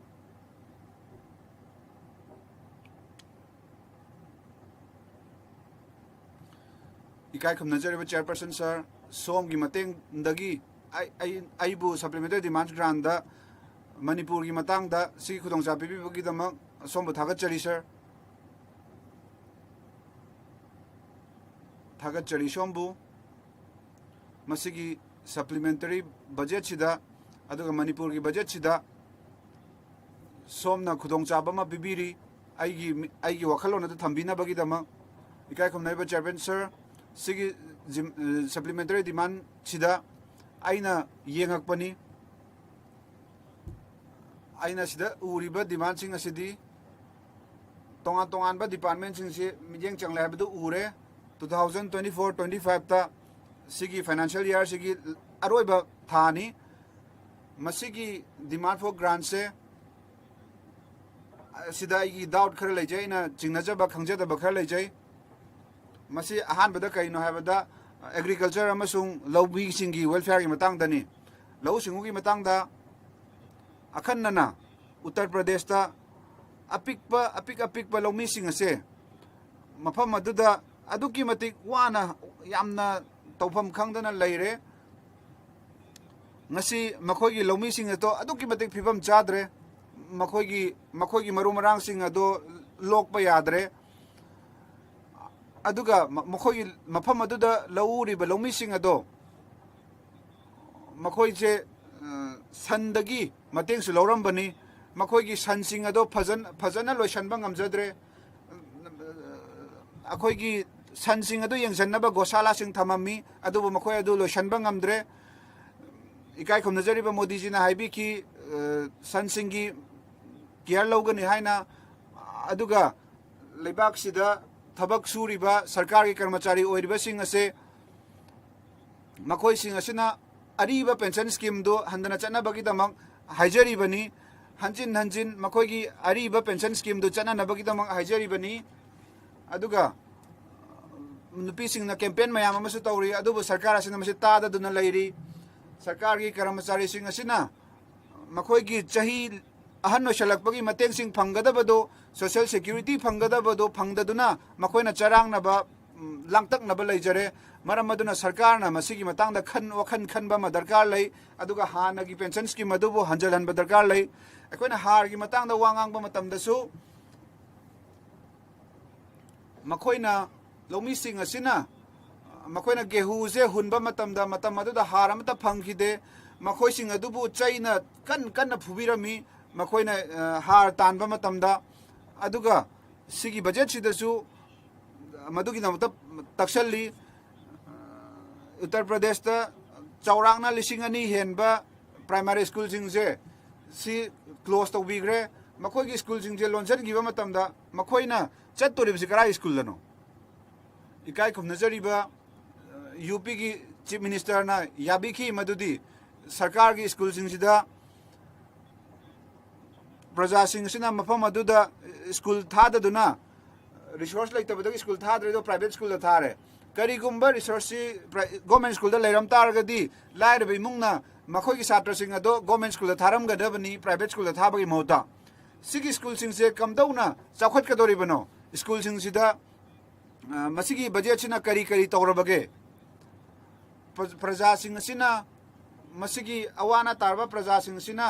si lomi sing thabak suba sing makoi macha sing je laisu tamaning ba matamda makoi tambam du leitrabanina sig leibak se karmaina chawkhat pa viksit bharat ama sem ga doribano leibak ama education policy ama leibagi mawang ado kamaina mai pa ka doribano karam ba system lehan ga doribano aduga si soiba taraga di develop nation ama kamdona oibangam ga doribano sir police department gi matang da su yengsi sig matang da paisa mayam ma hanggrabani police department gi budget si da su मखोई करी काय थरबगे मखोई अखन न करी थंबिखरबगे UP the यंगबियु तोंगान तोंगान ब थौदों मयाम म थोई बनारस तसु यंगबियु बनारस तसु अखोइन उब फंगी मदुदी स्नेहा खुशवा बिहार दगी लाकबा लेगलेसु तमनब लाकपदो मखाक से कमदौनो सिखिबगे हाबदु यंगबियु याम नुंगाइतब मवोंग द माना सिखिबदु यंगबियु मदुदा पुलिस न तौखिब मवोंग अदो मखोइना फजदब उतखिबदो आइना सिगी हाउस सिना खंगबिगदबनी मखोइगी अवाबदो खंगबिरगा इमुंग अदुगे अवाबदो अखोइना खंगबिगदबनी असेंग असेंग मफमदो थोइब फिबम अदो अखोइना खंगदा तारगदी कमदौना खोइ अवाबसी मतेंग पाम ngam अदुना असेंग असेंग मफमदो थोकबा रियलिटी दो अखोइना खंगब दरकार लई अखोइना नुपीगी मतंगदा नारी शक्ति बंधन की मतंगदा उखी मसी कमदौना टेबल द थांगलखिबगे मसी करम कांदा मसी चनहनगदोरिबनो सरकार असिना मसी करम कांदा चनहनगदगे हाबदो ताकपीगदबनी मसीबु मसीगी बिल सि थांगलगा मसी बिल सि चनहलगा हेक्ता इखोइना मखोइसिबु मतेंग पांगबिबा ngamगदबनी अदुबु सिगी बिल जिगा सिदा पुखलगा टेबल द थमगा मसी इखोइना चेदा खतंग सुम थमगदी कानाबदु लौफम खंगरोय इकाय खुमनजरिबा चेयरमैन सर मणिपुर की बजेट असिदसु मणिपुर दगी अखोइना हाइरी मदुदी मसी तोंगान तोंगान बा मसीदा अखोइना खोनी की पोथोक क्या मरो मरां काय रही मसी लवु सिंगु बदु युमफम ओय मरम मदुना मणिपुर की मई मसिंगी चन लॉन्चर असी मसी यामना मसीदा इन्वेस्टमेंट तौब याब मफम कामलाबु इंजिन अनि गी लैंगा आसि मत मथौ चथब ngamdaduna लैरी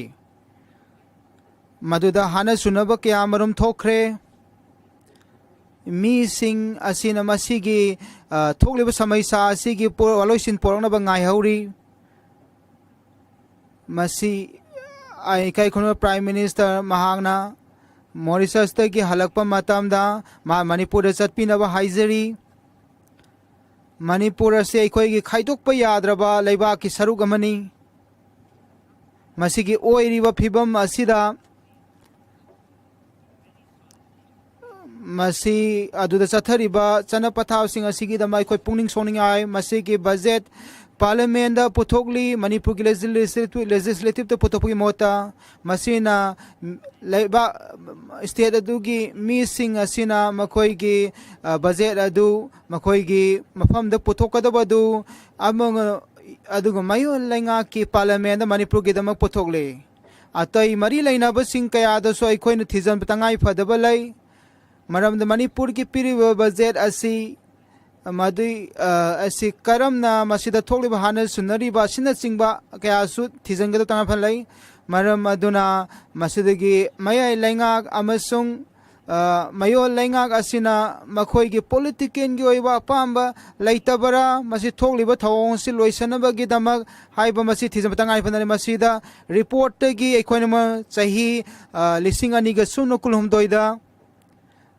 मदुदा हाना सुनबगी थौंग कया चथखिबा मसीदा पल्ली चादा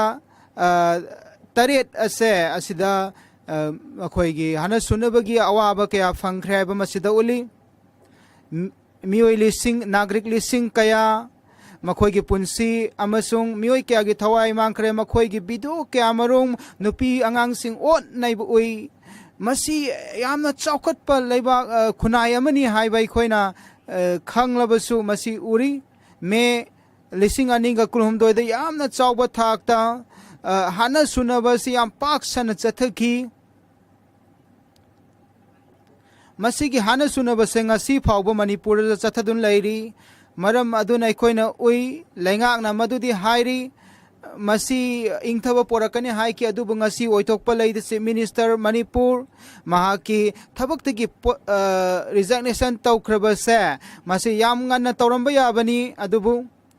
ngasi mafam masi da oiri phiba masi adugumba kasta yumpham oiba kyamarum chathari mioi kyamarum asida mafam marang khangdre masi ekhoi manipur ki khana naina bada adugumba mi sing makhoi gi laibham thadok tuna lakrabas makhoi gi karamna laitu dadung tu tangtu laitang ga dagi khana na batangai fa dabalai makhoi na jati gi amasung malem gi thakta makhoi na tauriba sing adu santongna takpagi mahutta lenga na kari tauriba tumin na lay Bharat ki mi sing na hauzik phabo wang tatan hangle karamba ka anda prime minister na manipur chatkadage haina Prime Minister amasung lenga ase ngasi phawgo tumin na leiri aina haizari ikai khunungre Prime Minister amasung Home Minister da madudi adum raj dharam ado ngakpi nabagi damak ta haizari makhoi lusingba magi tagom thoro taunabagi damak ningsingjari makhoi na Manipur da chatpi gadabani malem gi thakta aikhoi gi Bharat ki saktam ase aduki matik thiba oire maram aduna khunai ase Manipur da khunai gi saktam Manipur da lairi base nak pak tanare mara maduna lenga asina Manipur gi mi sing makhoi gi phirep launa bagi damak pham da pungning nungnang halle madun marum dun laiba ki adugumba ngamkhai goiba maramna masid lalon itik ki lambi amasu oiri ikai khumnaga member sing chanbidun phambiu aina mukaso haizawa pai madudi masi yamna maru oiba wafamni nahaki phambam lang asina hangbigani madu chana pathau ki matungina machi khana naina sathanba gidama chana pathau khudi ma se masida khongoi nari aina haizage madudi Manipur da oiriba phifiba masi hena luhan gadore maram aduna oiri phibam ase khangbiu maram aduna Manipur se aikoi punamaki daitoni Manipur se aikoi punamakini mase aikoi gi daitoni maram aduna aikoi na parliament lai boina aikoi gi wai sing asida Manipur da mioi bagi punsibu amuha na awaba ta danabagi da mai koina wangang mu section binaba haizari yumas thamjari chathabiu chanbiduna sir makhoi na Manipur da ori phibam ase makhoi taseng na khanbi batar badi adu oi batar badi ori phibam se khara ju safaram gadabani Supreme Court na ori phibam ase bu khangbung matungina aduma committee ama lingkhat khre Manipur asi yamna chamamna ba masung aruba state amani ori phibam ase amasibu thengna ba aruba mo oiramba yai dubu Lengakna masigi maramda pungning yauba lairabadi masina asin khunai ani sibu mapuna phamina raga thokliba samaisa asigi poloi porakpa yabani kai kon member sing adungwa ngangnariba aikhoi gi wafam asida adongi pungning thambiu aikoina Manipur budget ki matang da koi khanari bani mayam asida aidongi wal thamina masare loan order sisu sir budget sigi manungda yauri bani Sanbidun ngangbiu adugumba apanba kayamaru Manipur chathaba sina maduda karimta tawduna karamaina masida phamduna lairibano Manipur khunai singna madu puna amatamina kok chungsinaraga Jangal Gilam Singh amasung political ga mari lainaba sing amasung makoi puna madu khana ba tangai fadabalai ꯃꯗꯨꯗ ꯑꯄꯟꯕ ꯀꯌꯥ ꯃꯔꯨꯝ ꯂꯩ ꯍꯥꯏꯕ ꯈꯪꯉꯤ ꯑꯩꯈꯣꯏ ꯉꯥꯡꯂꯒ ꯃꯁꯤꯗ ꯊꯣꯛꯂꯤꯕ ꯁꯃꯁ꯭ꯌꯥ ꯑꯁꯤ ꯀꯣꯛꯍꯟꯕ ꯉꯝꯃꯣꯏ ꯃꯁꯤꯗ ꯂꯧꯈꯠꯄ ꯌꯥꯕ ꯆꯠꯅꯕ ꯌꯥꯕ ꯈꯣꯡꯊꯥꯡ ꯂꯧꯈꯠꯅꯕ ꯅꯤꯡꯁꯤꯡꯖꯔꯤ ꯃꯔꯝ ꯑꯗꯨꯅ ꯂꯩꯉꯥꯛꯅ ꯑꯗꯨꯒꯨꯝꯕ ꯃꯤꯇꯤꯡ ꯑꯁꯦ ꯁꯤꯜ ꯂꯥꯡꯕꯤꯔꯒ ꯂꯧꯈꯠꯄ ꯌꯥꯕ ꯈꯣꯡꯊꯥꯡ ꯑꯁꯤ ꯂꯧꯈꯠꯂꯒ ꯃꯐꯝ ꯑꯁꯤꯗ ꯃꯅꯤꯄꯨꯔꯗ ꯏꯪꯊꯕ ꯄꯨꯔꯛꯅꯕ ꯅꯤꯡꯁꯤꯡꯖꯔꯤ ꯅꯍꯥꯛꯅ ꯀꯔꯤꯒꯨꯝꯕ ꯈꯔ ꯃꯅꯤꯄꯨꯔꯒꯤꯗꯃꯛ ꯇꯧꯕ ꯄꯥꯝꯂꯕꯗꯤ ꯑꯗꯨꯒꯨꯝꯕ ꯑꯣꯄꯣꯖꯤꯁꯟ ꯄꯨꯝꯅꯃꯛ ꯑꯁꯦ ꯑꯗꯣꯝꯒ ꯆꯠꯃꯤꯟꯅꯒꯅꯤ ꯃꯔꯝ ꯑꯗꯨꯅ ꯗꯣꯛꯇꯔ ꯁꯥꯍꯦꯕꯅꯁꯨ ꯍꯥꯏꯕꯤꯈ꯭ꯔꯦ ꯃꯅꯤꯄꯨꯔꯗ ꯑꯣꯏꯔꯤꯕ ꯐꯤꯕꯝꯁꯤ ꯌꯥꯝꯅ ꯃꯁꯤ ꯁꯄ꯭ꯂꯤꯃꯦꯟꯇꯔꯤ ꯕꯖꯦꯠꯅꯤ ꯑꯩꯅ ꯁꯦꯟꯃꯤꯠꯂꯣꯟꯒꯤ ꯃꯤꯅꯤꯁꯇꯔꯗ ꯍꯥꯏꯖꯔꯤ ꯃꯗꯨꯗ ꯇꯥꯔꯤꯐ ꯑꯁꯦ ꯄ꯭ꯔꯦꯁꯔꯅ ꯑꯃꯦꯔꯤꯀꯥꯅ ꯍꯥꯏꯔꯛ ꯃꯇꯨꯡ ꯏꯟꯅ ꯍꯟꯊꯈꯤ ꯑꯗꯨꯒꯨꯝꯕ ꯁꯦꯛꯇꯔ ꯈꯔꯗ ꯇꯥꯔꯤꯐ ꯑꯁꯤ ꯌꯥꯝꯅ ꯈꯟꯅ ꯅꯩꯅꯕ ꯃꯔꯨꯑꯣꯏ ꯗꯔꯀꯥꯔ ꯇꯥꯕ ꯑꯩꯈꯣꯏꯅ ꯎꯔꯤ इकाई खुमनगा चेयरमैन तारीफ असिना हंथबा असिना अखोई सेमिलोंदा यामना अचौबा अहोंगम पोरई मरम अदुना आइगो सिगुंबा खुदोंग साबसे पिबिबगिदमा आइना थागरबा फोंदोक्सरी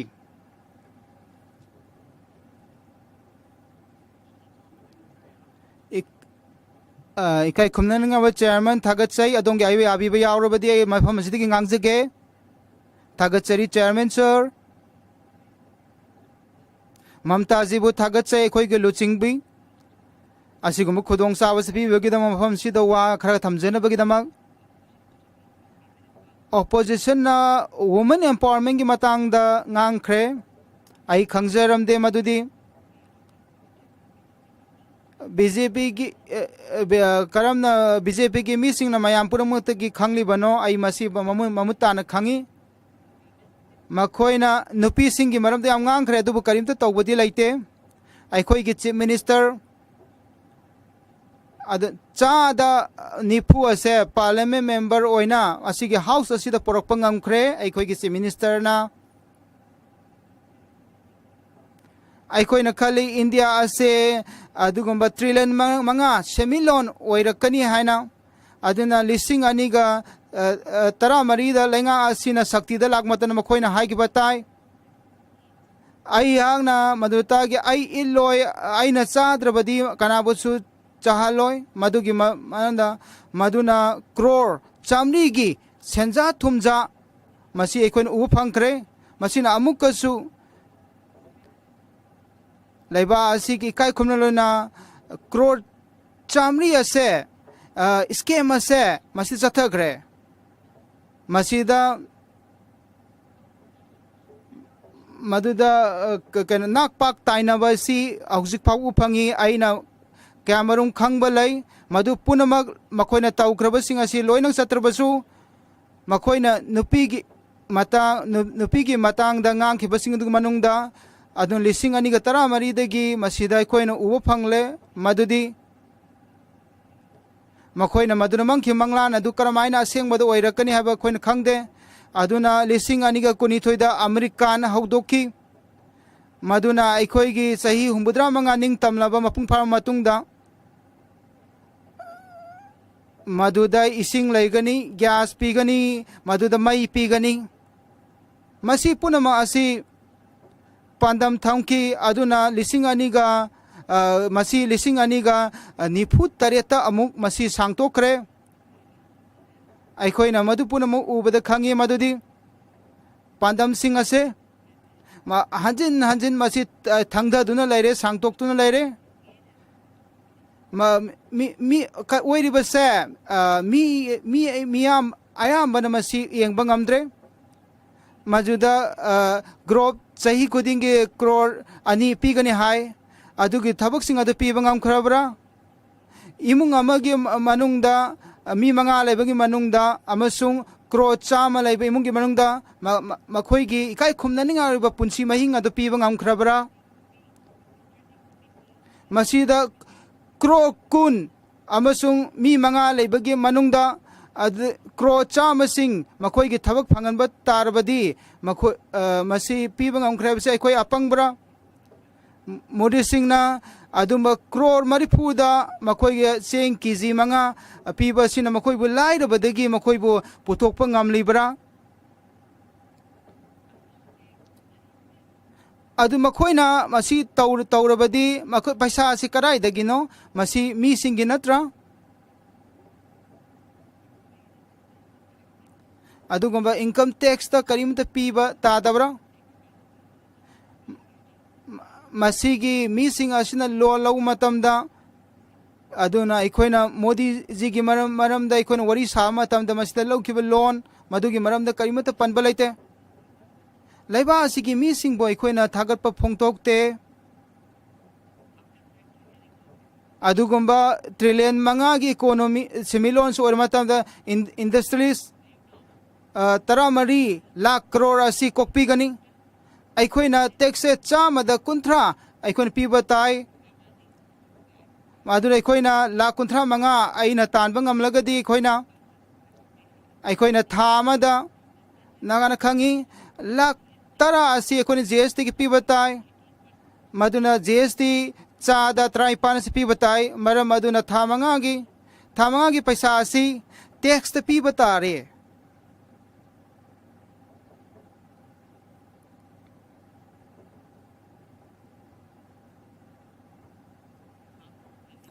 Laumi Singh aikoina ngamkhai gi lamda thabak suri ba lanmi si makoi punsin mangi makoina tractor laina bagi dama makoi gi EMI phawba phajana piba ngamda matamda tractor sing ado laumi sing adu degi munbi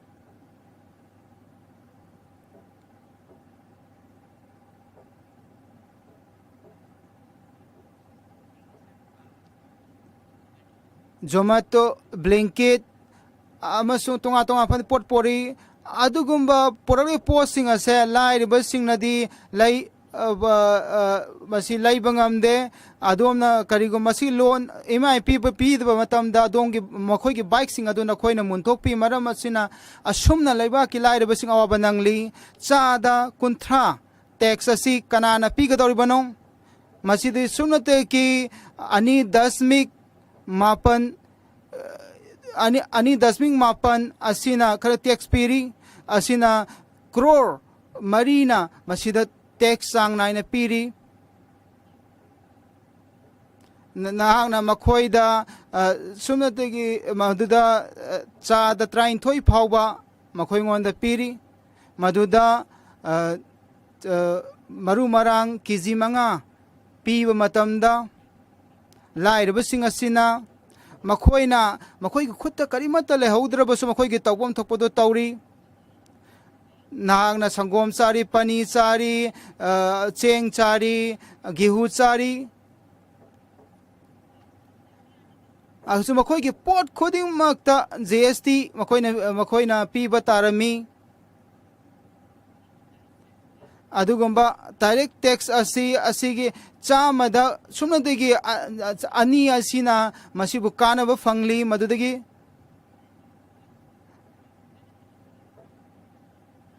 makhoi gi pot maman wangna lairabusu laiba ngamba makhoi khaktana masidagi kanaba se fangduna lairi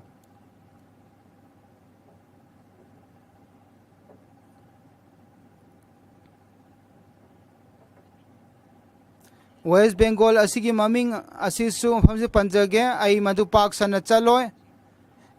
chair sir da panmatam GST asi port coding maki mathakta masibu chalairi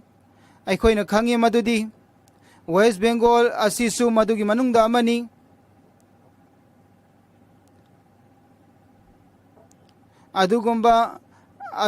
adugumba state kungi manungda tra tarukti BJP gini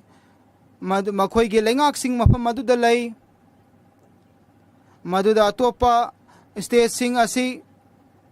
masi BJP dagi nate maram maduna mayo lengak na maduna JSC ase chalai matamda madudi kai khomnagi member mafam asi da family basing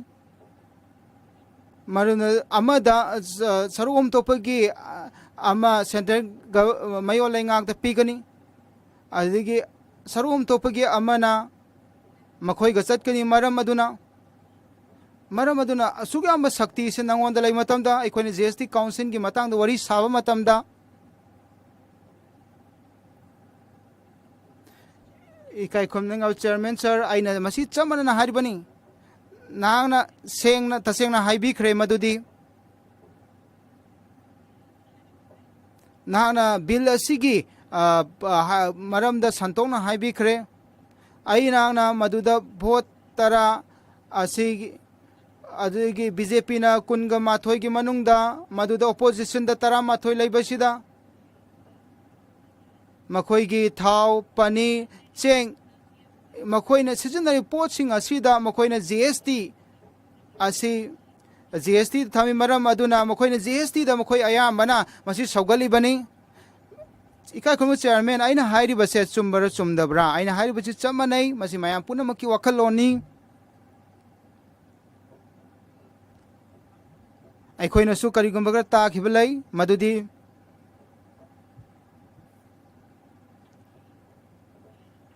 ꯑꯗꯨꯒꯨꯝꯕ ꯁꯦꯟꯃꯤꯠꯂꯣꯟꯒꯤ ꯃꯤꯅꯤꯁꯇꯔꯅ ꯍꯥꯏꯕꯤꯈꯤꯕꯒꯨꯝ ꯃꯗꯨꯗꯤ ꯑꯗꯨꯒꯨꯝꯕ ꯇꯤꯜꯍꯧꯒꯤ ꯃꯃꯜ ꯑꯁꯤ ꯍꯦꯟꯒꯠꯂꯛꯄ ꯃꯇꯝ ꯋꯥꯔꯤ ꯁꯥꯕ ꯃꯇꯝꯗ ꯃꯍꯥꯛꯅ ꯍꯥꯏꯈꯤ ꯑꯩꯗꯤ ꯇꯤꯜꯍꯧ ꯆꯥꯗꯦ ꯇꯤꯜꯍꯧꯒꯤ ꯃꯃꯜ ꯈꯛꯇꯪ ꯀꯩꯁꯨ ꯂꯩꯇꯦ ꯑꯗꯨꯅ ꯄꯦꯇ꯭ꯔꯣꯜ ꯑꯃꯁꯨꯡ ꯗꯤꯖꯜꯒꯤ ꯃꯃꯜ ꯍꯦꯟꯒꯠꯂꯛꯄ ꯃꯇꯝꯗ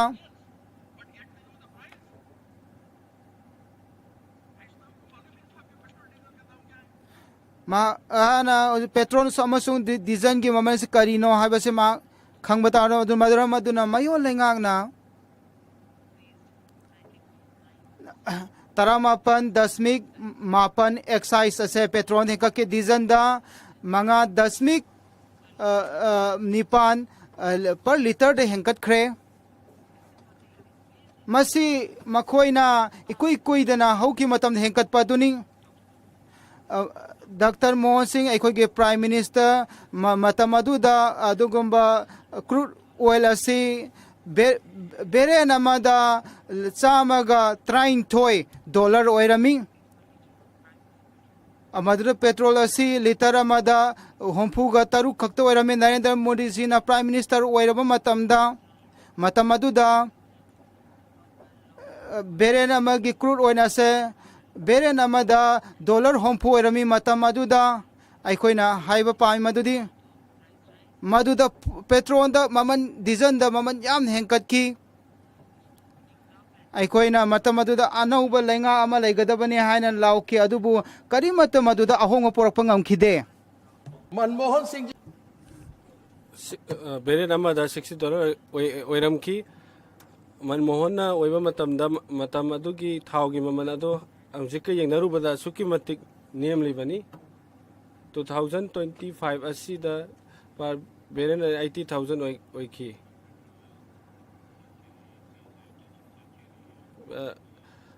बेराकोरीना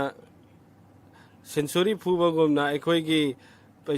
पेट्रोल की ममन असे चामा हेलिबनी मसीदसु नतना एक्साइज ड्यूटी दा तोप टैक्सेस कया दसु मखोइना हेना लौरिबनी येंगो मखोइ हंजिक मेजॉरिटी दनी लेरिसे लेबाक असीगी स्टेट 38 दा मखोइना पा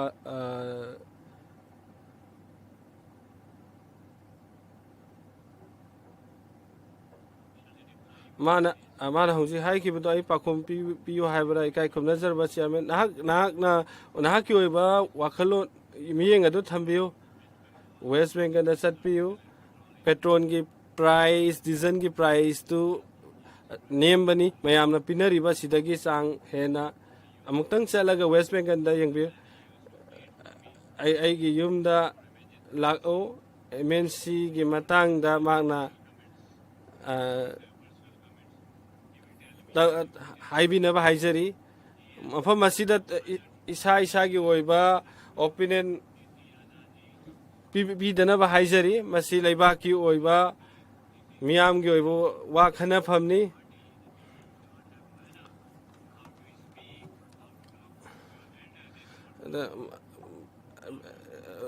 जनता भारत जनता पार्टी की मेंबर सिंह इकाई खनो मेंबर सिंह असिना मखोइना हाउस दा व्यवहार दा करम दा वांगांग दगे हाइबसे मखोइ गिदा लैते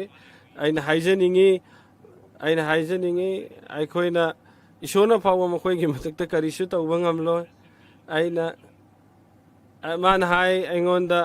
नंग हाइना यंगो आई नाहक से आई गी मखानी ai senior ni nangondagi ikai khumna ba wahai ge loina sizinaraga khoina ngangnasi masi record ta thamloi dabani ikai khumna ja minister nahak ki phamam lang da phambiyu ikai khumna jaraba aina haizari asigumba intervention tawbase wangangi ngaida amana amagi mathakta intervene tawbase masi aina nangondagi asa tawde nahak nang se senior ni na aduga budget ta yumpham oiraga wangang biu budget ta yumpham oira wangang biu nasa isa gi oiba wakhalon do sida puthoaga amana amada chaiba wafam adu thambiganu sar na hangna tahawbra aina ngangkhibado adu aina record ta thamdre ma na ngangkhibado kaigi damakta madu henjana khalibano khangano budget ta yumpham oiraga wangang biu ikai khumna jarbasing 30,000 nang wangang ba makha chathapiu ikai khumna jaraba chairman 1.7 crore rupees ase ai thoiba paisa ni West Bengal gi damakta masi 1992 dagi hauraga 1922 de hauraga ngasi phawbada GST ge piba leitri 2022 phawbada halakba leitri pi khiba GST ge sempa masi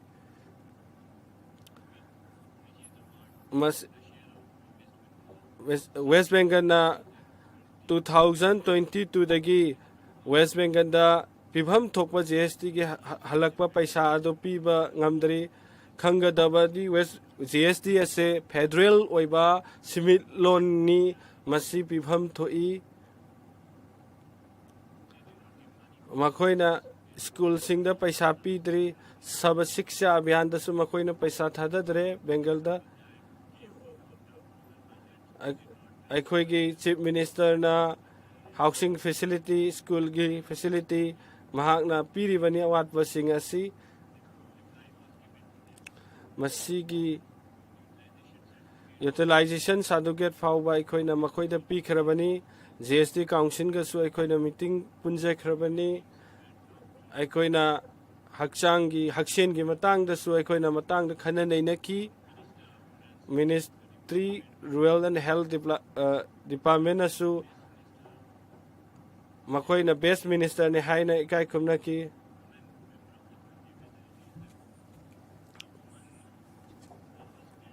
nupi imung amada mahaki anaba lairaba matamda mafam West Bengal da aikoi gi state ki oina makoina anakpa hospital da or private hospital da leyengasu aikoina mating piri adubu central lenga ki oina di makoi gi phangpham thokpa sing ado piba laitri 2022 dagi asigi athoi ba sempham aikoi gi phangpham thokpa do phangdana leiri mak aina khangba pamjai karamba constitution gi provision da karamba article da ibage aikoina hospital school sing asida color ama khakta oigadabane haibase Hindu khakta gi oigadabane haise saffron color oigadabane haibase saffron oirasu tongan tongamba color oigadabane haibase aduga thagi machu ase angaubani makhoi gi damakta di atopa machu ama oyo haigadawribra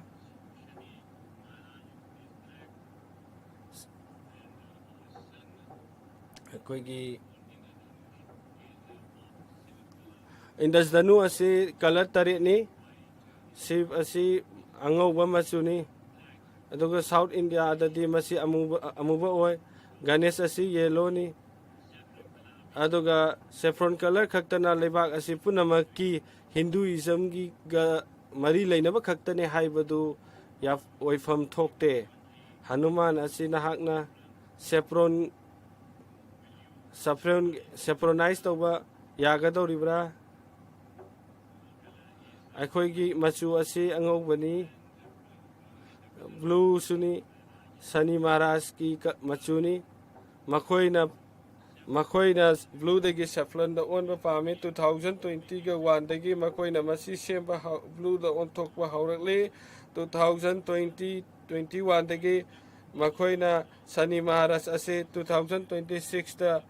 makoina amuk atopa masuda onna bahonari nahaki member na wanganga do balairi adon honorable speaker nahang nganga do wafam adu nahaki subject yum pham oina bahaisari Sri Arun Nehru ikai khumna jaraba chairman thagachari asiguma matamasi pibagi dama supplementary demand and grant gi matang ta aina hauba pamjai madudi maruiba democracy da yumpham oiba sing masi cooperative federalism ni masi laiba asigi democracy gi yumpham ni masi na sahi kya dagi laiba asigi miyam gi ba lainga ase ngak tu na ngasi phawba chathaduna lak lebani cooperative federalism gi matang da masi gi chaga amasung chaga ase state khuding mak ta chamana na yan thokadam ni adu banga si de masi gi mechanism asu ma gi structure gi matungna sada humphudi masi gi chading ase masi state na amasung local government na puthokli bani masi 40% amasung masi gi ta na puthokli masi gi chamana na aikoina dev ta su bon gi khudong chaba lawbu ya be khudong chaba lairi ata det ka bon ani sigi khena basi lai hauki ba chahi tara ni thoida center na union government da gi salong na bagi aikoina union government da gi lawgada sampam khudamak ke arba local oiba yai local body gi institution of vice lawbu gi approval khudamak changdona laire madubu cooperative federalism da leba asigi lengak lon ase phajana chathana nabagi damak ta thambiramba chana lochani leba ki miyam gi lengak asibu chawkhal hanabagi damak ta lairiba federalism gi structure asibu marik chumna chatha hanba haibase tangai phadaba lairi hauji amuka ina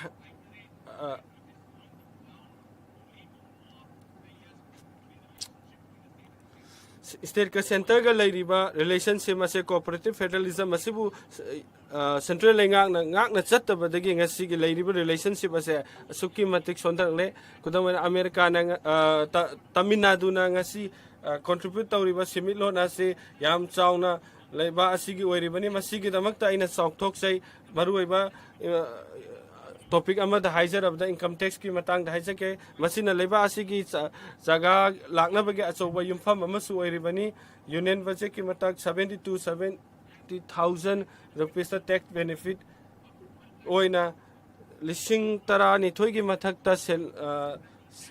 lakpa singda lak train thoi gi mathakta lakpa singda masigi khudong chaba pina na bagi damak makoina tawri adubu yenga dobadi leba asigi chinjak ki maman hengalakpa amasung expenditure hengalakpa sina achoba khudong chadaba amadi mayong na gadawri haibase thamjage masigi union government na citizen singda hangadaba khudong chaba sing adudi masida yawba leitri union government amasung union government leba asigi nagrik khuding makta kanaba yaba budget adu oheninge opposition ama oina aikoina request tawchari inflation asibu pot maman hengalakpa sibu phajane handle tawnana bagi damakta ina go lenga asida pungning chingsenjari machi oirabadi leiba asigi chakhotpagi khongjen asi hene yauksin gani corporate tax ki matakta 22% sada apun bagi collection da oiri individual na 25% oiri masi achoba leiba asigi chalaibada achoba awaba moige tori shifting dagi individual da shift tawrakpa matamda individual tax prayer sing asina asuki matik awaba oiri masina balance tawba ngamodri magi imung amasung magi corporate ki oiba masina atopa leibak sing da koina sangdam na duna yengbiraga su yagani ikai khumna jaba chairman road rate ki matang da thamjarabada direct tax indirect tax ki matang da GST asi chaurakna 1.58 lakh crore sahi gi oiri mas income tax na sada 75 crore oiri 1 lakh crore sahi gi oina leire masi tasengna afaba amadini adobo atopa aikoina hongziki oina rate sida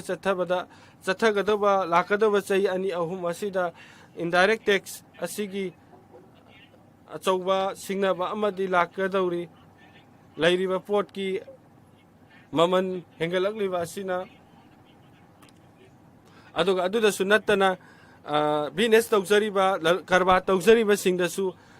leiba asigi lakadoba chakatpai khongjenda apanba oigani haina khanjai aina so haisaba pamjai tax asigi matangda government piriba asigi matangda so haijali 122 million mi sing asina return file piri 122 mi sing asid na makogi business houses cooperative khaidokra matangda 1.2 billion mi 1.2 billion makoina ahenba budget asidagi oiribani masina hairiba mi sing piriba sing asigi khudong chaba phanganana bagi damakta lairaba singi damakta di 100 rupees khakta oiri masi paisa si sugaina nainaba matamda tasengna mak masi miyam gi damakta praja miyam gi damakta hingbada awaba oigani Tamil Nadu Chief Minister bu thagar performdok sari MK Stalin bu direct benefit scheme nupi singi damak masibu magalim tigram haina kawi masina masigi scheme masi hawdokra matungda scheme masida Madhya Pradesh dasu Maharashtra dasu Delhi dasu hongjik tatari atopa northern states dasu ruling party na vodka khaba sing dasu masi hawkhre masina south dasu implement tawra matungda ki north dasu yore masi yamna mai pakli masigi marui maramdi masina lairaba khwaidagi lairabdagi lairaba nupi sing imung singda masina mateng panglibani masina samas ki oiba chakhat thorangda nupi singsu saruk yahanabagi achouba pangal amoiri adubu northern area singda di vote kananabagi thamak oiri atpani marat ki matang da lenga asina hairi tasengna masina hairi badi akoi isana isagi lenga leiba asibu chalaiba ngamba aduni leiba asigi 23 crore lakh hena UPI gi makhada paisa thadok thajin tawri hairiba asi company anina rain tawri masi America na on tawba company ngaktani member asida yauriba sing asina aikoina UPI hack tawba matamda aigi data ase aigi data aina dosa chaning boiro lunch chaning boiro aigi data ase America na chakharabani aina house da so aina wafam ase phongdok pami aigi data ase leiba asigi data ase akoigi ihong hong na UPI gi mingda America da laikhrabani state ki right ki matang da sige budget sida haijaninge Westphalian principal gi da yumpham oiba budget asida oiri aina asigi yumpham asigi matang da aina haijari madudi yamna phaba lengak lon adu phangana bagi damakta Westphalia principal asina hairi basi hena mipung khuding mapu chawkhat minana chamina badoni masi Germany France ju chanari bani panchayati raj asina aikoi gi resource allocation ase decide tawri local policy industry policy aduga how khiba sahi yankai sida khoi gi chawkhat pa gi chang asi simit londa amasung happiness index da hairiba leibak asigi leibak ahum ani have the Germany France asigi makoi gi decentralization da phajana function taw maramna happiness index ki chang asi wangkhali bani masida ekoina uba phangi leibak aduda miyam gi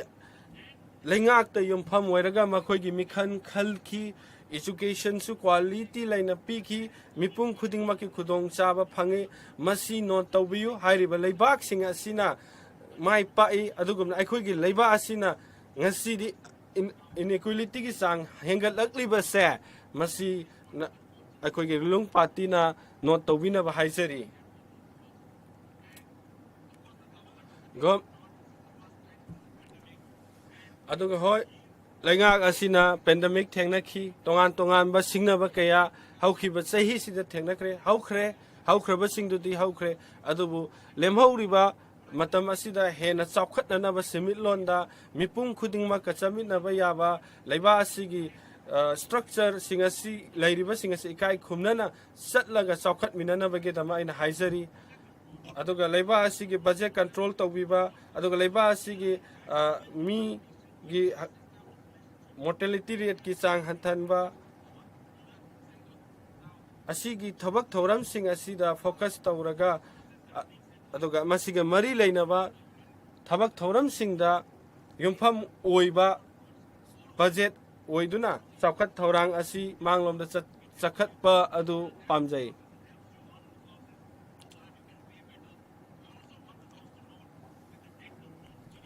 GDP ꯔꯦꯁꯤꯌꯣꯒꯤ ꯃꯇꯥꯡꯗ ꯑꯩꯈꯣꯏꯒꯤ ꯗꯦꯞ ꯑꯁꯤ healthy ꯗꯦꯞꯇ ꯂꯩꯔꯤ꯫ Treasury panel ꯑꯃꯁꯨꯡ finance ꯃꯤꯅꯤꯁꯇꯔꯅꯁꯨ ꯍꯥꯏꯈꯤ sustainable ꯗꯦꯞꯀꯤ ꯃꯇꯥꯡꯗ ꯂꯥꯛꯀꯗꯕ ꯖꯦꯅꯦꯔꯦꯁꯟꯅ ꯐꯖꯅ ꯑꯋꯥ ꯑꯅꯥ ꯅꯪꯗꯅꯕꯒꯤꯗꯃꯛ ꯂꯩꯔꯤꯕ ꯁꯦꯟꯗꯣꯟ ꯑꯁꯤ ꯗꯒꯤ ꯑꯩꯈꯣꯏꯅ ꯀꯣꯛꯅꯅꯕꯒꯤ ꯌꯥꯝꯅ ꯆꯦꯛꯁꯤꯟꯅ ꯁꯤꯃꯤꯠꯂꯣꯟꯒꯤ ꯊꯕꯛꯁꯤꯡ ꯑꯁꯤ ꯇꯧꯅꯅꯕꯒꯤꯗꯃꯛ ꯆꯠꯊꯔꯤ ꯍꯥꯏꯅ ꯇ꯭ꯔꯦꯖꯔꯤ ꯕꯤꯜꯅꯁꯨ ꯍꯥꯏ ꯃꯁꯤꯒꯤꯗꯃꯛ ꯑꯦꯄ꯭ꯔꯤꯁꯤꯌꯦꯠ ꯇꯧꯖꯩ ꯑꯗꯨꯕꯨ ꯑꯩꯈꯣꯏꯅ ꯁꯤꯃꯤꯠꯂꯣꯟ ꯑꯁꯤꯕꯨ ꯃꯇꯝꯒ ꯆꯨꯅꯅ ꯆꯥꯎꯈꯠꯅ ꯂꯦꯞꯈꯠꯆꯕ ꯉꯝꯅꯅꯕꯒꯤꯗꯃꯛꯇ ꯑꯩꯈꯣꯏꯅ ꯗꯤꯁꯦꯟꯇ꯭ꯔꯦꯂꯥꯏꯖꯦꯁꯟꯁꯤ ꯈꯛꯇꯅ ꯃꯥꯏ ꯄꯥꯛꯄ ꯑꯣꯏꯒꯅꯤ ꯍꯥꯏꯕꯁꯦ ꯑꯩꯅ ꯍꯥꯎꯁ ꯑꯁꯤꯒꯤ ꯄꯨꯛꯅꯤꯡ ꯆꯤꯡꯁꯤꯟꯖꯔꯤ꯫ ꯏꯖꯨꯀꯦꯁꯟꯒꯤ ꯃꯇꯥꯡꯗ ꯍꯥꯏꯔꯕꯗ ꯂꯩꯕꯥꯛ ꯑꯁꯤꯒꯤ ꯅꯍꯥꯁꯤꯡ ꯑꯁꯦ ꯑꯩꯈꯣꯏ ꯃꯇꯝꯒ ꯆꯨꯅꯕ ꯃꯍꯩ ꯃꯁꯤꯡ ꯇꯝꯕ ꯃꯍꯩ ꯃꯁꯤꯡ ꯄꯤꯕ ꯍꯥꯏꯕꯁꯦ ꯑꯩꯈꯣꯏꯒꯤ ꯌꯥꯝ ꯃꯔꯨ ꯑꯣꯏꯕꯅꯤ꯫ 25 lakh ꯑꯩꯈꯣꯏꯒꯤ ꯃꯤ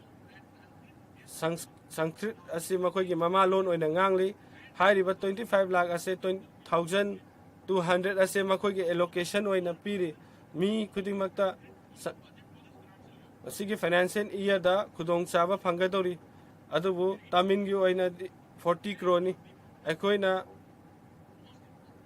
ꯌꯥꯝꯅ ꯃꯔꯨ ꯑꯣꯏꯕ ꯋꯥꯐꯝꯗꯤ UPꯗꯒꯤ 4,000 rupees student amada chahi amagi oina education gi damak piri aina compare tawjabana te just tawjabana te saulka nyoka asigi ani coin oiba ase wafam ase aina haijabani society amabu society hantani yangbana te masumna khenaba thama sina leiba asibu chawkhat hanba haibase tasengna oithokte aduna Tamil Nadu ke graduate की enrolment ratio से 40% अदुगा national level 27 खक्तनी अखोइना मसिगिदमा पैसा काइथोकपा असि अखोइना मियेंग थमसी मसि चावखतनबगिदमक्ता सेंफम काइथदरगदि ओइथोकपा लेरोय 44% नुपी अखोइगी तमिलनाडुदा थबक सुरी मसिना लेबाकी ओइनादि 18% खक्तनी मसिगी government of तमिलनाडुना पीरिबा स्कीमसिंग असे माई पाक मनिना union government सु मसिदै तमजबदा कैसु अकाइबा लेते हाइना थमजके टू लैंग्वेज पॉलिसी की मतंगदा आइना थमजनिंगी अखोइना निंग तमला मतमदा यूपी राजस्थान तमिलनाडु अखोइ सब मानबा लेवल अमदा लेरमी अखोइना टू लैंग्वेज पॉलिसी दगी अखोइ हेना चाखटपा ओरकी मथंग आइंगोना 2 मिनट पीबीओ सा चांबिदना आई वफम असि लोइसिनजगे मफम अतोप स्पीकर मा ngangadobsu leiri nangi 2 minute PBO Central University ki matang da constitution na sengwa pada scientific temper hengan na bege damakta na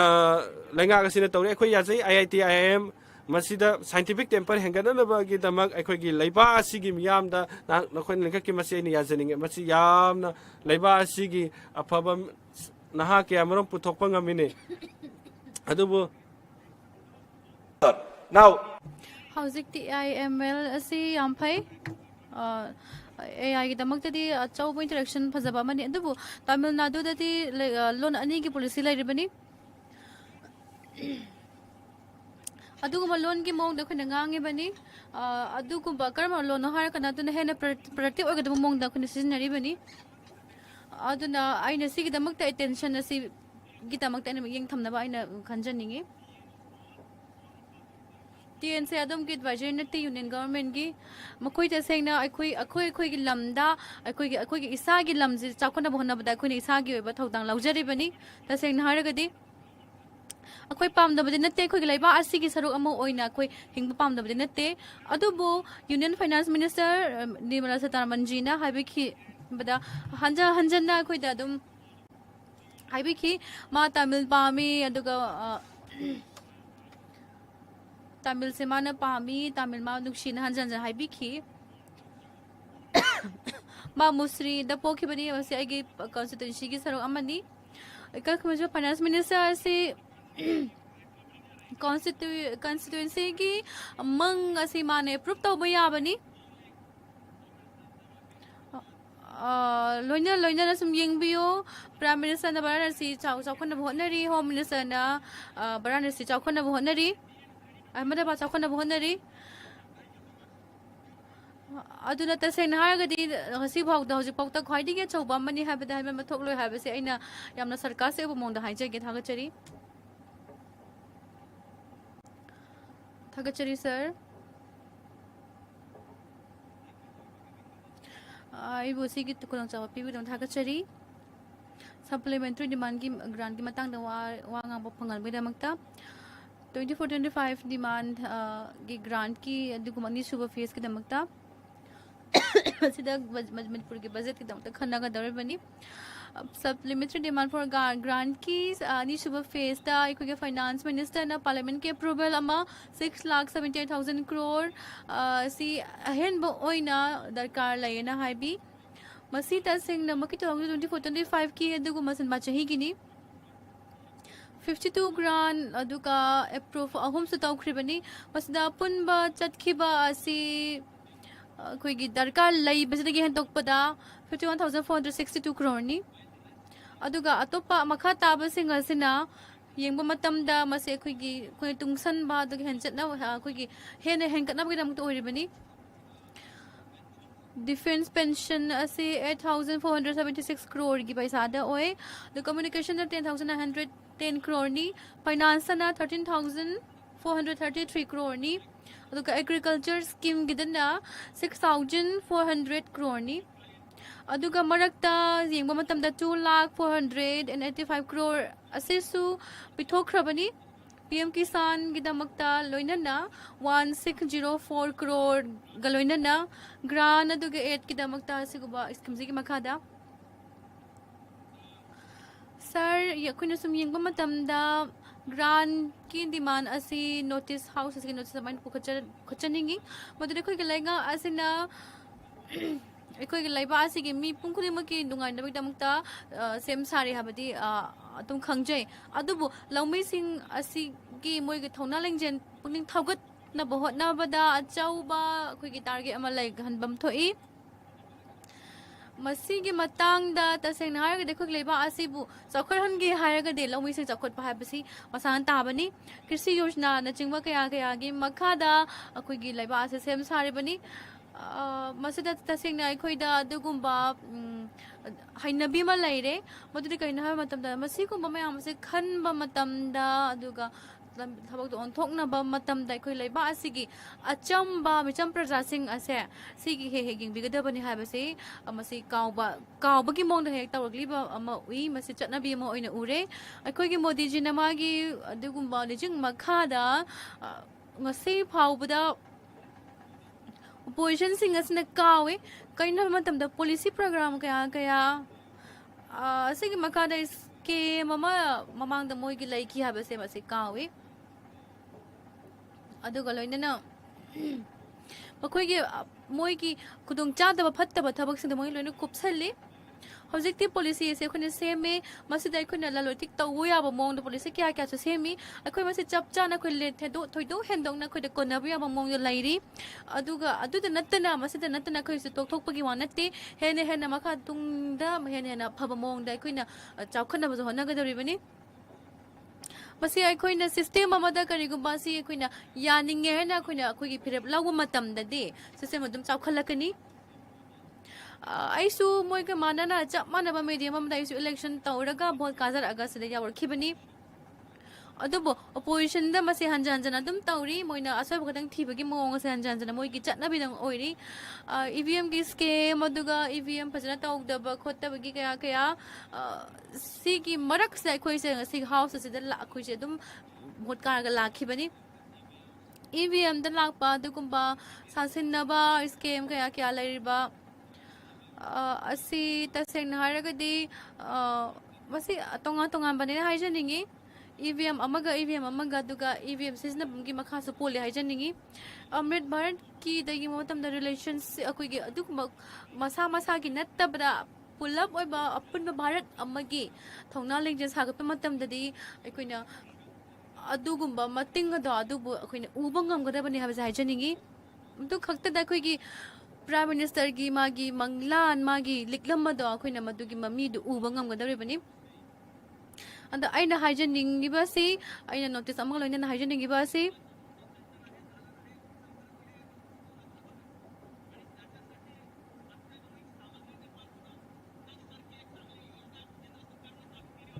तब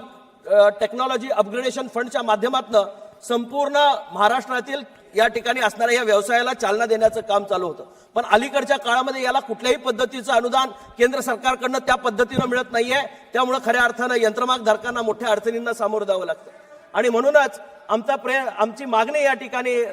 राज्याकडून या ठिकाणी केंद्र शासनाला आहे की आपण टफ्सची योजना परत या ठिकाणी कार्यान्वित करावी ज्याच्या माध्यमातून टेक्नॉलॉजी अतिशय शेवटच्या घटकापर्यंत या ठिकाणी मसिगी स्कीम असी हौदोखिबनी अदुगी मखादा अखोइने स्कीम असी फजना अमुका हेना मयाम चटनाबे याबा मगोंगदा मसी लिंखत्तिगदबनी टेक्सटाइल की ओइबा स्कीम दसु येंगबा मतमदा टेक्सटाइल असी खडिके मरु ओइबा मनि हाइजनिंगी मसिदा अखोइना अपुनबेगी ओइबा सिस्टम अमा सागतपा ngamlagadi अखोइगे लैबा असिगी अमत ओइबा जाति के थाकता पुखतपा ngamगदरबनि लैबा असी असिगुम्बा माइकै असिदा हाइबा मतमदा अखोइगे लैंगा असिना असिगुम्बा टेक्सटाइल के सेंटर अमा लैहनबा मथौ ताई अदुगा लोइनना अखोइगे लैंगा असिना खल्लिबा मंगलान मैम मंफाउनबा ngamnabagidamagta असिगुम्बा सेंटर सि मथौ ताई अदुना मसे अदुदसु नतना लैंगा कि नतना मसे अखोइ खुदिंगमक्की अदुगुम्बा थौदांगनी सुगर केन दे येंगसि सुगर केन सि यामना चाउ चाउना या मयामना कोनबा याबा मोंगदा अखोइगे चुसिंग असि सुंगलिबनी चुहिंग सुंगलिबनी अदुगा लोइनना हाना सुंगलिबसदगी हेना 50% हेना अखोइना सुंगबा ngamnana बोनगदबनी लौमी सिंग असि सुगुम्बा चुगी चु सुंगबा सिना सो मखोइदे हेना मखोइगी आइला हनगदौरिबनी अदुगा युमगिदमक्ता सिनबगिदमक्तासु चिनी सिनबगिदमक्तासु मिंगोन मिपाल तांगलारोय अखोइ साना पुथोकचबा तारगदी चिनी फजना सुंगबा से 30% खक्तनी दो अखोइगे युमदे सिनरिबा असि अदुगा 70% असिना अखोइगे लालोइटिक सिनरिबनी मसीददी कंपनी हाबदी पेप्सी कोका कोला कैडबरी न चिंगबा असीनसु मसी सिजनai अदुबो मोइदा तंगा तंगानबा चांगदा मोइना मसी सिजनai अदुगा लाई अदुगा योली अदुबो असिगुम्बा मथंग मखा नाइदबा अमदी चप चादबा असिगुम्बा चांगसिंग असिना लौमी सिंग असिदा अदुक्कि मतिंग नुंगाइतबा मोइगी पुंसी महिंगदा अदुक्कि मतिंग अपन मथोहली अदुना मरम ओरगा इना खुदिंगमक्ति येंगबा मतमदा लौइ सिंगुबगी थबकसिदा हेना खमांग सौसनहना मियेंग चंगबियु हाबसा हाइजगे अदुगा अनिसुबदा आइना हाइजनिंगबा सिदा प्रयागराज सिदा येंगबियु प्रयागराजदा हौखिबा कुमहै महाकुंभ की कुमहै अदुदा पृथ्वी खुदिंगमक्ना लाक्लगा मसले तिनफम ओइखिबनी मसिगी पुनफम मसि हुजिक्ति कइनो हाबा मतमदा पृथ्वीगी हु के तुरेल ने हाबदा हुजिक्ति हमें मथोगलरोय अदुकी मतिक फत्तबा मयाम फत्ता हौदी मयाम मथि मुकु मयाम मसदा तासनदन तुंगसिनदन लैरे अदुना मरम ओइरगा सिगी असिगुम्बा इसिंग मोसलगलिबा से फजना अकुने फजन येंगगा मसि येंगसिनबा अमा दरकार लई चांगें क्या तौरगा मसदगी कमाई तौदना थकपे याबा इसिंग ओंथोक हनबा याबनो हाबदो मदुगी खनबगी मतमदा होजि यामना थेंगथरबने हाइजनिंगी कर्नाटक महाराष्ट्र अदुगा अतोप अतोप जगह सिंग मयाम अमा लैरी कइनो हाबा मतमदा इचाउना याम साथिना मायहोंगना हलबा असिगुम्बा जगह सिंग असिदा इचाउ हंजन थोलबसे कइ मरमगिनो हाबदा अदुगी दमुक्ता अखोइना येंगसिनबा अदुगा सर्वे मा दरकार लै अदु मतमदा खक्ता अखोइना इचाउ की अवाबसिंग असिसो अखोइना ngakthokpa ngamgani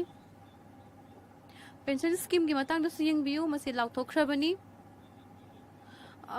ꯃꯃꯥꯡꯒꯤ ꯑꯩꯒꯤ ꯋꯥꯔꯣꯜꯗ ꯑꯩꯅ ꯄꯟꯖꯈꯤꯕꯗ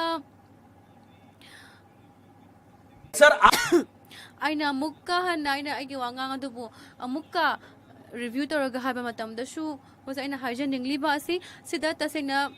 ꯖꯁꯇꯤꯁ ꯄꯤꯕꯤꯗ꯭ꯔꯦ ꯃꯁꯤꯗ ꯑꯩꯈꯣꯏꯒꯤ ꯑꯆꯨꯝ ꯑꯔꯥꯟꯗꯣ ꯐꯖꯅ ꯄꯦꯟꯁꯟ ꯁꯤꯁꯇꯦꯝ ꯑꯁꯤꯗ ꯌꯦꯡꯁꯤꯟꯕꯤꯌꯨ ꯑꯆꯨꯝ ꯑꯔꯥꯟꯒꯤ ꯕꯤꯆꯥꯔꯗꯣ ꯇꯧꯕꯅ ꯄꯦꯟꯁꯟ ꯁꯤꯁꯇꯦꯝ ꯑꯁꯤ ꯍꯦꯟꯅ ꯐꯒꯠꯄ ꯑꯗꯒꯤ ꯑꯗꯨꯒ ꯃꯤꯆꯝ ꯄ꯭ꯔꯖꯥꯁꯤꯡꯒꯤꯗꯃꯛꯇꯁꯨ ꯑꯐꯕ ꯈꯣꯡꯊꯥꯡ ꯑꯃ ꯑꯣꯏꯒꯅꯤ ꯃꯁꯤ ꯂꯩꯕꯥꯛ ꯑꯁꯤꯒꯤ ꯃꯤꯑꯣꯏ ꯈꯨꯗꯤꯡꯃꯛꯀꯤꯅꯤ ꯑꯁꯤꯒꯨꯝꯕ ꯂꯩꯉꯥꯛꯀꯤ ꯑꯄꯟꯕ ꯊꯕꯛ ꯊꯧꯔꯝ ꯃꯌꯥꯝꯁꯦ ꯁꯤ ꯌꯦꯡꯁꯤꯟꯅꯕꯒꯤꯗꯃꯛꯇꯁꯨ ꯑꯩꯈꯣꯏꯅ ꯑꯗꯨꯒꯨꯝꯕ ꯀꯔꯤꯒꯨꯝꯕ ꯆꯞ ꯆꯥꯕ ꯈꯣꯡꯊꯥꯡ ꯑꯃ ꯕꯣꯗꯤ ꯑꯃ ꯄꯥꯏꯈꯠꯐꯝ ꯊꯣꯛꯑꯦꯅ ꯈꯜꯂꯤ ꯍꯟꯗꯛꯀꯤ ꯃꯇꯝ ꯂꯣꯏꯔꯦ ꯑꯩꯒꯤ ꯃꯤꯅꯤꯠ ꯑꯅꯤ ꯈꯛꯇꯪ ꯄꯤꯕꯤꯌꯨ ꯀꯣꯂꯥꯄꯨꯔꯁꯤ ꯗꯛꯁꯤꯟ ꯀꯥꯁꯤꯅ ꯈꯪꯅꯔꯤꯕꯅꯤ ꯃꯁꯤ ꯇꯨꯔꯤꯖꯝꯒꯤ ꯑꯗꯨꯒꯨꯝꯕ ꯈꯨꯗꯣꯡꯆꯥꯕ ꯀꯌꯥ ꯃꯇꯤꯡ ꯂꯩꯔꯤꯕꯅꯤ ꯑꯗꯨ ꯃꯍꯥꯂꯛꯁꯃꯤ ꯇꯦꯝꯄꯜꯁꯨ ꯂꯩ ꯃꯁꯤꯗ ꯇꯤꯔꯨꯄꯇꯤ ꯆꯠꯄ ꯃꯇꯝꯗ ꯇꯁꯦꯡꯅ ꯍꯥꯏꯔꯒ ꯙꯔꯃꯒꯤ ꯑꯣꯏꯕ ꯑꯗꯨꯒꯨꯝꯕ ꯖꯒꯥ ꯀꯌꯥ ꯑꯃ ꯂꯩꯔꯤꯕꯅꯤ ꯃꯁꯤꯗ ꯇꯁꯦꯡꯅ ꯍꯥꯏꯔꯒꯗꯤ ꯂꯩꯉꯥꯛ ꯑꯁꯤꯒꯤ ꯁꯥꯏꯠꯇꯒꯤ ꯑꯗꯨꯒꯨꯝꯕ ꯄꯦꯀꯦꯖ ꯀꯌꯥ ꯃꯁꯤꯗ ꯑꯩꯈꯣꯏꯒꯤ ꯗꯔꯀꯥꯔ ꯂꯩ ꯀꯣꯂꯥꯄꯨꯔꯗꯒꯤꯁꯨ IT ꯄꯥꯔꯛꯇ ꯊꯕꯛ ꯇꯧꯔꯤ ꯀꯣꯂꯥꯄꯨꯔꯗ IT ꯄꯥꯔꯛ ꯑꯃꯨꯛꯀ ꯅꯧꯅ ꯐꯖꯅ ꯁꯦꯝꯒꯠ ꯁꯥꯒꯠꯄ ꯃꯊꯧ ꯇꯥꯏ ꯃꯁꯤꯅ ꯅꯍꯥꯁꯤꯡꯗ ꯍꯦꯟꯅ ꯃꯣꯏꯒꯤ ꯄꯨꯛꯅꯤꯡ ꯂꯧꯁꯤꯡ ꯑꯣꯏꯍꯟꯒꯗꯧꯔꯤꯕꯅꯤ ꯑꯗꯨꯒ ꯂꯣꯏꯅꯅ ꯑꯩꯅ ꯂꯣꯏꯁꯤꯟꯖꯕ ꯄꯥꯝꯃꯤ ꯑꯁꯤꯒꯨꯝꯕ ꯑꯩꯒꯤ ꯋꯥꯉꯥꯡ ꯑꯁꯤꯗ ꯀꯔꯤꯒꯨꯝꯕ ꯋꯥꯍꯩ ꯄꯔꯦꯡ ꯈꯔꯒ ꯂꯣꯏꯅꯅ ꯃꯗꯨꯗꯤ गडकरी साहबना हाईखी मदुदी लमसे क्वेश्चन तब मतमदा येंगबियो उदयपुर से इंडस्ट्री नी कोल्हापुर सांगली की जगह सीसु अखोइने कोल्हापुर की अदुगुंबा अचौब मरी मलैरी मसीदा आईगी ओइबा करिगुंबा खरा खुदोंचाबा खरा मचा मथुम खरा संग सब मथुक ताई ꯑꯗꯨꯒ ꯂꯣꯏꯅꯅ ꯌꯥꯝꯅ ꯄꯩꯁꯥ ꯆꯪꯗꯕ ꯃꯑꯣꯡꯗꯁꯨ ꯑꯁꯤꯒꯨꯝꯕ ꯃꯑꯣꯡꯗ ꯑꯥꯏ ꯊꯣꯛꯄ ꯌꯥꯕ ꯖꯒꯥ ꯑꯁꯤ ꯑꯣꯏꯍꯟꯕꯤꯌꯨ ꯑꯅ ꯍꯥꯏꯖꯅꯤꯡꯉꯤ శ్రీ ꯑꯜꯐ꯭ꯔꯦꯗ ꯑꯥꯔꯊꯔ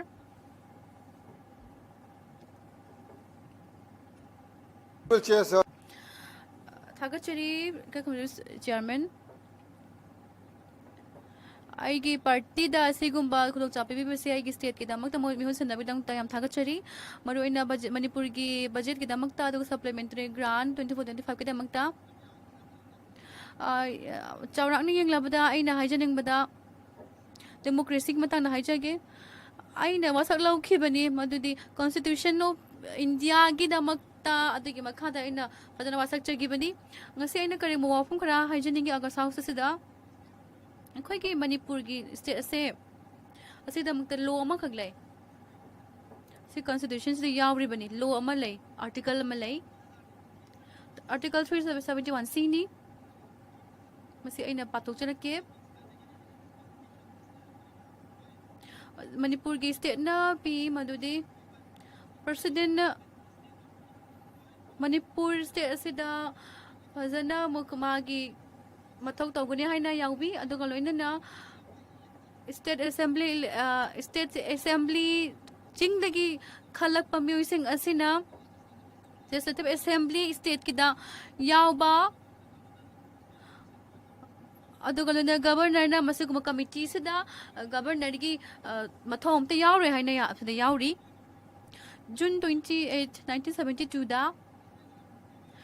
प्रेसिडेंट ना लाउथोखिबदा असिगुम लाइपा असिगी विविगिरी ना लाउथोखिबा अमा लाइखि मसि नोटिफिकेशन अमा थमखि नोटिफिकेशन से हम तसेंगी पैराग्राफ के क्या अमा लाई शेड्यूल में अमा लाई अदुबु बजे से मरी लेना मम खता इन को तौजरके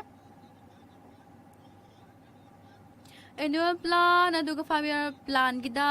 स्टेट की लाइंगाकना सेपरेट ओइना मसिबु येंगबा याबगी अदुगा प्रपोज लाई हिल की जगह सिंगदा अतोप जगह सिंगदा कमिटी की ममांगदा मसि अखुना थंबगी हक लाई द कमिटी ना मसीगी फाइनलाइज कमिटी ना तौगदौरिबनी असिगी लाइवा अखोइगी लाइवा असि कॉन्स्टिट्यूशन से आइना याजनिंगी आइन थाजै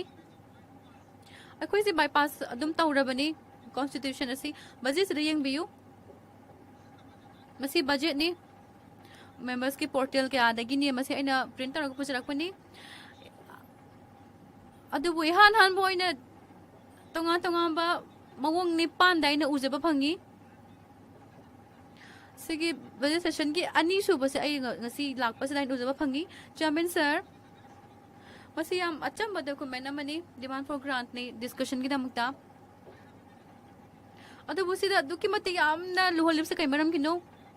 sigi akhoi ki loan haiba se yamna tasing kariguma mafam chadaba duga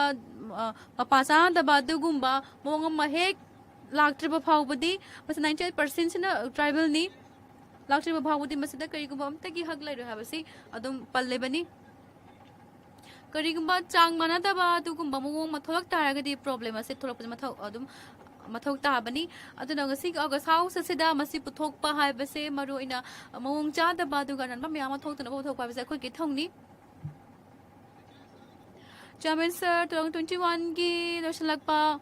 August habdi maya chalakpa August to October dagina President Ramnath Kovind se khoi gi laibak ta khoi gi state ta lakpina bagina mata khoi gi hak lai jikhi Amit Shah su Law Minister Parliamentary Affairs Minister ori hosidi the Prime Minister gi makhada ji Kisan Reddy gi makhada makhoi gi mogi mamangda ai khoi na Manipur thole base kai no haba do amadu thamja khrabani maru ina chingda ai yam thaza ki delegation gi saruk amo illegal committee gi oina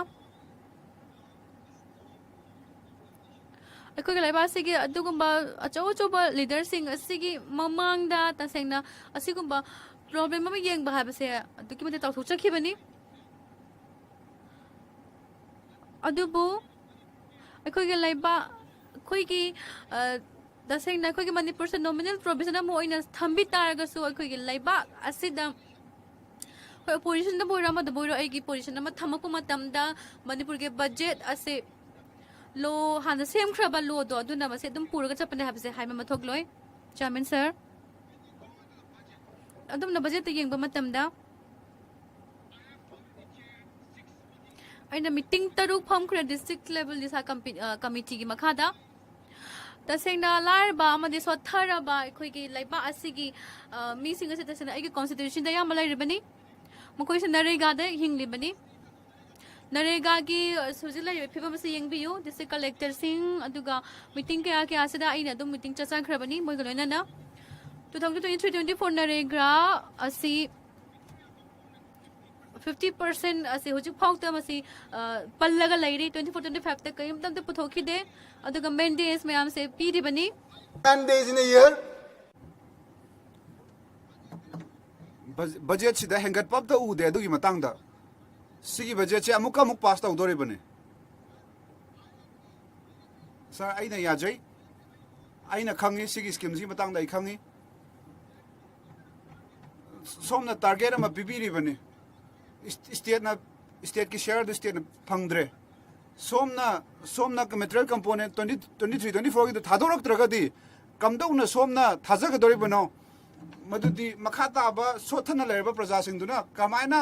thabak su ga dori bano makhoina kamaina thaja ga dori bano maduna makhoi gi punsirol oi dori bane som sina sen se pibi ga dabane 23-24 gi sen pham adu hauji phawa kai thadragadi hauji ki tu doctor se kai kana doino aisi mayek tu ne na ngangjari basi chairman sir hauji phawa du thadok tri bani masi achumba thabak nate masi aran bani chahi ani gi diu hauji phaw clear tawdri adu national social assistance program mi matang da panba matam da mar hauki ba chahi gi 2023 march tani paisa pigri baje national old age scheme pension scheme mayam palle widow pension scheme mi matang da panba matam da adugi iskam mayam je 2023 gi march adai dane paisa bithokri hauji phawa due tawdana thame adui taraga di scheme sing du kaidong na ba semi bano kwaidagi sotharaba praja sing je na thaiduna thambire aina ude sigi budget sida makhoina paisa sing du pithokane ha baje kaim ude sigi budget sida so kaim ni yaude si budget sida ai khoina central na piba scheme mayam ma yaure scheme program mayam yaure program mayam scheme mayam yaure adubu hana tawgi basing dugi mahochin manga tane mase anau ba semdo ba kaim yaude Mr Chairman sir laiba se chawkhat pa darkar lai ꯃꯅꯤꯄꯨꯔꯁꯤꯅ ꯈ꯭ꯋꯥꯏꯗꯒꯤ ꯃꯈꯥꯗ ꯈ꯭ꯋꯥꯏꯗꯒꯤ ꯅꯦꯝꯅ ꯂꯩꯔꯕ ꯄꯥꯔ capita ꯏꯟꯀꯝꯗ ꯈ꯭ꯋꯥꯏꯗꯒꯤ ꯅꯦꯝꯅ ꯂꯩꯔꯕ ꯃꯐꯝ ꯑꯃꯅꯤ ꯁꯤ ꯀꯔꯤꯒꯤꯅꯣ ꯅꯤꯇꯤ ꯑꯥꯌꯣꯒ ꯑꯣꯏꯒꯦꯔꯥ ꯄ꯭ꯂꯥꯅꯤꯡ ꯑꯦꯀꯣꯔꯗ ꯀꯃꯤꯇꯤ ꯑꯣꯏꯒꯦꯔꯥ ꯁꯦꯟꯇ꯭ꯔꯦꯜ ꯒꯣꯔꯃꯦꯟ ꯑꯣꯏꯒꯦꯔꯥ ꯒꯕꯔꯅꯔꯁꯤꯅ ꯃꯁꯤ ꯁꯣꯏꯗ꯭ꯔꯤꯕꯅꯣ ꯃꯁꯤ ꯁꯤꯟꯗ꯭ꯔꯤꯕꯅꯣ ꯃꯗꯨꯗꯤ GST ꯕꯤꯜꯁꯦ ꯁꯦꯝꯒꯠꯄ ꯀꯔꯤꯒꯤꯗꯃꯛꯇ ꯁꯦꯝꯒꯠꯇ꯭ꯔꯤꯕꯅꯣ ꯑꯦग्ꯔꯤꯀꯜꯆꯔꯗ ꯍꯣꯔꯇꯤꯀꯜꯆꯔꯗ ꯀꯩꯝꯇ ꯍꯦꯟꯒꯠꯄ ꯌꯥꯎꯗꯦ ꯆꯤꯡꯒꯤ ꯂꯝꯁꯤꯡꯗꯣ ꯀꯩꯝꯇ ꯁꯦꯟꯊꯪ ꯑꯝꯇ ꯂꯥꯛꯇ꯭ꯔꯕꯅꯤ ꯏꯟꯀꯝ ꯑꯝꯇ ꯂꯥꯛꯇ꯭ꯔꯕꯅꯤ ꯃꯅꯤꯄꯨꯔꯗ ꯆꯥꯗ ꯃꯧꯗ꯭ꯔꯥꯗꯤ ꯆꯤꯡꯒꯤ ꯂꯝꯅꯤ ꯆꯤꯡꯒꯤ ꯂꯝꯗ ꯀꯥꯟꯅꯕ ꯑꯝꯇ ꯐꯪꯗ꯭ꯔꯕꯅꯤ ꯑꯩꯈꯣꯏꯁꯦ ꯋꯥꯔꯕꯅꯤ ꯑꯩꯈꯣꯏꯁꯦ ꯀꯝꯗꯧꯅ ꯁꯔꯚꯥꯏꯚ ꯇꯧꯒꯗꯒꯦ ꯍꯥꯏꯕꯁꯤꯗ ꯆꯥꯎꯈꯠꯅꯕꯒꯤ ꯁ꯭ꯀꯣꯞ ꯑꯝꯇ ꯂꯩꯇ꯭ꯔꯦ ꯁꯤꯗ ꯑꯩꯈꯣꯏꯁꯦ ꯀꯝꯗꯧꯅ ꯍꯤꯡꯒꯗꯧꯔꯤꯕꯅꯣ ꯅꯔꯦꯒꯥꯗ ꯗꯤꯄꯦꯟ ꯇꯧꯔꯒ ꯂꯩꯒꯗ꯭ꯔꯥ ꯅꯔꯦꯒꯥꯒꯤ ꯐꯟꯗꯤ ꯁꯣꯝꯅ ꯍꯧꯖꯤꯛ ꯐꯥꯎ ꯄꯩꯁꯥ ꯊꯥꯗꯣꯛꯇ꯭ꯔꯦ ꯁꯦꯟꯇ꯭ꯔꯦꯜ ꯒꯣꯔꯃꯦꯟꯅ ꯄꯩꯁꯥ ꯊꯥꯗꯣꯛꯇ꯭ꯔꯦ ꯁ꯭ꯇꯦꯠ ꯒꯣꯔꯃꯦꯟꯅ ꯃꯈꯣꯏꯒꯤ ꯄ꯭ꯂꯥꯟ ꯄꯨꯟꯅ ꯆꯥꯎꯈꯠꯃꯤꯟꯅꯅꯕ ꯄ꯭ꯂꯥꯟ ꯑꯝꯇ ꯁꯦꯝꯗ꯭ꯔꯦ ꯃꯁꯤꯡꯁꯤꯡꯁꯦ ꯌꯦꯡꯕꯤꯌꯨ ꯃꯁꯤꯡꯁꯤꯡꯁꯦ ꯑꯗꯨꯛꯀꯤ ꯃꯇꯤꯛ ꯌꯥꯝꯅ ꯄꯦꯟꯗ꯭ꯔꯕ ꯐꯤꯒꯔ ꯑꯃꯅꯤ ꯑꯣꯅꯔꯦꯕꯜ ꯐꯥꯏꯅꯥꯟꯁ ꯃꯤꯅꯤꯁꯇꯔꯗ ꯑꯩ ꯆꯦꯂꯦꯟꯖ ꯇꯧꯖꯒꯦ ꯃꯗꯨꯗꯤ ꯇ꯭ꯔꯥꯟꯁꯄꯣꯔꯠ ꯃꯤꯅꯤꯁꯇꯔꯁꯨ ꯍꯥꯏꯖꯒꯦ ꯃꯨꯝꯕꯥꯏ ꯗꯦꯜꯂꯤꯗꯨ ꯍꯥꯏꯋꯦꯗꯨ ꯀꯥꯎꯊꯣꯛꯄꯤꯔꯣ ꯇꯣꯛꯊꯣꯛꯄꯤꯔꯣ 50,000 crore ꯇꯧꯕꯤꯔꯣ ꯃꯁꯤ ꯑꯩꯈꯣꯏꯒꯤ ꯂꯩꯕꯥꯛꯅꯤ ꯊꯥꯗꯕꯤꯔꯣ ꯑꯩꯒꯤ ꯀꯟꯁꯇꯤꯇꯨꯌꯦꯟꯁꯤꯗ ꯂꯥꯛꯄꯤꯌꯣ 20,000 square kilometerꯒꯤ ꯆꯥꯡ ꯑꯣꯏꯕ ꯑꯩꯒꯤ ꯖꯒꯥꯗꯨꯗ ꯂꯥꯛꯄꯤꯌꯣ ꯑꯝꯇ ꯑꯩ ꯎꯠꯆꯒꯦ ꯅꯪꯒꯤ ꯃꯤꯅꯤꯁꯇ꯭ꯔꯤꯗꯨꯅ ꯁꯦꯝꯃꯤꯕ ꯂꯝꯕꯤ ꯁꯣꯔꯣꯛꯁꯦ ꯑꯩ ꯎꯠꯆꯒꯦ ꯅꯪ ꯁꯤꯗꯨꯔꯕ ꯅꯪꯅ ꯆꯥꯎꯈꯠ ꯊꯧꯔꯥꯡꯕ ꯂꯩꯕꯥꯛꯁꯤꯒꯤꯗꯃꯛꯇ ꯁꯦꯝꯃꯤꯕ ꯂꯝꯕꯤ ꯊꯧꯔꯥꯡ ꯍꯥꯏꯕꯗꯨ ꯁꯤꯔ ꯃꯁꯤꯅꯤ ꯑꯩ ꯕꯖꯦꯠ ꯄꯤꯔꯤꯕꯁꯦ ꯑꯩ ꯌꯥꯝ ꯁꯦꯔꯤꯌꯁ ꯑꯣꯏꯔꯤꯕꯅꯤ ꯚꯤꯁꯥ ꯀꯃꯤꯇꯤꯒꯤ ꯃꯇꯥꯡꯗ ꯑꯗꯨꯒꯤ ꯅꯦꯁꯅꯦꯜ ꯍꯥꯏꯋꯦꯒꯤ ꯃꯇꯥꯡꯗ ꯑꯩ ꯈꯟꯅꯈꯤ ꯂꯝꯕꯤ ꯁꯦꯝꯕ ꯃꯇꯝꯗ ꯂꯦꯟꯏꯀ꯭ꯋꯤꯖꯤꯁꯟꯒꯤ ꯄ꯭ꯔꯣꯕ꯭ꯂꯦꯝ ꯑꯃ ꯂꯩ ꯑꯩꯈꯣꯏꯒꯤ ꯁꯃꯥꯖ ꯑꯃ ꯑꯣꯏꯅ ꯑꯩꯈꯣꯏꯅ ꯀꯟꯇ꯭ꯔꯦꯛꯆꯨꯑꯦꯜ ꯕꯦꯁꯤꯁꯇ ꯄ꯭ꯔꯣꯕ꯭ꯂꯦꯝ ꯊꯣꯛꯏꯔꯥ ꯍꯧꯖꯤꯛꯇꯤ ꯀꯩꯝꯇ ꯇꯧꯔꯗ꯭ꯔꯦ ꯊꯕꯛ ꯑꯝꯇ ꯇꯧꯗ꯭ꯔꯦ JJM ꯁ꯭ꯀꯤꯝꯒꯤ ꯃꯇꯥꯡꯗ ꯇꯅꯖꯤ ꯑꯗꯨꯒ ꯐꯥꯏꯅꯥꯟꯁ ꯃꯤꯅꯤꯁꯇꯔꯅ ꯂꯥꯛꯄ ꯃꯇꯝꯗ PMGSYꯗ ꯁꯤ ꯇꯧꯈ꯭ꯔꯦ JJMꯗ ꯁꯤ ꯇꯧꯈ꯭ꯔꯦꯅ ꯑꯗꯨꯝ ꯍꯥꯏꯔꯛꯀꯅꯤ ꯑꯩꯅ ꯑꯃꯠꯇ ꯌꯥꯔꯣꯏ ꯃꯈꯣꯏꯅ ꯄꯜꯂꯤꯕꯁꯤꯡꯗꯨ ꯑꯣꯅꯔꯦꯕꯜ ꯏꯀꯥꯏ ꯈꯨꯝꯅꯖꯔꯤꯕ ꯄ꯭ꯔꯥꯏꯝ ꯃꯤꯅꯤꯁꯇꯔ ꯄꯜꯂꯤꯕꯗꯣ ꯑꯩ ꯑꯝꯇ ꯌꯥꯔꯣꯏ ꯑꯩ ꯑꯃꯃꯝꯇ ꯍꯥꯏꯔꯛꯀꯦ ꯑꯩ ꯃꯌꯦꯛ ꯁꯦꯡꯅ ꯍꯥꯏꯔꯛꯀꯦ ꯃꯥꯅ ꯍꯥꯏꯔꯤꯕ ꯃꯁꯤꯡ ꯈꯨꯗꯤꯡꯃꯛꯁꯦ ꯆꯦꯗ ꯍꯥꯏꯕꯅꯤ ꯑꯗꯨꯒ ꯁꯤꯒꯤ ꯍꯥꯎꯁꯁꯤꯗ ꯑꯩꯅ ꯃꯁꯤꯒꯤ ꯏꯟꯇꯤꯒ꯭ꯔꯤꯇꯤꯁꯤ ꯁꯣꯛꯍꯟꯗꯅ ꯑꯩ ꯍꯥꯎꯁꯁꯤꯗ ꯑꯩ ꯆꯦꯂꯦꯟꯖ ꯇꯧꯖꯒꯦ ꯃꯗꯨꯗꯤ ꯃꯅꯤꯄꯨꯔ ꯂꯩꯕꯥꯛ ꯑꯁꯤ ꯁꯦꯝꯕꯗ ꯃꯅꯤꯄꯨꯔ ꯁꯦꯝꯕꯁꯨ ꯗꯔꯀꯥꯔ ꯂꯩ ꯑꯩꯒꯤ ꯁ꯭ꯇꯦꯠꯇ ꯊꯣꯛꯏꯁꯤ ꯀꯔꯤꯅꯣ ꯉꯁꯤ ꯀꯅꯥꯅ ꯊꯧꯗꯥꯡ ꯄꯨꯕꯤꯒꯅꯤ ꯁꯤꯒꯤ ꯃꯇꯥꯡꯗ ꯑꯩꯅ ꯈꯪꯉꯤ ꯃꯗꯨꯗꯤ ꯁꯣꯝꯅ ꯄ꯭ꯔꯦꯁꯤꯗꯦꯟ ꯔꯨꯜ ꯆꯂꯥꯏꯔꯦ ꯃꯐꯝꯁꯤꯗ ꯆꯍꯤ ꯑꯅꯤ ꯍꯦꯜꯂꯕꯅꯤ ꯆꯥꯎꯔꯥꯛꯅ ꯆꯍꯤ 2 ꯁꯨꯔꯕꯅꯤ ꯊꯣꯛꯏꯕ ꯏꯔꯥꯡꯁꯦ ꯃꯁꯤ ꯑꯩꯅ ꯈ꯭ꯋꯥꯏꯗꯒꯤ ꯌꯥꯝꯗꯕꯗ ꯑꯩꯅ ꯊꯥꯖꯖꯈꯤꯕꯁꯦ ꯀꯔꯤꯒꯨꯝꯕ ꯊꯤꯒꯠꯄ ꯏꯟꯀ꯭ꯋꯥꯏꯔꯤ ꯑꯃꯗꯤ ꯇꯧꯐꯝ ꯗꯔꯀꯥꯔ ꯑꯩ ꯏꯟꯀ꯭ꯋꯥꯏꯔꯤ ꯑꯃꯗꯤ ꯇꯧꯔꯅꯤ ꯍꯥꯏꯕꯁꯦ ꯑꯩ ꯊꯥꯖꯖꯕꯅꯤ ꯁ꯭ꯇꯦꯠ ꯑꯃꯒꯤ ꯑꯦꯛꯖꯤꯀ꯭ꯌꯨꯇꯤꯚꯁꯦ ꯃꯈꯣꯏꯅ ꯑꯔꯥꯟꯕ ꯑꯃ ꯇꯧꯈ꯭ꯔꯕꯅꯤ ꯑꯗꯨꯕꯨ ꯃꯈꯣꯏꯁꯦ ꯊꯤꯖꯤꯟꯗꯅ ꯌꯦꯡꯖꯟꯗꯅ ꯍꯧꯖꯤꯛ ꯐꯥꯎꯕ ꯊꯝꯃꯤ ꯁꯤꯅꯤ ꯑꯩꯅ ꯌꯥꯝ ꯉꯛꯏꯁꯦ ꯁꯔ ꯑꯩꯅ ꯍꯦꯟꯅ ꯊꯥꯖꯕ ꯑꯩꯅ ꯍꯦꯟꯅ ꯑꯁꯥ ꯃꯌꯥꯝ ꯑꯃ ꯂꯩꯈꯤꯕꯅꯤ ꯑꯗꯨꯕꯨ ꯉꯁꯤꯗꯤ ꯅꯣꯡꯃꯒꯤ ꯃꯁꯤꯁꯤꯡꯁꯤ ꯁꯨꯝ ꯍꯟꯊꯔꯛꯑꯦ ꯑꯩꯒꯤ ꯊꯃꯣꯏ ꯁꯦꯡꯕꯗꯨꯗꯤ ꯃꯌꯦꯛ ꯁꯦꯡꯉꯤ ꯃꯗꯨꯗꯤ ꯆꯠꯅꯕꯤ ꯑꯃꯒꯤ ꯃꯈꯥꯗ ꯁꯪꯕꯤꯙꯥꯟ ꯑꯃꯒꯤ ꯃꯈꯥꯗ ꯆꯠꯅꯔꯤꯕꯅꯤ ꯅꯤꯌꯣꯝ ꯑꯃꯒꯤ ꯃꯈꯥꯗꯗꯤ ꯑꯩꯈꯣꯏꯅ ꯆꯠꯅꯔꯤꯕꯁꯦ ꯄ꯭ꯔꯖꯥꯒꯤ ꯅꯠꯇ꯭ꯔꯒꯗꯤ ꯁꯣꯝꯅ ꯂꯦꯖꯤꯁꯂꯦꯁꯟ ꯁꯦꯝꯕꯒꯤ ꯑꯥꯏꯟ ꯀꯥꯅꯨꯟ ꯁꯦꯝꯕꯒꯤ ꯃꯊꯧ ꯇꯥꯗꯦ ꯄ꯭ꯔꯖꯥꯒꯤ ꯃꯅꯤꯄꯨꯔꯒꯤ ꯄ꯭ꯔꯖꯥꯁꯤꯅ 60,000 ꯄ꯭ꯔꯖꯥ ꯃꯌꯥꯝ ꯃꯌꯨꯝ ꯂꯩꯇꯗꯨꯅ ꯆꯦꯟꯗꯨꯅ ꯂꯩꯔꯤꯕꯅꯤ ꯂꯝ ꯊꯨꯒꯥꯏꯈ꯭ꯔꯕꯅꯤ ꯃꯌꯨꯝ ꯃꯩ ꯆꯥꯛꯈ꯭ꯔꯕꯅꯤ ꯃꯈꯣꯏꯁꯤꯡꯁꯨ ꯊꯥꯗꯣꯛꯇꯨꯅ ꯆꯦꯜꯂꯕꯅꯤ ꯑꯗꯨꯒꯤ ꯃꯤ 50,000ꯗꯣ ꯑꯗꯨꯒꯤ ꯃꯊꯛ ꯀꯔꯤꯝꯇ ꯄꯟꯗꯦ ꯁꯤꯒꯤ ꯕꯖꯦꯠꯁꯤꯗ ꯅꯪꯅ ꯑꯀꯥꯏ ꯑꯇꯣꯏꯗꯤ ꯃꯌꯥꯝ ꯊꯣꯛꯍꯟꯈ꯭ꯔꯕꯅꯤ 20,000 crore ꯀꯥꯏꯊꯔꯕꯅꯤ ꯕꯖꯦꯠꯁꯤꯗ ꯑꯗꯨꯕꯨ ꯁꯤꯒꯤ ꯕꯖꯦꯠꯁꯤꯗ ꯃꯅꯤꯄꯨꯔꯒꯤꯗꯃꯛꯇ ꯀꯔꯤ ꯄꯜꯂꯤꯕꯅꯣ ꯍꯥꯏꯕꯗ ꯑꯩ ꯎꯗꯦ ꯃꯤꯁꯇꯔ ꯆꯤꯌꯔꯃꯦꯟ ꯁꯔ ꯑꯩꯒꯤ ꯁ꯭ꯇꯦꯠꯁꯦ ꯌꯥꯝ ꯑꯄꯤꯛꯄ ꯁ꯭ꯇꯦꯠꯅꯤ ꯑꯗꯨꯒ ꯑꯩꯈꯣꯏꯁꯤ ꯈꯨꯗꯤꯡꯃꯛꯇ ꯑꯗꯨꯝ ꯆꯞ ꯃꯥꯟꯅꯔꯤꯕꯅꯤ ꯂꯩꯕꯥꯛ ꯄꯨꯝꯕꯁꯤꯒ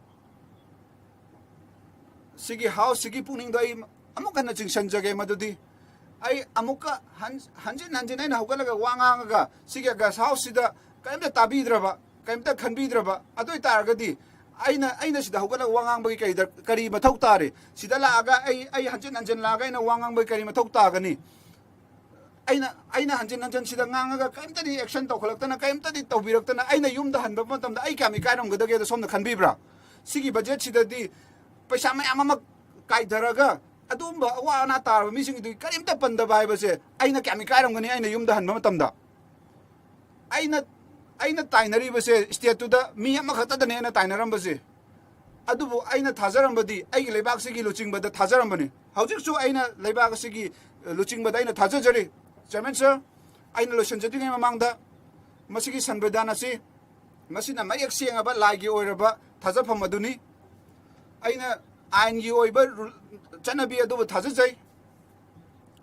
ngasigi budget che sina mayak siang na takbi ba ma darkar laibani Ministry of Home Affairs li makada Ministry of Home Affairs na masi yangjin bigadamni kai ginabda state ado Ministry of Home Affairs na yangjilibani chinga tampaka ki khaidok pase masi darkar lai ꯑꯩꯈꯣꯏꯅ ꯀꯝꯗꯧꯅ ꯈꯪꯒꯗꯣꯔꯤꯕꯅꯣ ꯃꯁꯤꯗ ꯀꯩꯝ ꯄꯟꯗꯦ ꯃꯗꯨꯗꯤ ꯍꯤꯜꯗꯅ ꯂꯨꯄꯥ ꯁꯨꯛ ꯆꯠꯒꯅꯤ ꯇꯝꯄꯥꯛꯇꯅ ꯁꯨꯛ ꯆꯪꯒꯅꯤ ꯍꯥꯏꯕꯁꯤꯗ ꯌꯥꯎꯗꯦ ꯏꯀꯥꯏ ꯈꯨꯝꯅꯖꯔꯤꯕ ꯐꯥꯏꯅꯥꯟꯁꯀꯤ ꯃꯤꯅꯤꯁꯇꯔꯅ ꯑꯁꯦꯡꯕ ꯗꯤꯃꯥꯟ ꯐꯣꯔ ꯒ꯭ꯔꯥꯟꯠꯁꯀꯤ ꯃꯇꯥꯡꯗꯣ ꯁꯤꯒꯤ ꯃꯇꯥꯡꯗ ꯄꯟꯕꯤꯔꯒ ꯍꯤꯜꯗꯅ ꯀꯌꯥ ꯆꯠꯀꯅꯤ ꯂꯝꯄꯥꯛꯇꯅ ꯀꯌꯥ ꯆꯠꯀꯅꯤ ꯍꯥꯏꯗꯣ ꯑꯗꯨꯒ ꯑꯋꯥ ꯑꯅꯥ ꯃꯌꯥꯝꯗꯣ ꯍꯧꯖꯤꯛ ꯍꯧꯖꯤꯛ ꯊꯦꯡꯅꯔꯤꯕ ꯑꯋꯥ ꯑꯅꯥ ꯃꯌꯥꯝꯗꯣ ꯐꯪꯅꯕꯒꯤꯗꯃꯛ ꯁꯤꯒꯤ ꯍꯥꯎꯁꯁꯤꯅ ꯄꯨꯟꯅ ꯃꯁꯤꯒꯤ ꯑꯋꯥ ꯑꯅꯥ ꯑꯗꯨ ꯊꯦꯡꯅꯃꯤꯟꯅꯁꯤ ꯈꯟꯅꯅꯩꯅꯕꯁꯤ ꯁꯤ ꯍꯥꯏꯖꯔꯒ ꯂꯣꯏꯁꯤꯟꯖꯔꯦ ꯊꯥꯒꯠꯆꯔꯤ Sri Sasangmani Tripathi ji,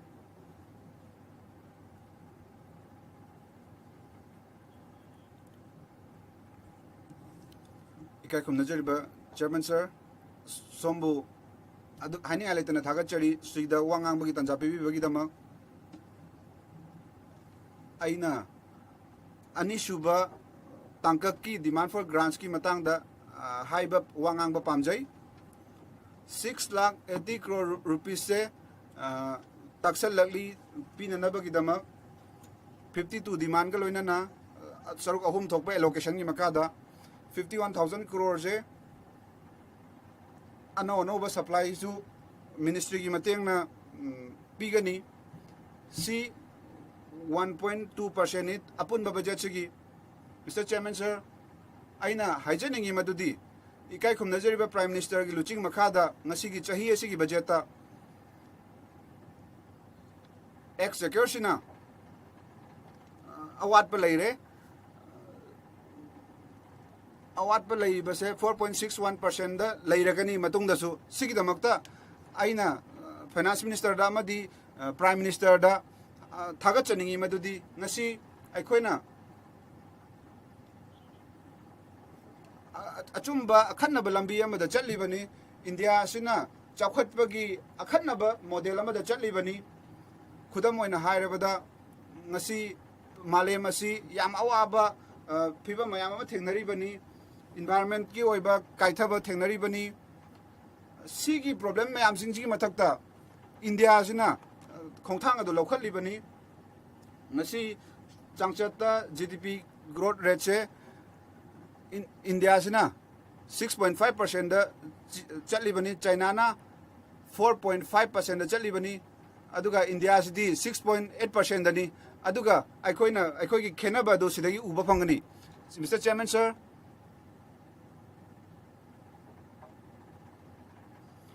aina nixingjai madudi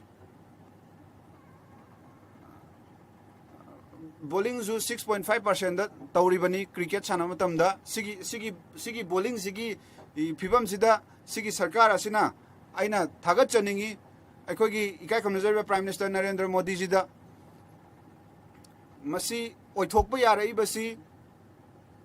140 crore praja gi thajabasi lakpadagini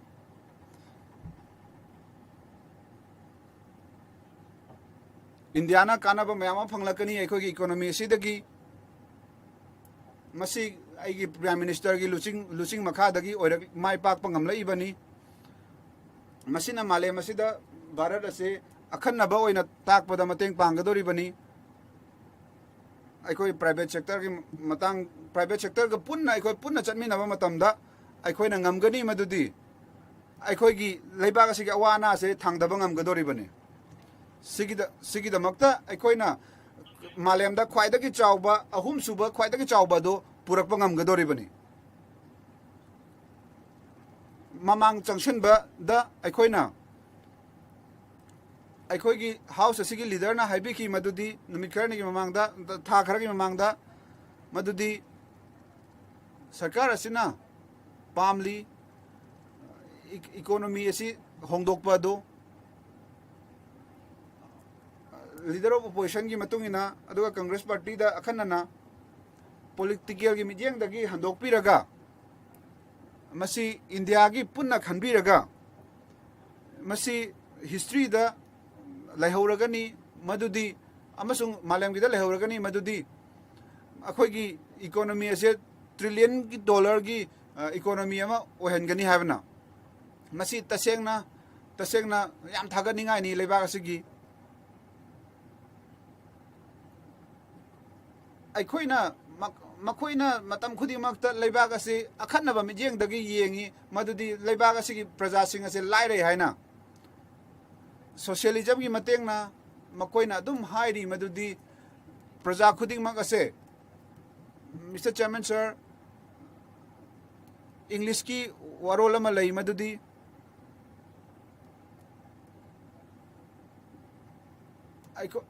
ꯑꯩꯈꯣꯏꯅ ꯊꯥꯖꯕ ꯋꯥꯠꯂꯒꯗꯤ ꯄ꯭ꯔꯖꯥꯁꯤꯡꯁꯤꯅ ꯑꯩꯈꯣꯏꯅ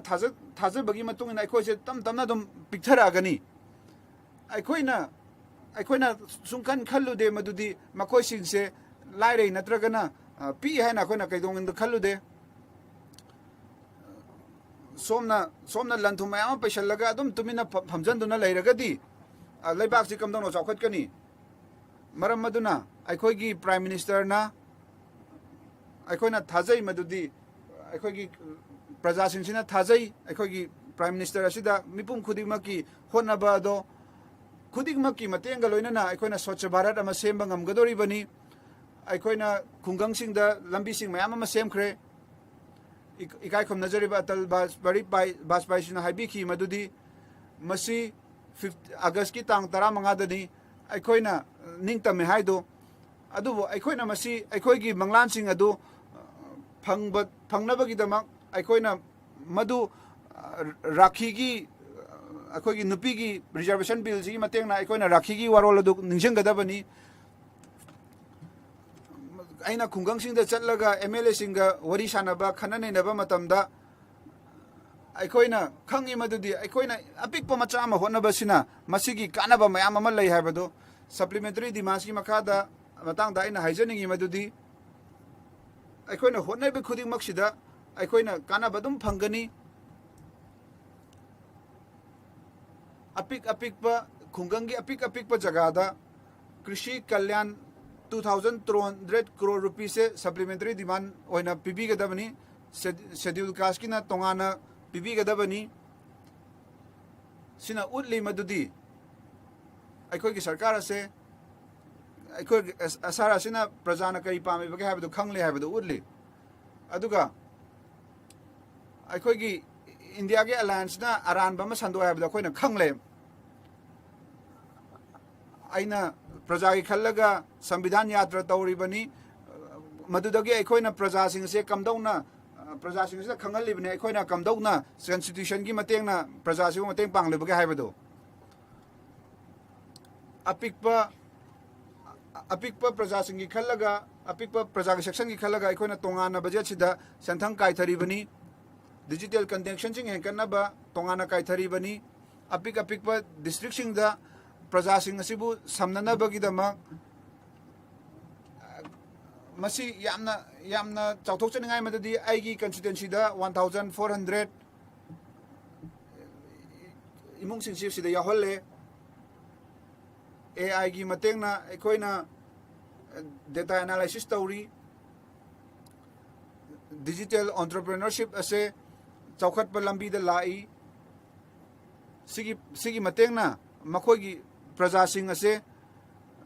तोंगाना सेंथंग काइथदुना मखोगी तोंगानबा डिमांडसिंग थांगली ECHH अमसुंग तोंगानबा लानमिसिंगना आई हरावी मसी ताकपदा मदुदी कंप्यूटर की इक्विपमेंट सिंगसे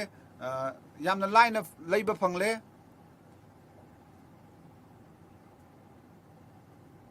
वर्ल्ड की अपुनब मेप असे ahongba laklabani aigi constituency da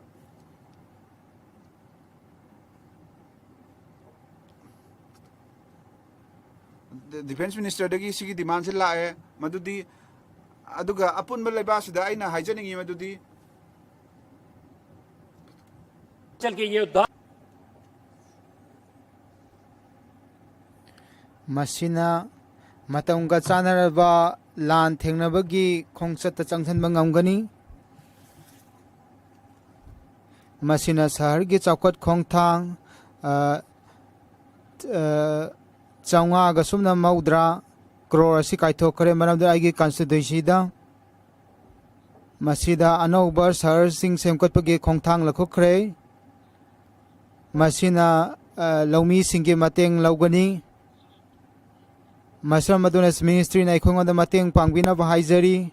aina house asigi pungning singjanba pami madudi yamna afaba miyeng da thamlaga lenga asina honari aduna manga dasmi manga lakh crore asi market maike kaithen ge security oina thambi bulo maduna masina aikhoina aduna sendoi gi polum adu handan natana masina aikoi gi semilon da yamna afaba miyeng porakani maduna semilon ko khungang gi lamda chakholma ngamgani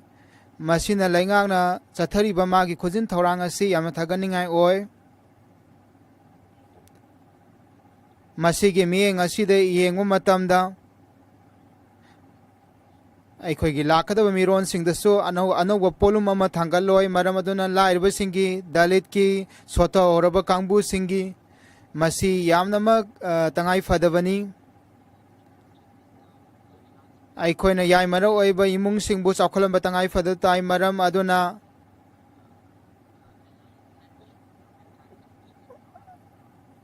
ꯃꯃꯥꯡꯗ ꯑꯩꯈꯣꯏꯅ ꯎꯈ꯭ꯔꯦ ꯃꯔꯝꯗꯤ ꯌꯥꯏꯃꯔ ꯑꯣꯏꯕ ꯏꯃꯨꯡꯁꯤꯡꯒꯤꯗꯃꯛꯇ ꯈꯨꯖꯤꯡ ꯊꯧꯔꯥꯡ ꯑꯗꯨ ꯁꯤꯟꯕ ꯎꯔꯝꯗꯦ ꯃꯔꯝ ꯑꯗꯨꯅ ꯕꯤꯛꯁꯤꯠ ꯚꯥꯔꯠ ꯑꯁꯤꯅ ꯃꯌꯥꯝ ꯑꯄꯨꯟꯕꯒꯤ ꯑꯣꯏꯅ 1958ꯇ ꯄꯨꯔꯕꯥꯟꯆꯜ ꯑꯁꯦ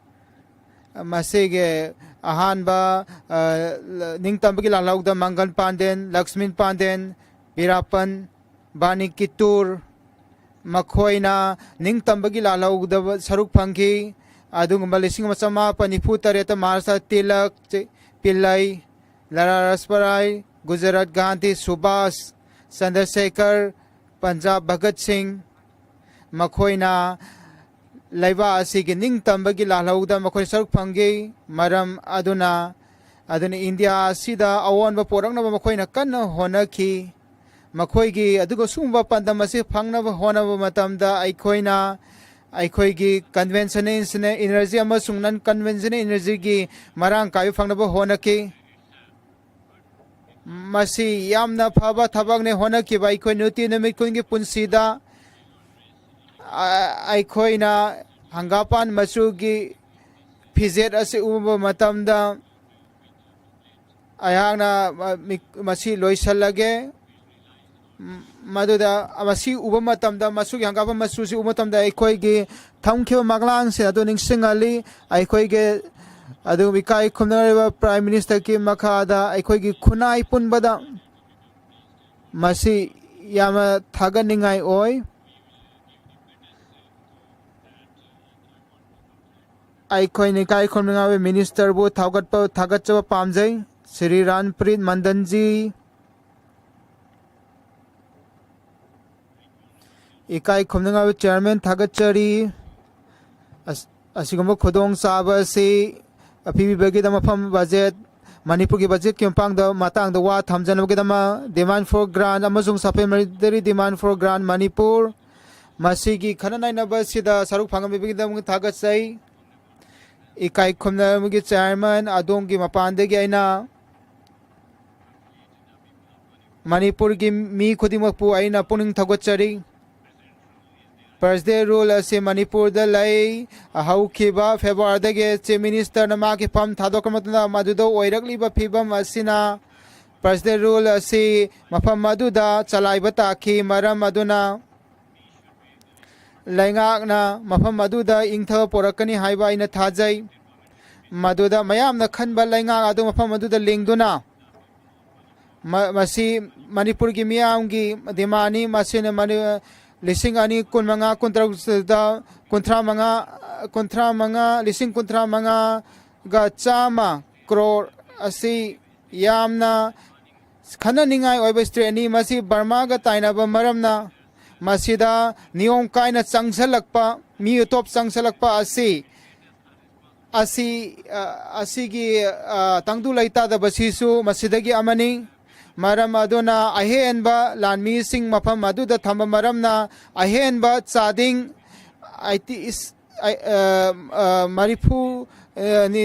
ꯂꯤꯁꯤꯡ ꯃꯔꯤꯐꯨ ꯅꯤꯄꯥꯟ ꯑꯍꯦꯟꯕ ꯀ꯭ꯔꯣꯔ ꯑꯁꯤ ꯃꯁꯤꯗ ꯄꯤꯈ꯭ꯔꯦ ꯃꯈꯣꯏꯒꯤ ꯀ꯭ꯔꯣꯔ ꯀꯨꯟꯊ꯭ꯔꯥ ꯃꯉꯥ ꯆꯥꯝꯃ ꯀ꯭ꯔꯣꯔ ꯊꯥꯎꯖꯟ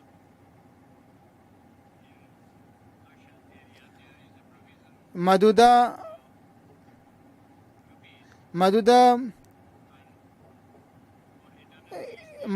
ꯏꯪꯊꯕ ꯄꯣꯔꯛꯅꯕꯒꯤꯗꯃꯛ ꯃꯁꯤꯒꯤ ꯕꯖꯦꯠ ꯑꯁꯤ ꯌꯥꯝꯅ ꯃꯄꯨꯡ ꯐꯥꯔꯕꯅꯤ ꯆꯍꯤ ꯑꯅꯤꯗꯒꯤ ꯍꯧꯅ ꯃꯁꯤꯒꯤ ꯀꯥꯡꯂꯨꯞ ꯑꯅꯤꯒꯤ ꯃꯔꯛꯇ ꯈꯟꯅ ꯅꯩꯅꯕ ꯃꯇꯝ ꯑꯁꯤꯗ ꯌꯥꯝꯅ ꯅꯨꯡꯉꯥꯏꯇꯕ ꯊꯣꯛꯂꯤꯕꯁꯤꯡ ꯑꯁꯤ ꯑꯩꯈꯣꯏꯅ ꯈꯪꯉꯤ ꯑꯩꯅ ꯍꯥꯏꯖꯔꯤꯕꯗꯨꯗꯤ ꯑꯁꯤꯅꯤ ꯃꯁꯤꯗ ꯏꯪꯊꯕ ꯄꯣꯔꯛꯀꯗꯕꯁꯤ ꯃꯅꯤꯄꯨꯔꯗ ꯄꯣꯔꯛꯀꯗꯕꯅꯤ ꯃꯅꯤꯄꯨꯔꯗ ꯂꯩꯔꯤꯕ ꯃꯤꯁꯤꯡ ꯑꯗꯨ ꯏꯪꯊꯅ ꯑꯃꯒ ꯅꯨꯡꯁꯤ ꯆꯥꯟꯅꯅ ꯂꯩꯍꯟꯅꯕ ꯍꯣꯠꯅꯔꯤ ꯂꯩꯉꯥꯛꯅ ꯃꯁꯤꯒꯤ ꯅꯨꯡꯉꯥꯏꯅꯗꯕ ꯀꯥꯡꯕꯨ ꯑꯅꯤꯕꯨ ꯑꯗꯨꯒꯨꯝꯕ ꯈꯟꯅꯒꯗꯕ ꯑꯗꯨꯒꯨꯝꯕ ꯇꯦꯕꯜ ꯑꯃꯗ ꯄꯣꯔꯛꯂꯒ ꯈꯟꯅ ꯅꯩꯅꯅꯕ ꯈꯨꯗꯣꯡꯆꯥꯕ ꯄꯤꯅꯔꯤ ꯃꯁꯤꯒꯤ ꯍꯥꯟꯅ ꯆꯨꯅꯕꯁꯤꯗ ꯌꯥꯝꯅ ꯃꯌꯣꯜ ꯂꯩꯉꯥꯛꯅ ꯇꯧꯈ꯭ꯔꯕ ꯈꯨꯗꯤꯡꯃꯛ ꯑꯗꯣ ꯃꯐꯝ ꯑꯁꯤꯗ ꯅꯩꯅꯒꯗꯕ ꯃꯇꯝꯗ ꯑꯗꯨꯕꯨ ꯀꯔꯝꯅ ꯃꯐꯝ ꯑꯗꯨꯗ ꯏꯪꯊꯕ ꯄꯣꯔꯛꯀꯗꯕꯒꯦ ꯍꯥꯏꯕꯁꯤ ꯈꯟꯅ ꯅꯩꯅꯕ ꯃꯔꯨ ꯐꯩ ꯏꯀꯥꯏ ꯈꯨꯝꯅꯤꯡꯉꯕ ꯆꯤꯌꯔꯃꯦꯟ ꯑꯩꯒꯤ ꯏꯃꯨꯡꯁꯤꯡ ꯃꯅꯨꯡꯁꯤꯡ ꯃꯐꯝ ꯑꯗꯨꯗ ꯂꯩꯔꯤ ꯑꯩꯅ ꯃꯐꯝ ꯑꯗꯨꯗ ꯊꯣꯛꯂꯤꯕ ꯊꯧꯑꯣꯡꯁꯤꯡ ꯑꯁꯦ ꯑꯩ ꯌꯥꯝꯅ ꯈꯪꯉꯤ ꯃꯁꯤ ꯌꯥꯝꯅ ꯐꯕ ꯑꯗꯨꯒꯨꯝꯕ ꯁ꯭ꯇꯦꯠ ꯑꯃꯅꯤ ꯃꯅꯤꯄꯨꯔ ꯁ꯭ꯇꯦꯠ ꯑꯁꯤ ꯌꯥꯝꯅ ꯑꯁꯪ ꯑꯃꯥꯟ ꯊꯟꯕ ꯃꯗꯨꯗ ꯂꯩꯔꯤꯕ ꯃꯤꯁꯤꯡ ꯑꯁꯦ ꯌꯥꯝꯅ ꯆꯤꯡ ꯂꯦꯝꯃꯤ ꯃꯔꯝ ꯑꯗꯨꯅ ꯃꯥꯏꯀꯩ ꯈꯨꯗꯤꯡꯃꯛꯇꯒꯤ ꯃꯤꯄꯨꯝ ꯈꯨꯗꯤꯡꯃꯛꯅ ꯃꯐꯝ ꯑꯁꯤꯅ ꯇꯦꯕꯜꯗ ꯂꯥꯛꯂꯒ ꯈꯟꯅ ꯅꯩꯅꯔꯒ ꯑꯃꯒꯤ ꯑꯣꯏꯔꯤꯕ ꯐꯤꯕꯝꯁꯦ ꯑꯩꯈꯣꯏꯅ ꯈꯪꯅꯕ ꯍꯣꯠꯅꯒꯗꯕꯅꯤ ꯏꯀꯥꯏ ꯈꯨꯝꯅꯤꯡꯉꯥꯏ ꯑꯣꯏꯔꯕ ꯁꯦꯟꯃꯤꯠꯂꯣꯟꯒꯤ ꯃꯤꯅꯤꯁꯇꯔꯅ ꯍꯧꯈꯤꯕ ꯆꯍꯤ 2024-25ꯗ ꯗꯤꯃꯥꯟ ꯑꯣꯐ ꯀ꯭ꯔꯥꯁ 6,70,000 rupees ꯑꯁꯦ ꯀꯥꯏꯊꯣꯛꯈꯤ ꯃꯁꯤꯅ ꯗꯤꯐꯦꯟꯁ ꯀꯝꯃꯨꯅꯤꯀꯦꯁꯟ ꯑꯃꯁꯨꯡ ꯂꯧꯎ ꯁꯤꯡꯎꯒꯤꯗꯃꯛꯇ ꯃꯁꯤ ꯑꯗꯨꯝꯅ ꯆꯥꯗꯤꯡꯒꯤꯗꯃꯛꯇ ꯀꯥꯏꯊꯣꯛꯈꯤꯕꯅꯤ ꯃꯔꯝ ꯑꯗꯨꯅ ꯑꯩꯅ ꯊꯥꯖꯩ ꯃꯁꯤꯅ ꯂꯩꯕꯥꯛ ꯑꯁꯤꯕꯨ ꯆꯥꯎꯈꯠꯄꯒꯤ ꯂꯝꯕꯤꯗ ꯄꯣꯔꯛꯀꯅꯤ ꯊꯥꯖꯩ ꯃꯁꯤꯅ ꯚꯥꯔꯠ ꯑꯁꯤ ꯆꯥꯎꯈꯠꯄ ꯂꯩꯕꯥꯛ ꯑꯃ ꯑꯣꯏꯍꯟꯕ ꯉꯝꯒꯅꯤ ꯑꯩꯈꯣꯏꯒꯤ ꯂꯩꯕꯥꯛꯅ ꯂꯩꯕꯥꯛ ꯑꯁꯤꯗꯒꯤ ꯊꯥꯖꯕ ꯌꯥꯝꯅ ꯊꯝꯂꯤ ꯃꯔꯝ ꯑꯗꯨꯅ ꯃꯁꯤꯗ ꯂꯩꯕ ꯃꯤꯁꯤꯡ ꯑꯁꯤꯅꯁꯨ ꯃꯤ ꯈꯨꯗꯤꯡꯃꯛꯀꯤ ꯑꯅꯤꯡꯕꯁꯦ ꯊꯨꯡꯍꯟꯅꯕ ꯀꯟꯅ ꯍꯣꯠꯅꯔꯤ ꯃꯔꯝ ꯑꯗꯨꯅ ꯂꯩꯉꯥꯛ ꯑꯁꯤꯅ ꯆꯥꯎꯈꯠ ꯊꯧꯔꯥꯡꯒꯤ ꯂꯝꯕꯤꯗ ꯍꯣꯠꯅꯕ ꯑꯁꯤꯗ ꯑꯩꯈꯣꯏꯒꯤ ꯏꯀꯥꯏ ꯈꯨꯝꯅꯕ ꯄ꯭ꯔꯥꯏꯝ ꯃꯤꯅꯤꯁꯇꯔ ꯐꯥꯏꯅꯥꯟꯁ ꯃꯤꯅꯤꯁꯇꯔꯕꯨ ꯍꯥꯏꯅꯤꯡꯅ ꯊꯥꯒꯠꯆꯩ ꯚꯥꯔꯠ ꯑꯁꯤ ꯃꯥꯂꯦꯝꯒꯤ ꯊꯥꯛꯇ ꯑꯗꯨꯒꯨꯝꯕ ꯂꯩꯔꯤꯕ ꯐꯤꯕꯝ ꯑꯁꯤ ꯄ꯭ꯔꯥꯏꯝ ꯃꯤꯅꯤꯁꯇꯔꯒꯤ ꯂꯨꯆꯤꯡꯕꯒꯤ ꯃꯔꯝꯅꯅꯤ ꯃꯗꯨꯅ ꯒ꯭ꯂꯣꯕal ꯐꯣꯔꯝꯗ ꯑꯩꯈꯣꯏ ꯑꯁꯤ ꯁꯤꯡꯊꯥꯅꯤꯡꯉꯥꯏ ꯑꯣꯏꯔꯦ ꯃꯔꯝ ꯑꯗꯨꯅ ꯑꯩꯈꯣꯏ ꯀꯌꯥꯒꯤ ꯃꯇꯤꯛ ꯂꯥꯏꯕꯛ ꯐꯔꯕꯅꯣ ꯄ꯭ꯔꯥꯏꯝ ꯃꯤꯅꯤꯁꯇꯔꯒ ꯊꯕꯛ ꯁꯨꯕ ꯐꯪꯖꯕꯁꯤ ꯌꯥꯝꯅ ꯍꯥꯏꯅꯤꯡꯉꯥꯏ ꯊꯥꯒꯠꯆꯩ ꯑꯩ ꯕꯤꯍꯥꯔꯗꯒꯤ ꯂꯥꯛꯄꯅꯤ ꯃꯐꯝ ꯑꯗꯨꯗ ꯌꯥꯝꯅ ꯈꯨꯗꯣꯡꯆꯥꯗꯕ ꯀꯌꯥꯃꯔꯨꯝ ꯊꯦꯡꯅꯔꯤ ꯕꯤꯍꯥꯔ ꯆꯥꯎꯈꯠꯅꯕꯒꯤ ꯃꯪꯂꯥꯟ ꯑꯃꯁꯨꯡ ꯏꯀꯥꯏ ꯈꯨꯝꯅꯤꯡꯉꯕ ꯆꯤꯐ ꯃꯤꯅꯤꯁꯇꯔ ꯑꯃꯁꯨꯡ ꯃꯌꯣꯜ ꯂꯩꯉꯥꯛꯁꯤꯡ ꯆꯥꯟꯕꯤꯗꯨꯅ ꯑꯩꯈꯣꯏꯅ ꯌꯥꯝꯅ ꯏꯁꯄꯦꯁꯤꯌꯦꯜ ꯁ꯭ꯇꯦꯠ ꯕꯤꯍꯥꯔꯒꯤꯗꯃꯛꯇ ꯑꯩꯈꯣꯏꯅ ꯗꯤꯃꯥꯟ ꯇꯧꯖꯔꯤ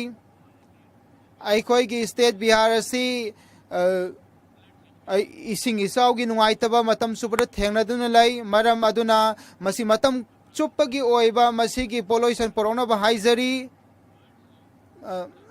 ꯋꯥꯍꯩꯁꯤꯡ ꯑꯁꯤꯒ ꯂꯣꯏꯅ ꯏꯀꯥꯏ ꯈꯨꯝꯅꯕ ꯄ꯭ꯔꯥꯏꯝ ꯃꯤꯅꯤꯁꯇꯔ ꯑꯃꯁꯨꯡ ꯁꯦꯟꯃꯤꯠꯂꯣꯟꯒꯤ ꯃꯤꯅꯤꯁꯇꯔꯕꯨ ꯑꯩꯅ ꯊꯥꯒꯠꯆꯔꯤ ꯑꯔꯣꯏꯕꯗ ꯑꯩꯅ ꯑꯃꯨꯛꯀꯁꯨ ꯍꯥꯏꯖꯕ ꯄꯥꯝꯃꯤ ꯃꯗꯨꯗꯤ ꯑꯗꯨꯒꯨꯝꯕ ꯙꯔꯃ ꯑꯗꯨ ꯙꯔꯃꯅꯤ ꯃꯗꯨꯒꯨꯝꯕ ꯙꯔꯃ ꯑꯗꯨ ꯙꯔꯃ ꯅꯠꯇꯦ ꯃꯗꯨꯗꯤ ꯅꯉꯣꯟꯗ ꯎꯄꯥꯏ ꯄꯤꯕ ꯉꯝꯗꯕ मधुगुम्बा रिलीजन अदु रिलीजन नते मी सिंगी मरक्ता खेनबा थामलिबा मणिपुर की मरमदा अखोइना मधुदा इंगथबा पोरकदबनी आइना हाउस असिदा हाइजरी थागतचरी क्रिस क्रिस क्रिस क्रिस प्रसाद जी सर असिगुम्बा खुदोंग सासपिबिनो थागतसै सप्लीमेंटरी डिमांड फॉर ग्रांट मतंगदा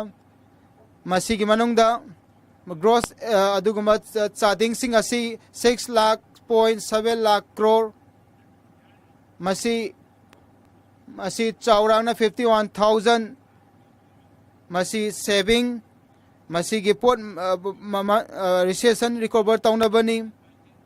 आया नमुकुस थागर पामी इकाई खुमनेंग प्राइम मिनिस्टर नरेंद्र मोदी जी अमसुंग सेमिलोन की मिनिस्टर निर्मला सीतारमण जी मखोईगी मियेंग सानबा लेंगाकिदमक आई मखोईना लखोटख्रबा खोंगथांगसिंग अदुगिदमक थागतसै अमरावती की तुंगद ओइरकदबा शहर मोरगदमक बिसंगाबादना स्टील प्लांट बो अमुगना हिंकलनबगिदमक साउथ कोस्ट रेलवे जोन सागतबगिदमक पोरबर इरिगेशन प्रोजेक्ट सागतबगिदमक इकाई खुमनेंग स्पीकर सा आयाक असि बाबालान कैनाडा अंडरपसे हम चौखत्रीबा अदुगुम्बा मफमदगी आई खलकपनी नारा चंद्र बाबू नायडूजी लुचिंग मखादा मधुदा यामना खुदोंग सादा प्रकाशम डिस्ट्रिक्ट कुंतूर डिस्ट्रिक्ट असे यामना नतई चाद्री मधुदा लैरी हाइबगी चांग असे चामदा यांखै मंगा खक्त ओइरी मधुदा सिंगनब क्या मरुम लई अम चौखत थरांगी lambda अयहांगना Masood expression district programme की मनुंगदा हापसनबा आइना कन्ना होनजरी मधुदा ब्लॉक्स अमसुंग डिस्ट्रिक्ट सिंग असे अदुंबा एक्सप्रेशन ब्लॉक चंगा की मनुंगदा हापसन मंगमख्री आइना नंगदा हाइजरी नीति आयोग अमसु इकाई खमनिंगा मिनिस्टर प्लानिंग आइगी डिस्ट्रिक्ट एक्सप्रेशन डिस्ट्रिक्ट की मनुंगदा हापसन बिनबा हाइजरी ग्रामीण की मतंगदा सर आइना पुंगनिंग चिंजन पामी मिनिस्ट्री ऑफ हाउसिंग अमसुंग अर्बन अफेयर दा आइना लैंगाकपु थागतचरी मखोई पुंगनिंग चावना थबक सुबिबगिदमक अदुगुम्बा मिनिस्ट्री असिना सिनो 0 डिमांड ग्रांट ओइना मसी 5,880.5 करोड़ असि मेट्रो प्रोजेक्ट की तम वातुन लैरी आइना अदोंगी मपानदगी हाइजरी मसी बिस्कापात्रा मेट्रो प्रोजेक्ट विजयपारा पेट्रो प्रोजेक्ट मसी पीबीनबगिदम हाइजरी अतोपा मरु ओइबा स्कीम अमदी अदुगुम्बा सस्टेनेबल हाउसिंग मरी लेने प्रधानमंत्री सूर्यकर बुश्री बिजली योजना न्यू अमसु रिन्यूएबल इंडस्ट्री की मखादा मिनिस्ट्री की मखादा 2,700 करोड़ स्कीम असी की संतृप्ति डिमांड ग्रांट की मनुंग वातुन लई आइना लैंगाक ताइजरी मसीदा करोड़ अमा हाउस यूम सिंह मसीना सामनब ngमगनी आना हाइजरी domestic solar rooftop facility leasing अनि गसुमना कुंतरेट फावबदा आइना हाइजबा पामी अदोंदा लैंगांगना याम स्पेशल ट्राई आइगे कंस्ट्रक्शन भटपल्ला solar radiation around 5.3 kilowatt per square kilometre से फंगी सर मसीदी अहेनबा पावर सिंग असी अतोपदा योनबगिदमा असिना यूम सिंगदा अहेनबा आई फंगनी सोलर रूफटॉप पैनल मसीदा याम मौ मरी नाइबा यूम अमदा मसीबु लिंग बतंगाई फदबलै मसीदा अमगम खुसमनबा अमसुंग अमगम का पाव फाउन बतंगाई फदबलै चाम यूम सिंग असे मसीगी स्कीम असे अपुंग फान चथनबा हाइजर अनि सुबदा स्किल डेवलपमेंट एमएसएमई सेक्टर की मरु ओइबाइना हाइजगे थबक भारत की नहा सिंह थक पिनबगद इंडिया सी एंटरप्रेन्योरशिप सिंह द इंडिया सी न पुंग थगतुन लागली एमएसएमई सेक्टर द साखनबगदमा अदुगुम्बा traditional cottage industry 63 million enterprises innovation अमसुंग थबक पीबा सेमिलोन चाखनबगदम होनरी मसीगी चाखतपा असि हेता ओइरकपा नते मसी मियेंग साना लेबदनी Modi ki lengang na masi ki sector sing asu masak khangi masi saukhat na honari make in India ki khongthang na Atmanirbhar Bharat Abhiyan asi lalon itik sing amasung khungang da puthok sa sing saukhat na ba yam kan honari aikoi ki industry sing saukhat na ba gi dama aduguma human resources asi skill development da makoi bukan na training lakhari padramadi kausan vikas yojana amasung national skill development asina aikoi gi laiba asigi skin henkalan bada mateng pangli aikoi gi yum asina lepa laitronari mayo lainga amal aige district da block coding makta nahasing asibu empower tauri ado Viksit Bharat ki panthung ado lising aniga sumna nipu tareta phangna bakan honari maram na mida aikoi na karam na nga phaga dabano habadu tambiba aduga mane masina masamag ki imung busu kanba ngamgani malem ki thakta skill development center aigi constitution bapat lingkhatna ba haizari ahum subada rural khungang rural development manrega gi matang da ina haiza ba pami lengak asibu scheme asi phung phana pangtopagi thagat ba pangduma December thada masina utki madudi 9.3 asi masigi demand henkali scheme asigi matungda lising ani ga kumari ga amasung kulhum da sangda matamda thabak phangbagi khudong saba mi sing ka amonu phangali masina lairabagi apa apun thadon bangami masi endi ge lengang na masi tawiri bani aikoi gi lengak sing haizari masi do thabak ki dimana se henkalana ba haizari masi gi scheme gi pandam sing ase thungana ba haizari lengak na mi amat phawba chithau dana ba digital marketplace digital marketing makoi gi pothok sing makoi gi haksen gi kanaba sing phanganaba gi dama honabi haizari yam sing thanengoi bima sakhi yojana lakh ani dagi henba nupi sing da thabak phangangani 1.75 lakh chahi amada masina semilon da pangan kalan bo oigani bima sugam portan Bima Saki Yojana ga iroinana masina thabak piba ngamali amasung haksen gi lamda India asi chakholali Modi ji gi luching makhada India asi global powerhouse oina malem gi haksen gi lamda malem gi chamada kun hidak sing patoi hidak langthak ki mangda chamada hompu patoi pandemic ki matamda 2.2 billion vaccine asi lising aniga kunithoi phawbada potoki masi ahanba pharmaceutical biotic chakotpa asi oki malem gi thakta masi ga cham manaba matamda lenga ki puling singsan pami karigumba mafam kharada aikoi gi pocket gi chading tawba sigi mathak ta haksen ge lamda 39.4% ase handaba ngame masi micham singi damak yamna kanaboy maram duna haksen ge lamda darka laiba fansing kaithokpina bhaijari marum khudama national health mission aine loisalakpa gumna loisalakpa chi aina hai pami andhra pradesh ki mi singna NDA government bu puari ka oiba support tawjari masi laiba asida khwaidigi nauriba state ama oibgumna hau ki ba sahi tarada masi bu khaidor ki boina aikoina haukiba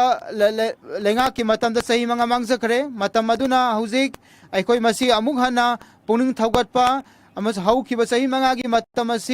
masi da mang ki basing hanjana bu honaba amas mai panu honaba tai maram aduna mayai lenga mas mayo lenga ka khusam naraga Viksit Bharat ki manglana se aikoi dagi thap na layalaroi haiba aina thajaba lai thagachari sir K Subanaran Sri K Subanaran Thagachari Chairman sir.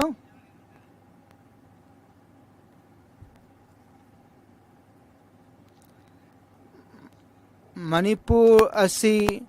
masi yamna ing tapal moira ming asi de hana sunu mafam moiri masi ke daito hana sunabo oiri basi kanana daito lauga dori bano makoina masi ki thokli ba samai saji poroisan porakadabani masi mahusa gi ba sanapathamni maram aduna engine ani gi lengak ase masi makoina double engine ani gi lengak makoina tauribasing ase aikoina khudam oina Manipur si ure madudi engine ani gi lengak na makoi ase masigi daito makoina laubani maram aduna masigi darka laibasing amasung masigi khud thongnariba kangbu sing asigi marakta prime minister ase hakteng nana masida khud tinsama tangai fadabalai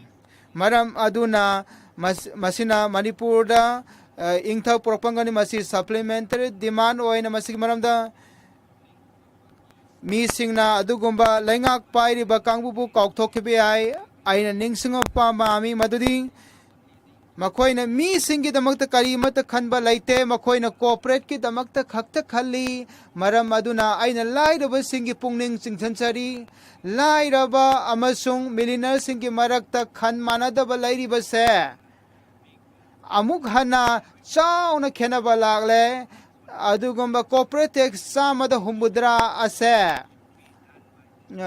masigi lainga asina taunana ba honari masi anauba semilon gi policy ni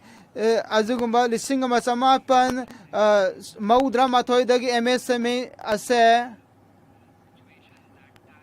matam adugumba phibam asida hauzik masigi lam ani sida masida white paper sida to sector asina tauriba se masigi onda contract labor asi lokthok pigadabani karigi damak contract ki chana patha se karigi tamak thamli bano karigi permanent thabak sing karigi kaubidri bano adung thabak suri missing ase nakoi matam khar khakta contract oin wai ba se masi crime ni masi lokthok kadabani mas phil mai lam khuding makta contract oina thabak suli basing se lokthok pigadabani ani subo oina aina karigo pokta khara mafam masida thamjaba pami madudi madugi manungda ahan ba oina MP last fund ki matang da haijarabada masigi amount biriba se MP last fund asigi 6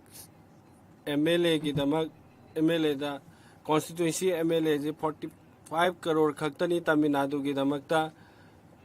MLA amagi constitution ki Tamil Nadu ki chief minister na piece 3 crore ni Parliamentary constitution 6 MLA constitution 18 crore allocate tawpham thoi haina Tamil Nadu ge government 18 crore parliamentary constituency singi Tamil Nadu gi MLA sing the pi adugumna union government MP khakta ge damak 5 crore khakta pi ai constitution 6 constitution punjalaga semjabani masigi injustice ase hongdokna nabagi damak ta haisari masi gi 18 crore hangal han binana ba haisari honorable finance minister dain haisari mahaksu Tamil Nadu dagini masigi Tamil Nadu bu target tawiragadi aina aiko karigidamakta fan pibidrigano MP la fan asida masigi injustice ase lokthok pinana bagi dama haijari MP singi phangbam thokpa hak ase chana na matam ga chuna na pibina bagi dama in haijari masigi wafam da honorable finance minister na wafam masi sengdok pinaba haijari election gi matam da nakoi na hai ki madudi nakoi na miyam da thaza piki amsu manifesto da piki madudi all pension scheme sing ase unified scheme nataba adu pigani haibase Tirupur Tamil Nadu da India gi oina role model oina lairiba laibak amani haibada haimamba thokloi ma atopa Tirupur da mi singna combator maruoina simi sing hariba mafamsing asida thabak sunanabagidamagta lai lak na khujing oidona masigi infrastructure Tirpur hariba mafam asidani masigi infrastructure ase fajana matam gachuna na sembi na bagidamagta haizari aina haizari madudi special fal PB na bagidamag Tirpur gi mafam asida masi hairaga thagat chari chairperson Sri Amarjit Singh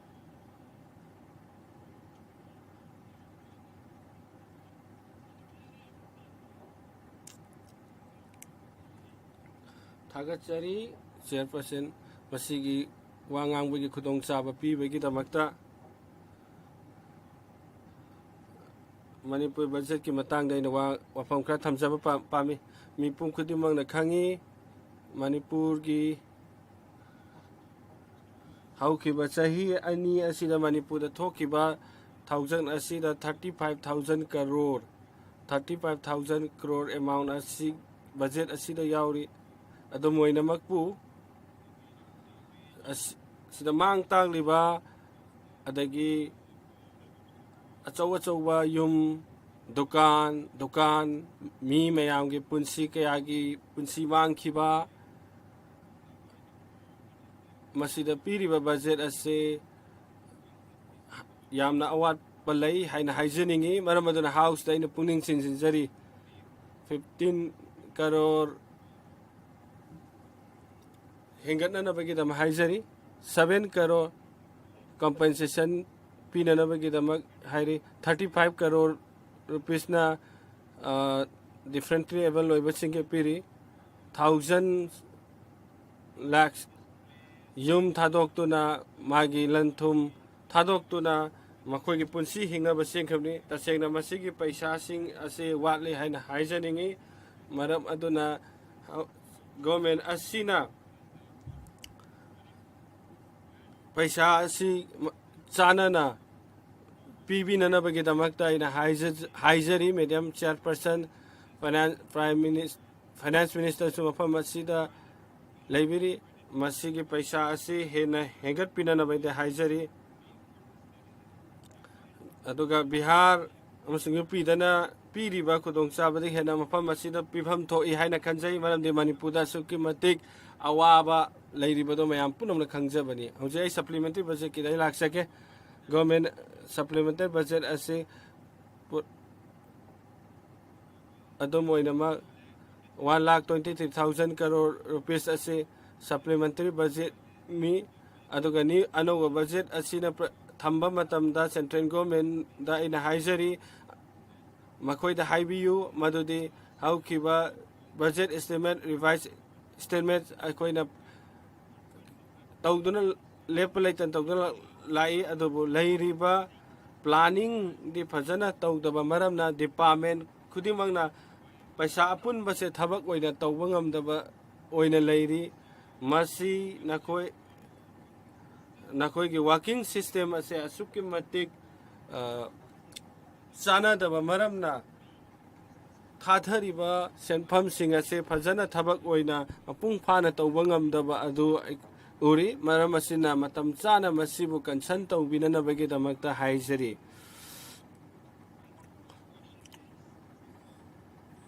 budget session finance bin asi ekoina supplementary grant aside piriba mayam sing ase tongan ba sector singi demand tawriba grant tawriba sing ase honorable minister concern minister da ina haizai government asi sahi tarama thoi suramni palai sile palaitana koina sakti da lairibani lengak da lairibani duna awat pa sige ason ba singa se mapung phahan birabadi laibag asigi inequality ase hantharakani 1947 dagina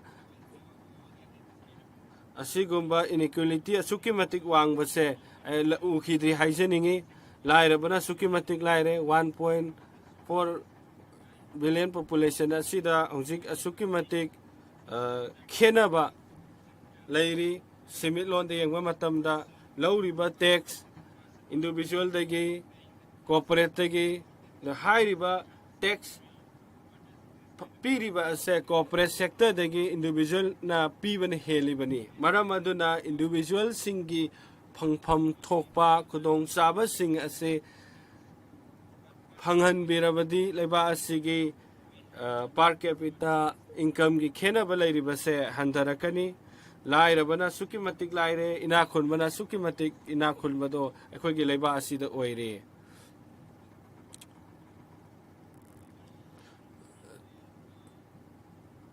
ꯑꯩꯈꯣꯏꯒꯤ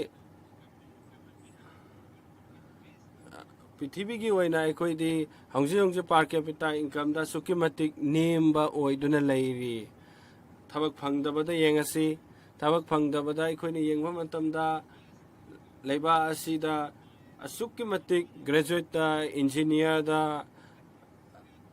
ꯃꯈꯣꯏ ꯊꯕꯛ ꯐꯪꯗꯅ ꯂꯩꯔꯤ ꯑꯁꯨꯛ ꯌꯥꯝꯂꯕ ꯃꯤꯌꯥꯝꯁꯤꯡ ꯑꯁꯤ ꯊꯕꯛ ꯐꯪꯍꯟꯗꯗꯅ ꯂꯩꯉꯥꯛ ꯑꯁꯤꯒꯤ ꯒꯣꯔꯃꯦꯟꯅ ꯊꯝꯂꯤ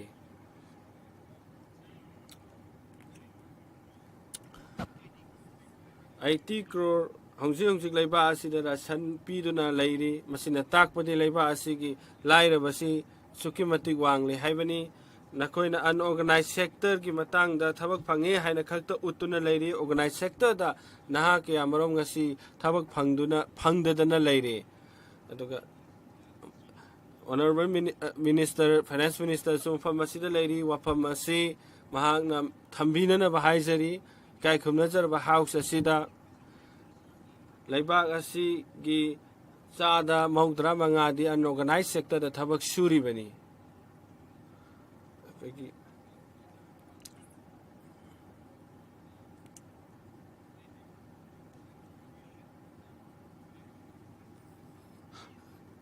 ꯂꯩꯕꯥꯛ ꯑꯁꯤꯒꯤ ꯃꯤ ꯏꯟꯐ꯭ꯔꯣꯃꯦꯟꯗ ꯊꯕꯛ ꯁꯨꯔꯤꯕꯁꯤꯡ ꯑꯁꯤꯒꯤ ꯑꯌꯥꯝꯕ ꯃꯤꯁꯤꯡ ꯑꯁꯤ ꯊꯥꯗ ꯃꯈꯣꯏꯒꯤ ꯈꯨꯠꯁꯨꯃꯟ ꯑꯁꯤ 10,000ꯗꯒꯤ ꯍꯦꯟꯅ ꯄꯤꯛꯏ ꯃꯁꯤꯅ ꯈ꯭ꯋꯥꯏꯗꯒꯤ ꯅꯦꯝꯕ ꯑꯣꯏꯔꯤ ꯍꯧꯈꯤꯕ ꯆꯍꯤ ꯀꯌꯥꯗꯒꯤ ꯍꯥꯎꯁ ꯑꯣꯜ ꯀꯟꯖꯝꯁꯟꯒꯤ ꯕꯦꯁꯤꯁꯇ ꯌꯦꯡꯕ ꯃꯇꯝꯗ ꯍꯧꯈꯤꯕ ꯆꯍꯤ 70ꯗ ꯃꯁꯤ ꯈ꯭ꯋꯥꯏꯗꯒꯤ ꯅꯦꯝꯕꯅꯤ ꯃꯁꯤꯅ ꯇꯥꯛꯄꯗꯤ ꯅꯈꯣꯏꯒꯤ ꯄꯣꯂꯤꯁꯤ ꯑꯁꯤ ꯐꯖꯅ ꯃꯄꯨꯡ ꯐꯥꯅ ꯃꯇꯝꯁꯤꯒ ꯆꯥꯟꯅꯕ ꯈꯣꯡꯖꯦꯜꯗ ꯌꯥꯎꯕ ꯉꯝꯗꯦ ꯍꯥꯏꯕꯁꯤꯅꯤ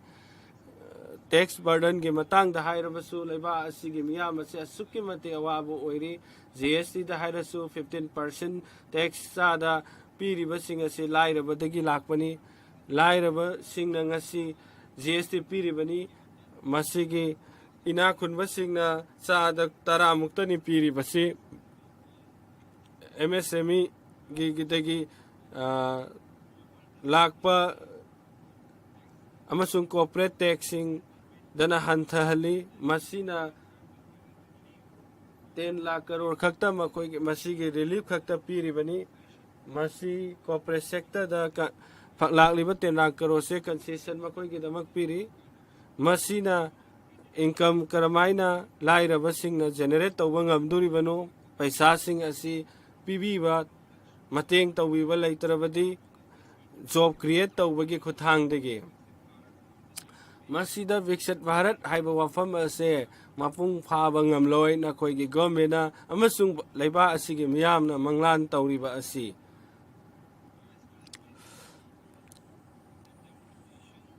ꯆꯥꯎꯈꯠꯄ ꯖꯥꯇꯤ ꯑꯃ ꯑꯣꯏꯅ ꯑꯩꯈꯣꯏꯒꯤ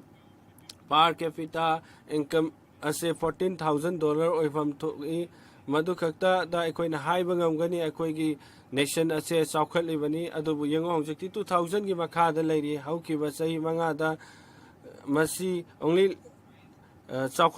ꯃꯁꯤ ꯀꯌꯥꯝꯅ ꯈꯦꯅꯅ ꯀꯨꯝꯊꯔꯛꯂꯤꯕꯅꯣ ꯍꯥꯏꯕꯁꯤ ꯑꯩꯅ ꯍꯥꯏꯖꯅꯤꯡꯉꯤ ꯑꯩꯈꯣꯏꯒꯤ ꯁꯤꯃꯤꯠꯂꯣꯟꯒꯤ ꯈꯣꯡꯖꯦꯜ ꯑꯁꯤ तसेंगनमक लाइरबसिंगना लाइरब अदुम ओइरगनी इनाकोंबने इनाकोंबा ओइगनी मरमदी लाइरबसिंग असिबु लाइरबगी पांखैदगी थोलकननबगी दमकता बजेट असिदा मयेक सेंगना पीबा याउदरे अदुगा लौरिबा टैक्सेस असिदसु मखोइगी दमकता खेनबा कानबदु पीबा लैत्री 7.5 crore 7.5 crore return income tax thari adu masida 18 crore muk halle masina takpadi 18% chada khaktana zero taxation p haibasi masina takli 12 lakhs asi projected tawani masigi individual oina yengba matamda 6.7 crore gi mathakta tax piriba sing asina takpadi 88% khaktana mi kanaba oiri adoga nakoina wafam asi tasena kanaba mipum khuding maktadi phangba haibadu oidri masi paper da khakta thambani haibase aina wafam asi da thamjake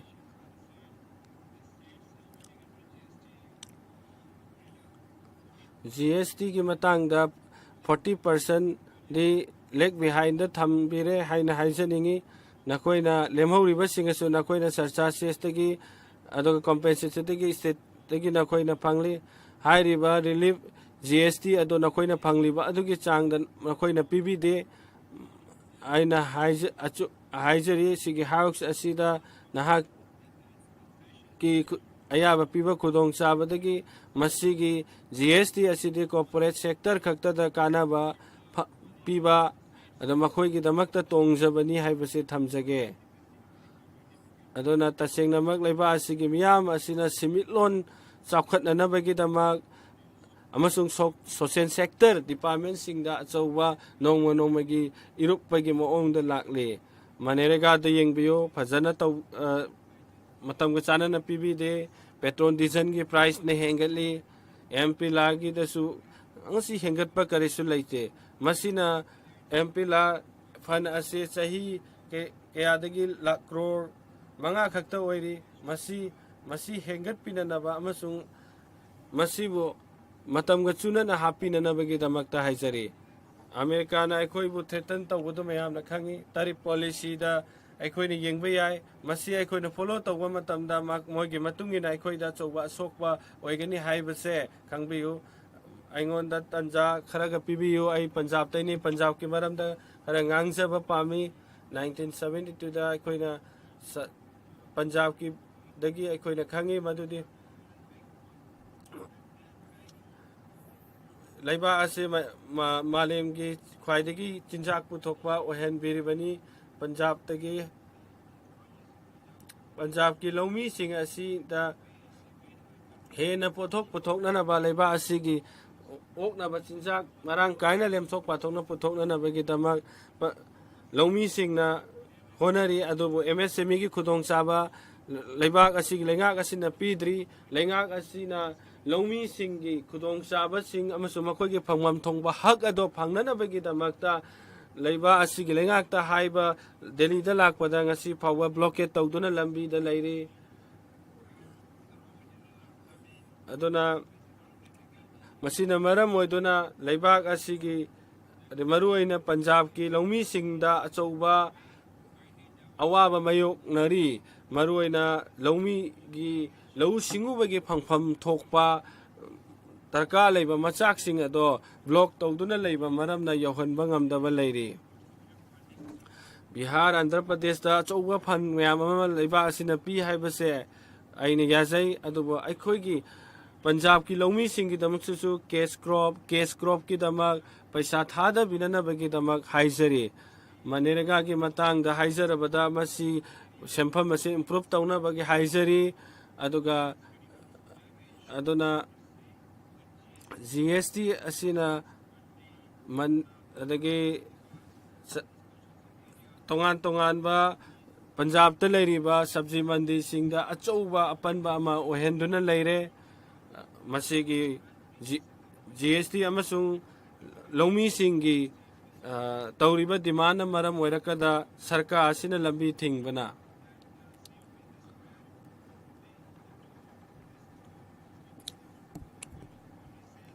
aduga matam asiga chanaba maong da leibak asigi miyam da khudong chaba phangan binanaba amasung leibak asigi miyam na sizinariba gas ki mamansu asuki mati hengatpa asisu leibak asigi simitlon pairiba minister da puning chingchanjari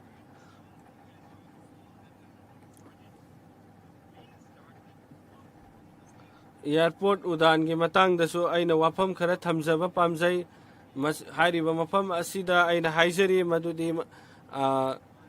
aikoi gi airport यौदब जगह मसी हेन चौखटनबगीदमक साबनब हाइजरी अखोगी state असीगी मफम तोंगान तोंगानबा connection की अलाप मफम सिंगदा उदान की मखादा थंबियो हाइना हाइजरी national highway 1 सी पंजाब तकी चटलिबनी हारिबा सु मफम अदुदगी लाकपनी हाइना थाजै इकाई खुमनजब chairman अमिसर फाउबदा मसिगी ngasi asuki matik lambi se phatpa leitre aduga traffic jam so asuki matik yamna thokli aduga lambi gi nakan nakan da semliba block kai gai su hongjik phawa matam ga chuna ba mom da upgrade tawdri aduna masigi action asi thabak oina aina thamjari si thambina ba ina haijari kai khumna jaba chairperson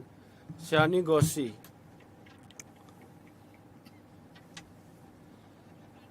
ikai khumna jaraba minister amta benergy bo in thaga chari asigi khudong chaba wangang na be pi gi tama 22 tha gi matung da protest tawrama criticize anumasung lauraba matung da government na yadaba mong da manipur gi matang da wangang ba hauraki miyam gi lenga hai ba se taseng na mafam adu da sirabani leiba asiga chouba miyam gi lenga amal leina manipur asi president run state manipur thamki badagi wangang da ya da badagi lenga asina wangang pani haina haijaningi manipur to hauki bachai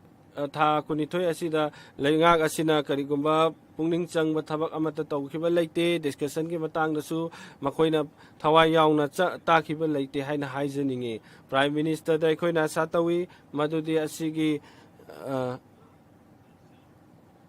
manipur ki discussion asida maru oiba thabak singda taun chawkhat nanabagi simit lon da masung leiriba condition asi phagat nanabagi damakta khala haningi mafam aduda mi lising chani gi mathakta thawai thakrabani aduga 61000 yum thadokrabani yum kai lan thum kai amang takpa mafam asida thogdok asina oikramni adu government asina hongjik phawbada masibu recover taunanabagi achaba sempham amasung thabak hauba leitri prime minister home minister da lep leitana masigi matang da crisis asibu handle taunanabagi damak lep leitan honarki indigenous tribal forum kokina masigi mass protest tauki majority kamut ngarang phawbada minority community protest tawwa lep leitri honorable home minister da mafam aduda chatpinanabagi damak aduga mafam aduda ingthaba amasung community anibu ingthana leiminaba ngamnanabagi damak ta haiba lep leitri aina request tawjari nangna nahakna pamam su pam dabagi khangtre manipur ase manipur india gi saruk amani hariba tongan tongan bari activist lawyer or filmmaker journalist ikana simitlon da hai singlabasing amasung prime minister da lep leitana hai duna lagli manipur ki ethnic violence asibu ingthaba thuna porakna bagi dama do prime minister na lep leitana wa machet ama phaw ngang khiba leite mahna ayana hanboi no wa ngang ba matamda manipur ki matam congress government member blame tawraga chairaga mahangna loisin ki adubu khanga dobadi matam aduda makhoina double engine oina pairi bani makhoina manipur ki damakta pungning changna thabak tawnana bagi damakta manungdagi haiba amasung thamba leitri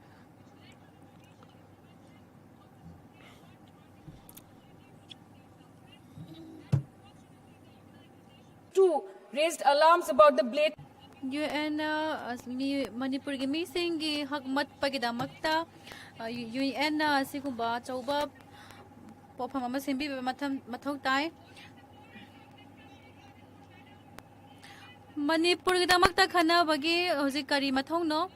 Manipur gi damakta khana bagi hoji se kari mathong ori banam asi damakta kari point no lai re base point amte yaudre hoji 70% gi Manipur se tasena ga de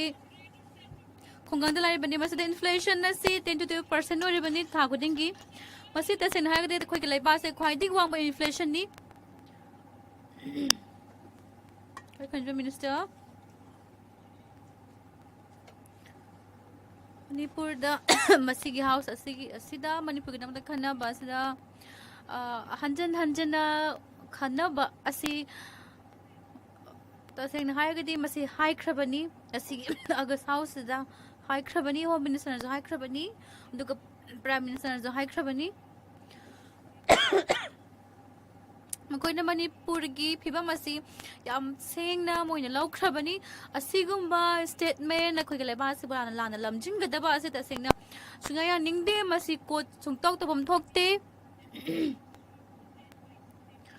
असीगुम्बा Wasay ngangaga house asibu panthan bapambani 20% dagi to 11.5% bo oi aduga education da mutta 70% dai 5.6% hawki bachai ani asida nutrition gi da high matam da su 25% da kakthara social security da maroina chingi lamsing da 47% da pura kakthara bani aduga tasengna mamal hengkalakpa sidashu imung khoding magna GDP asida makhoi asi GDP leiraga chabaga chamanari inflation gi matang da supply ki oiba adugo chain amada moi se moi adugi sarak tambagi adugumba mami mo oiri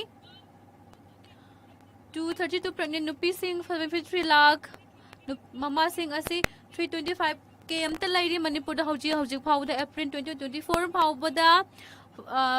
angang macha chaunga hen ba se pokhrabani aduga loina angang pokpada laikhidraba nupi ani su laikhrabani masi report sigi matungina nupi maripui hen ba se trauma natraga topa laina kya kya di sibagi report laikhrabani aduga loina relief camp ta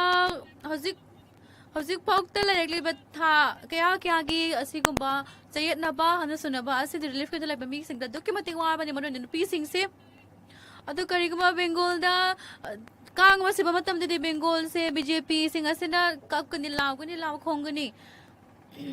अदुगा double engine की दमकता सेम सारिबा कोई केसुगुमा लाइंगा असिगुमा फिबम असिदा कैसु लेक्तना खनबिदबा नाचुंगदबो ओइरी करिगुम्बा प्रेसिडेंट रूल सिना करिगुम्बा सोल्यूशन ओइतारगदि ममांग द करिगिदमकता मसि थमगिदिबनो मी सिंगना सिरबा मिसना हाहाकार लावा मतमदा खतंग द होजिक करिगिदमकता होजिक लथमकलिबनो मणिपुर की मी सिंगना कोइ चिन करा लावा मतम जदा खतंग होजिक प्रेसिडेंट रूल थमाई से कई मरम गिनो मदम निंगसिंग बियो अमुता निंगसिंग बियो मदुदि रूल लाई 6667 लाई 68 लाई mahakna PR dam tu wai sari wangangkli masi chapman babil amani house asida khana khiba adu masi akoi laikhrabani PR ge matang na khoi khana khrabani mahakna financial gi oi ba finance bill da khatang mahana wari wangang da bani bill di handum laikhrabani manipur se tha kya de mai chang da galakli aduga hojikna tawsannaba sasannaba wasak mayama mana hoji maikhum uppadi yaroi karigumba sigraba aduga phumjingraba miyoi singa dubu amuk hana hawkal halaga chalhalu haba dudi yaroi masata sengna BJP gi adugumba political goiba moigi mingchatni haiba yai moina samjin sanjinba akhogi prime minister na 2022 ge January da Manipur द खुंगुन पोक्ता के दबनी अदुब मतमदना महांगना domestic travel दि खुथांग दा the international के अदुगुंबा खुथांग the माना लाइबा दिम्फु हेन बददि मा मीटिंग चखी मई चाकली अदुगा साहब ना आइगी चौकरी द फजना फमनागा लाइरी मपांदना मई चाकली मदुदि आइना हाइजेनिक बासदि अतोप लम सिंगदि मोइना लान सिंग संताइ नै अदबा इसागी लमजिददि मणिपुर ददि कइगदमक्ता लान असिगी मना संताइ न बंगमद्रिबनो संताइ दना लाक्लिबनो आइ रंगांगले बसे लनाइ ओइना लौबिगनु सर लनाइ न लौबिगनु मसिग हाउस असि तसेंगना मकिदि ममाइ फजना चुमगदबनि ममाइ लान चुमबिगनु प्रधानमंत्री ना अदुगुमा लमसिंग चतखिबनि मतमदुदसु अदुगी प्राइम मिनिस्टर चतखिबा अदु अदुगुम्बा लमसिंग अजुदा लाइबाक सी दमदे खलग चतखिबनी अदुगा मणिपुर के लाइबाक asina tasengna haragde violence matamda 10,000 gi missing hena sikiba matamda dasu Pradhan Mantri na khankibani mahangna budget hapam thokte home affairs na haiki minister na chatkani aduga laigani aduga yengsangani haiki adubu adugi adumba ethnic violence aduda ngasi phawda prime minister gi mathang se karino 2023 da peace committee ma manasem ki manipur governor gi khuthang da adubu matam da ki chakhot pakem ta laite akhoi gi laingak asigi maruina governor asina mapam adudagi Manipur se ware habise hari kiba laite adu bahauji Manipur se ware Manipur se ha ka laure Manipur ge lambi laitere aina masi ka wae se pukpa matam da kari ko bana bam ta yaude masi ki parliament se se hara ga de khana na ba ki adu ga debate ki adu ko bajaga amani double engine asina Manipur da kari to bangam khrabage da na khana da khoi ki double engine asina Manipur ge mi sing asi ka thamai pelhan bangam labra karigma accident mataw matam dadi atopa jaga singda aduga nong nusi taw matam dadi hauraga dum chatki adubu Manipur dadi ngasi bawda thamai chang yauna thamoi shokna thamoi da pharuga chatpa kari karma mongda khongol taba laikhrabage miyoi sing sidagi adu karigma khara tarakane habagi thaja balai taragide mi sing adugi makong sombiga dabani aduna ina hygienic masi ki BJP asi ki achauba mogi problem di DDSC mogi solution abani moina hari basini BJP sina koi challi ta sen hai ti telenga dori yau jo telenga ma to koi pai ri ha basida ta sena haiman ma thok loi Manipur ge budget asi supplementary budget on pukhal lagli bani na koi na sagal le bani sagali bani samga sagali bani adu boy koi galaiba asi da kari gu mama tamda Manipur yaudana to paiste amata yaudana laiba saga pangam galori bra income laitragadi taseng na haragadi kari karam mawong da chakhot kani haiba do koi galai ngang sla khangada bani koi ge prime minister da ngasi di Mauritius se chali akhoi lena ma khangi Mauritius se chatli aduga atopa nakandana Manipur ni Mauritius ka Manipur ka se karam na lubano yare makha tabiranu loire asa ta sen hai da chauba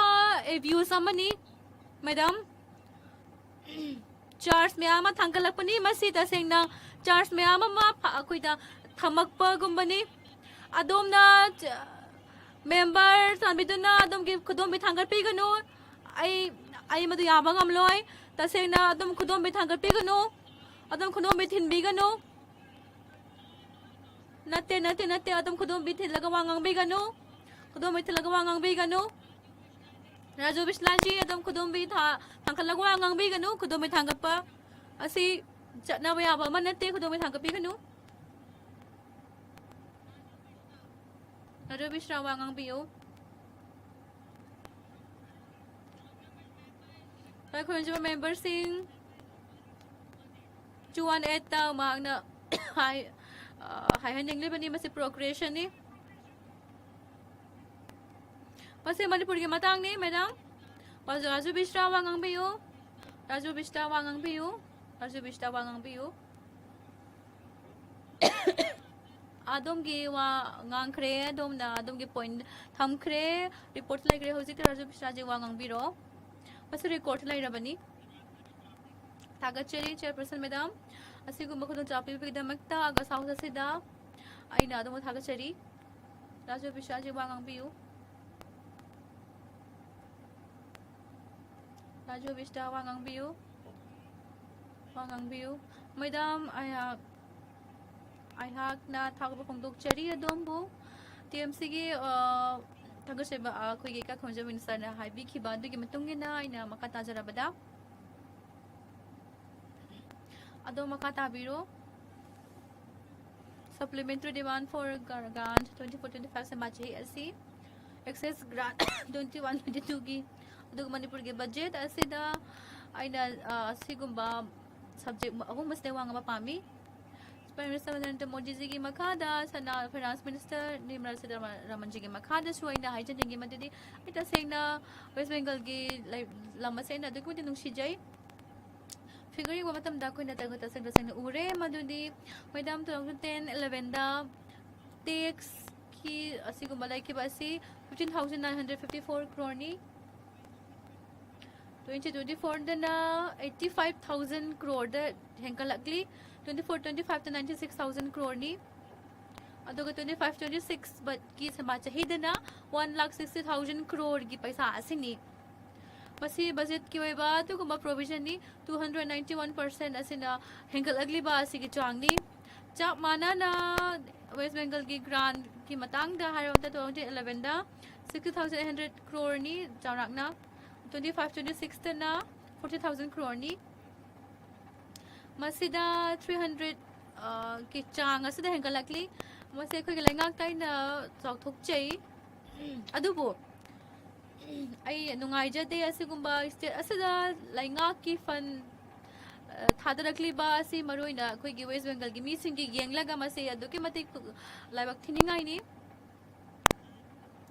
mase musician chief minister amalai West Bengal da lai khoi gi asigumba lakhs ki crore ge so fan sing gi micham pra da yohon bang ngamdri pani yengbiyo asigumba musician gi chief minister ama West Bengal da lai ribasi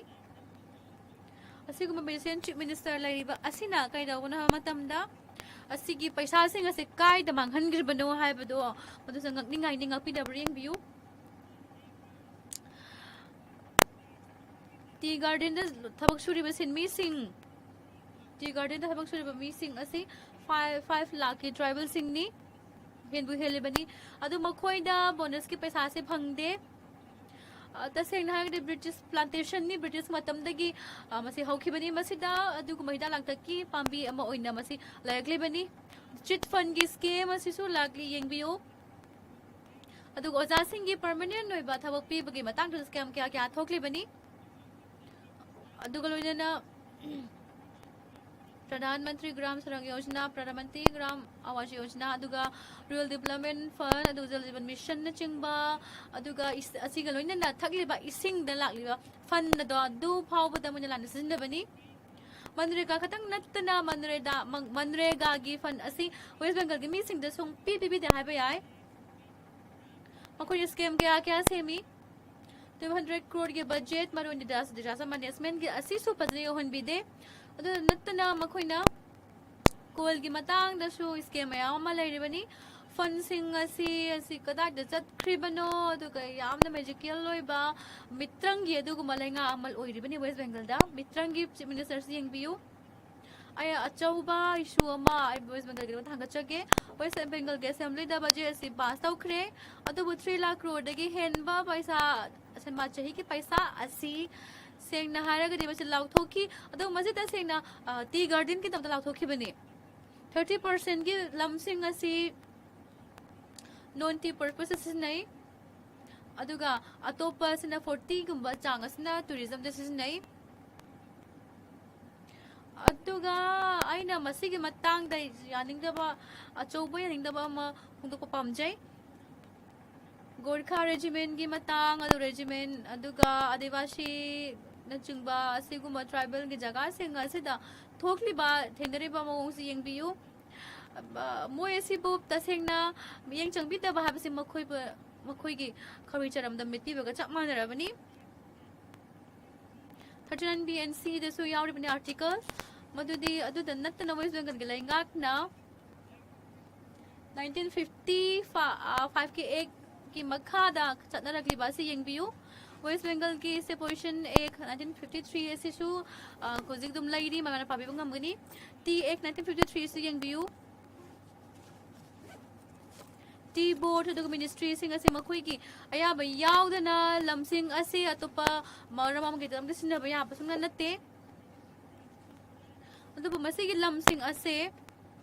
lamseng na hara gadi lamseng asigi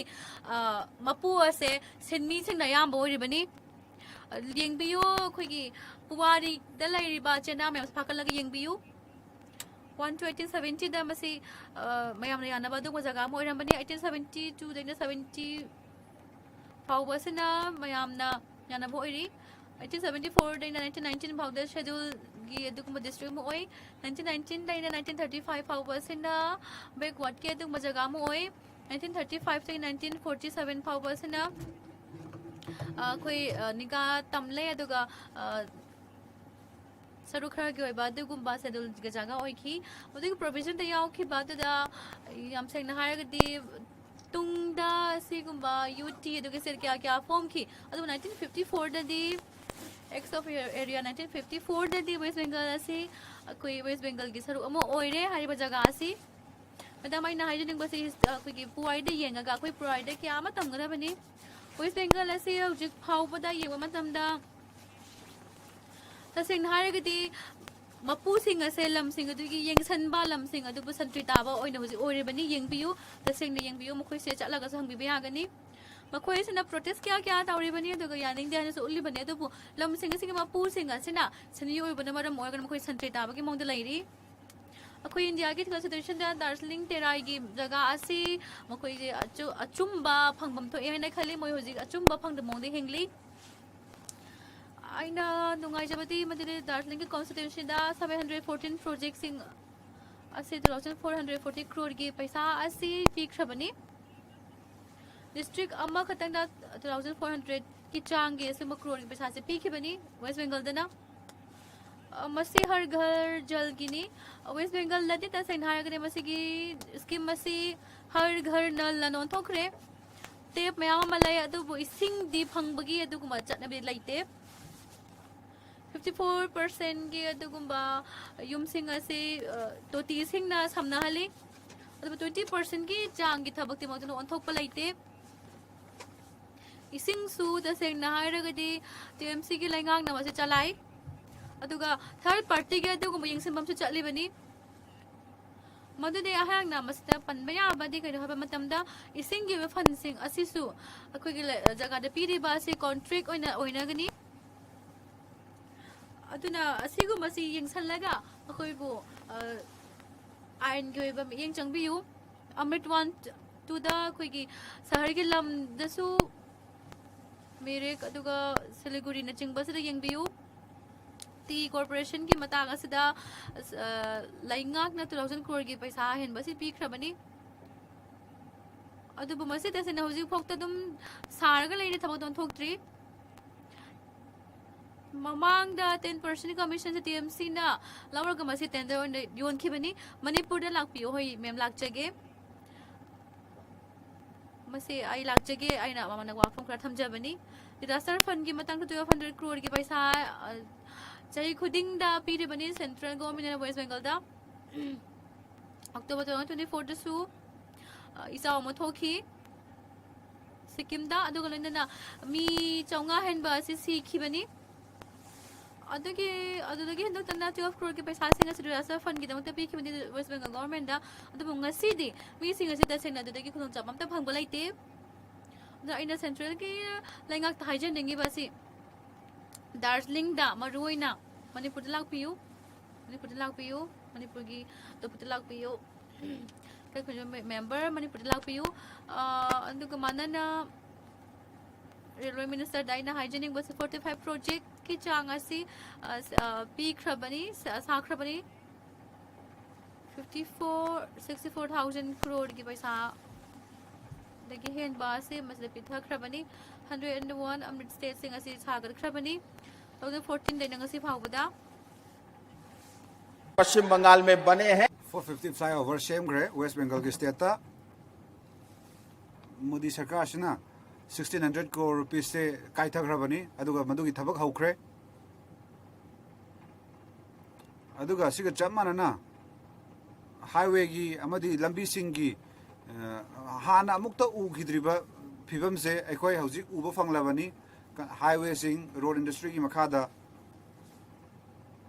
ma'am मतम खरा पिबियो एंगोंदा मतम खरा पिबियो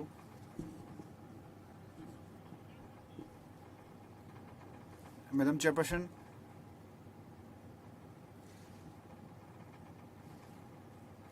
निशिकेन दुबेजीना खुदम मम पिबिगी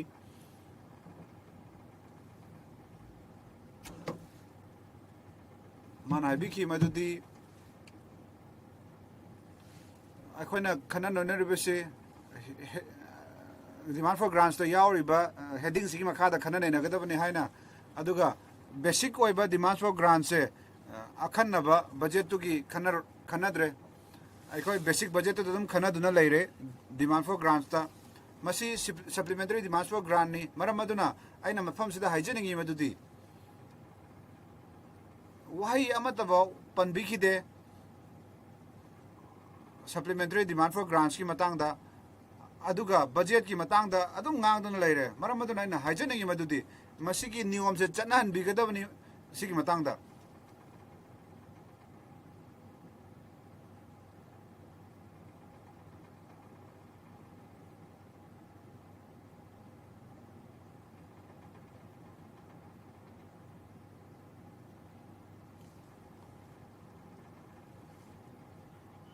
थागतचरी ma'am थागतचरी madam आइबु सिगी Matang असिदा सरुक याब फंगनबिबगिदमक थागतचरी madam अइना भबसिदा हाइजनिंगबदी याम अकुत याम थमोय सेंगना अखोगी सेंथुंगी फिबमगी लेबासगी सेंथुंगी फिबमदा हाइजनिंगी madam अखोइना सेंथुंगी फिबमसिदा सेनमिथुमिकी फिबमसिदा खनब मतमदा अखोइना खंदोकपा मा दरकार लई अखनब सप्तम सिंह कराइदा लैबगे हाबसे खंग दरकार लई अखनना अखोगी लेबाकता चौखत थौरांगी मतंगदा यंगरपा मतमदा समाज की ओइबा चुंबा फंगबसे सिगी पांदम से फंगलोय दरकार लैबा नाम सोयरबा मीसिंगसे यावहनदब तारगदी मपुंग फाना निंखा तंबा फंगोय अदुगी जगह सिगी सरकार से अदुम याम साथीना माइथीरे दलित सिंह माइनॉरिटी सिंह नेमथदुना लेरिबा कंबू असे हंथब थाकता लेरिबा कंबू असे अदुगी मतिक मरो ओय अखोई समाज असिदा अदुगी मतिक मरो ओय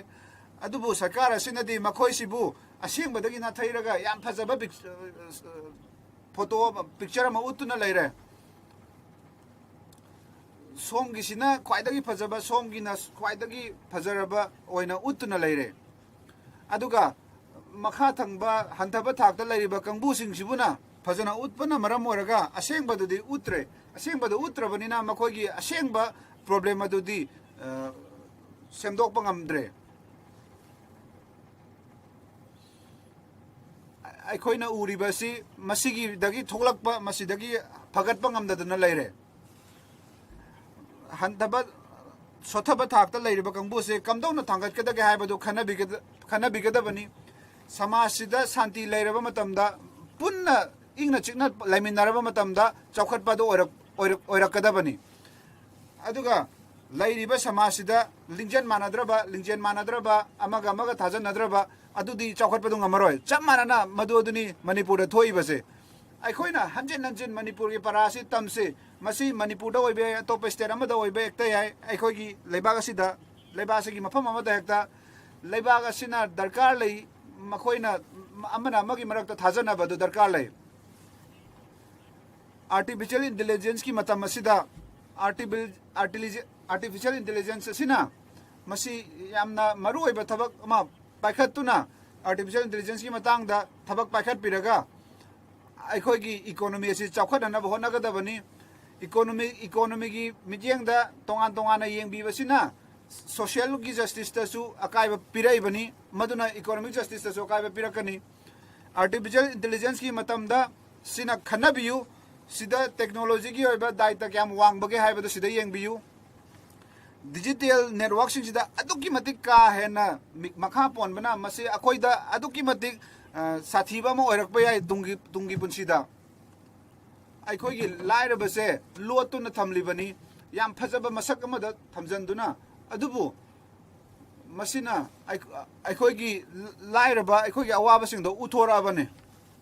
मसिना अवाना दु उरागनी हौजिकी ngasiगी सोसाइटी सिदा अवाबा मयाम अमा थेंगनराबनी अखोइगी पुंसी असेंगबसे मेकानिकल ओन्थोरे हौजिक ओइरिबा ngasiगी मियोइबगी समाज असे मियोइबसे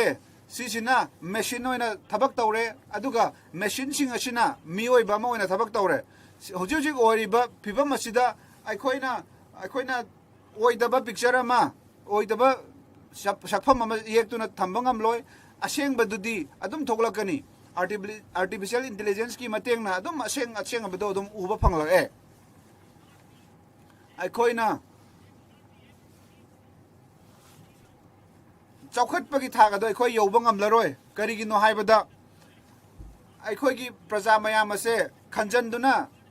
khak tuna tham khragani kari gi no haibada artificial intelligence na khudong chaba mayam adu lau khragani aduga robot mayam ama thogla agani madam punsi ado madugi misak adugi oigani makhoina kamdong na hingada ge haibadu khanglaba mising adugi oigani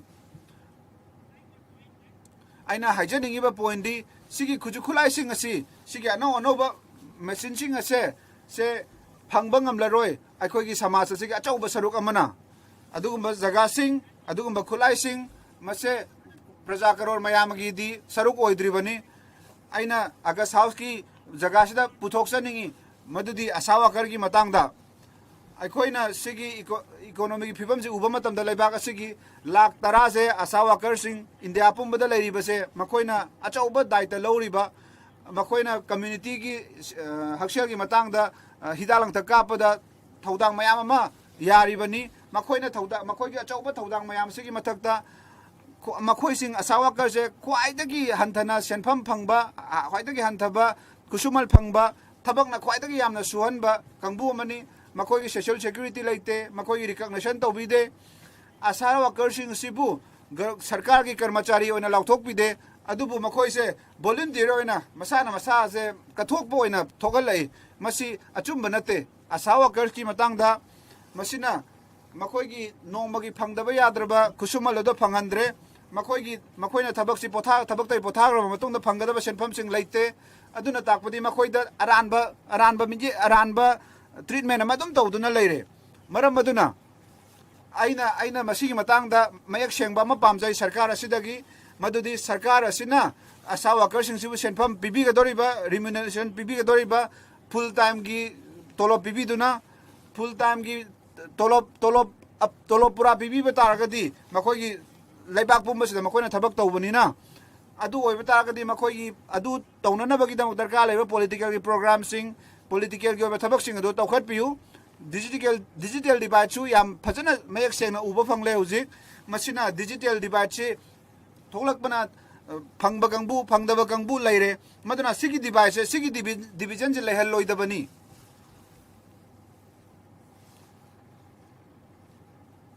samudra mana ising pame haina lawhal loidabani samudra bada ising lehan bigadabani madam ai thagat pa phongdok chage Abdul Sawal Jida mahak masasibu hindi da phongdok wafam phongdok bi budam thagat pa phongdok chari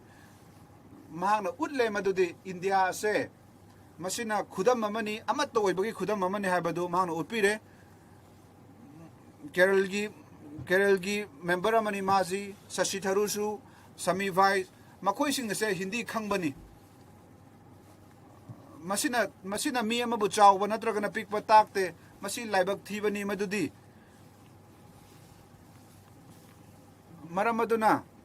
loan gi maming lauraga aikoina politics to biroi dabani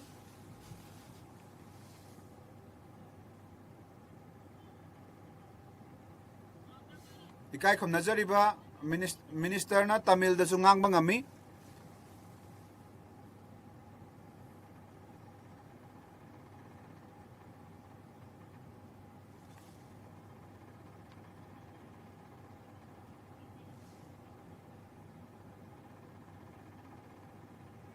Speaker,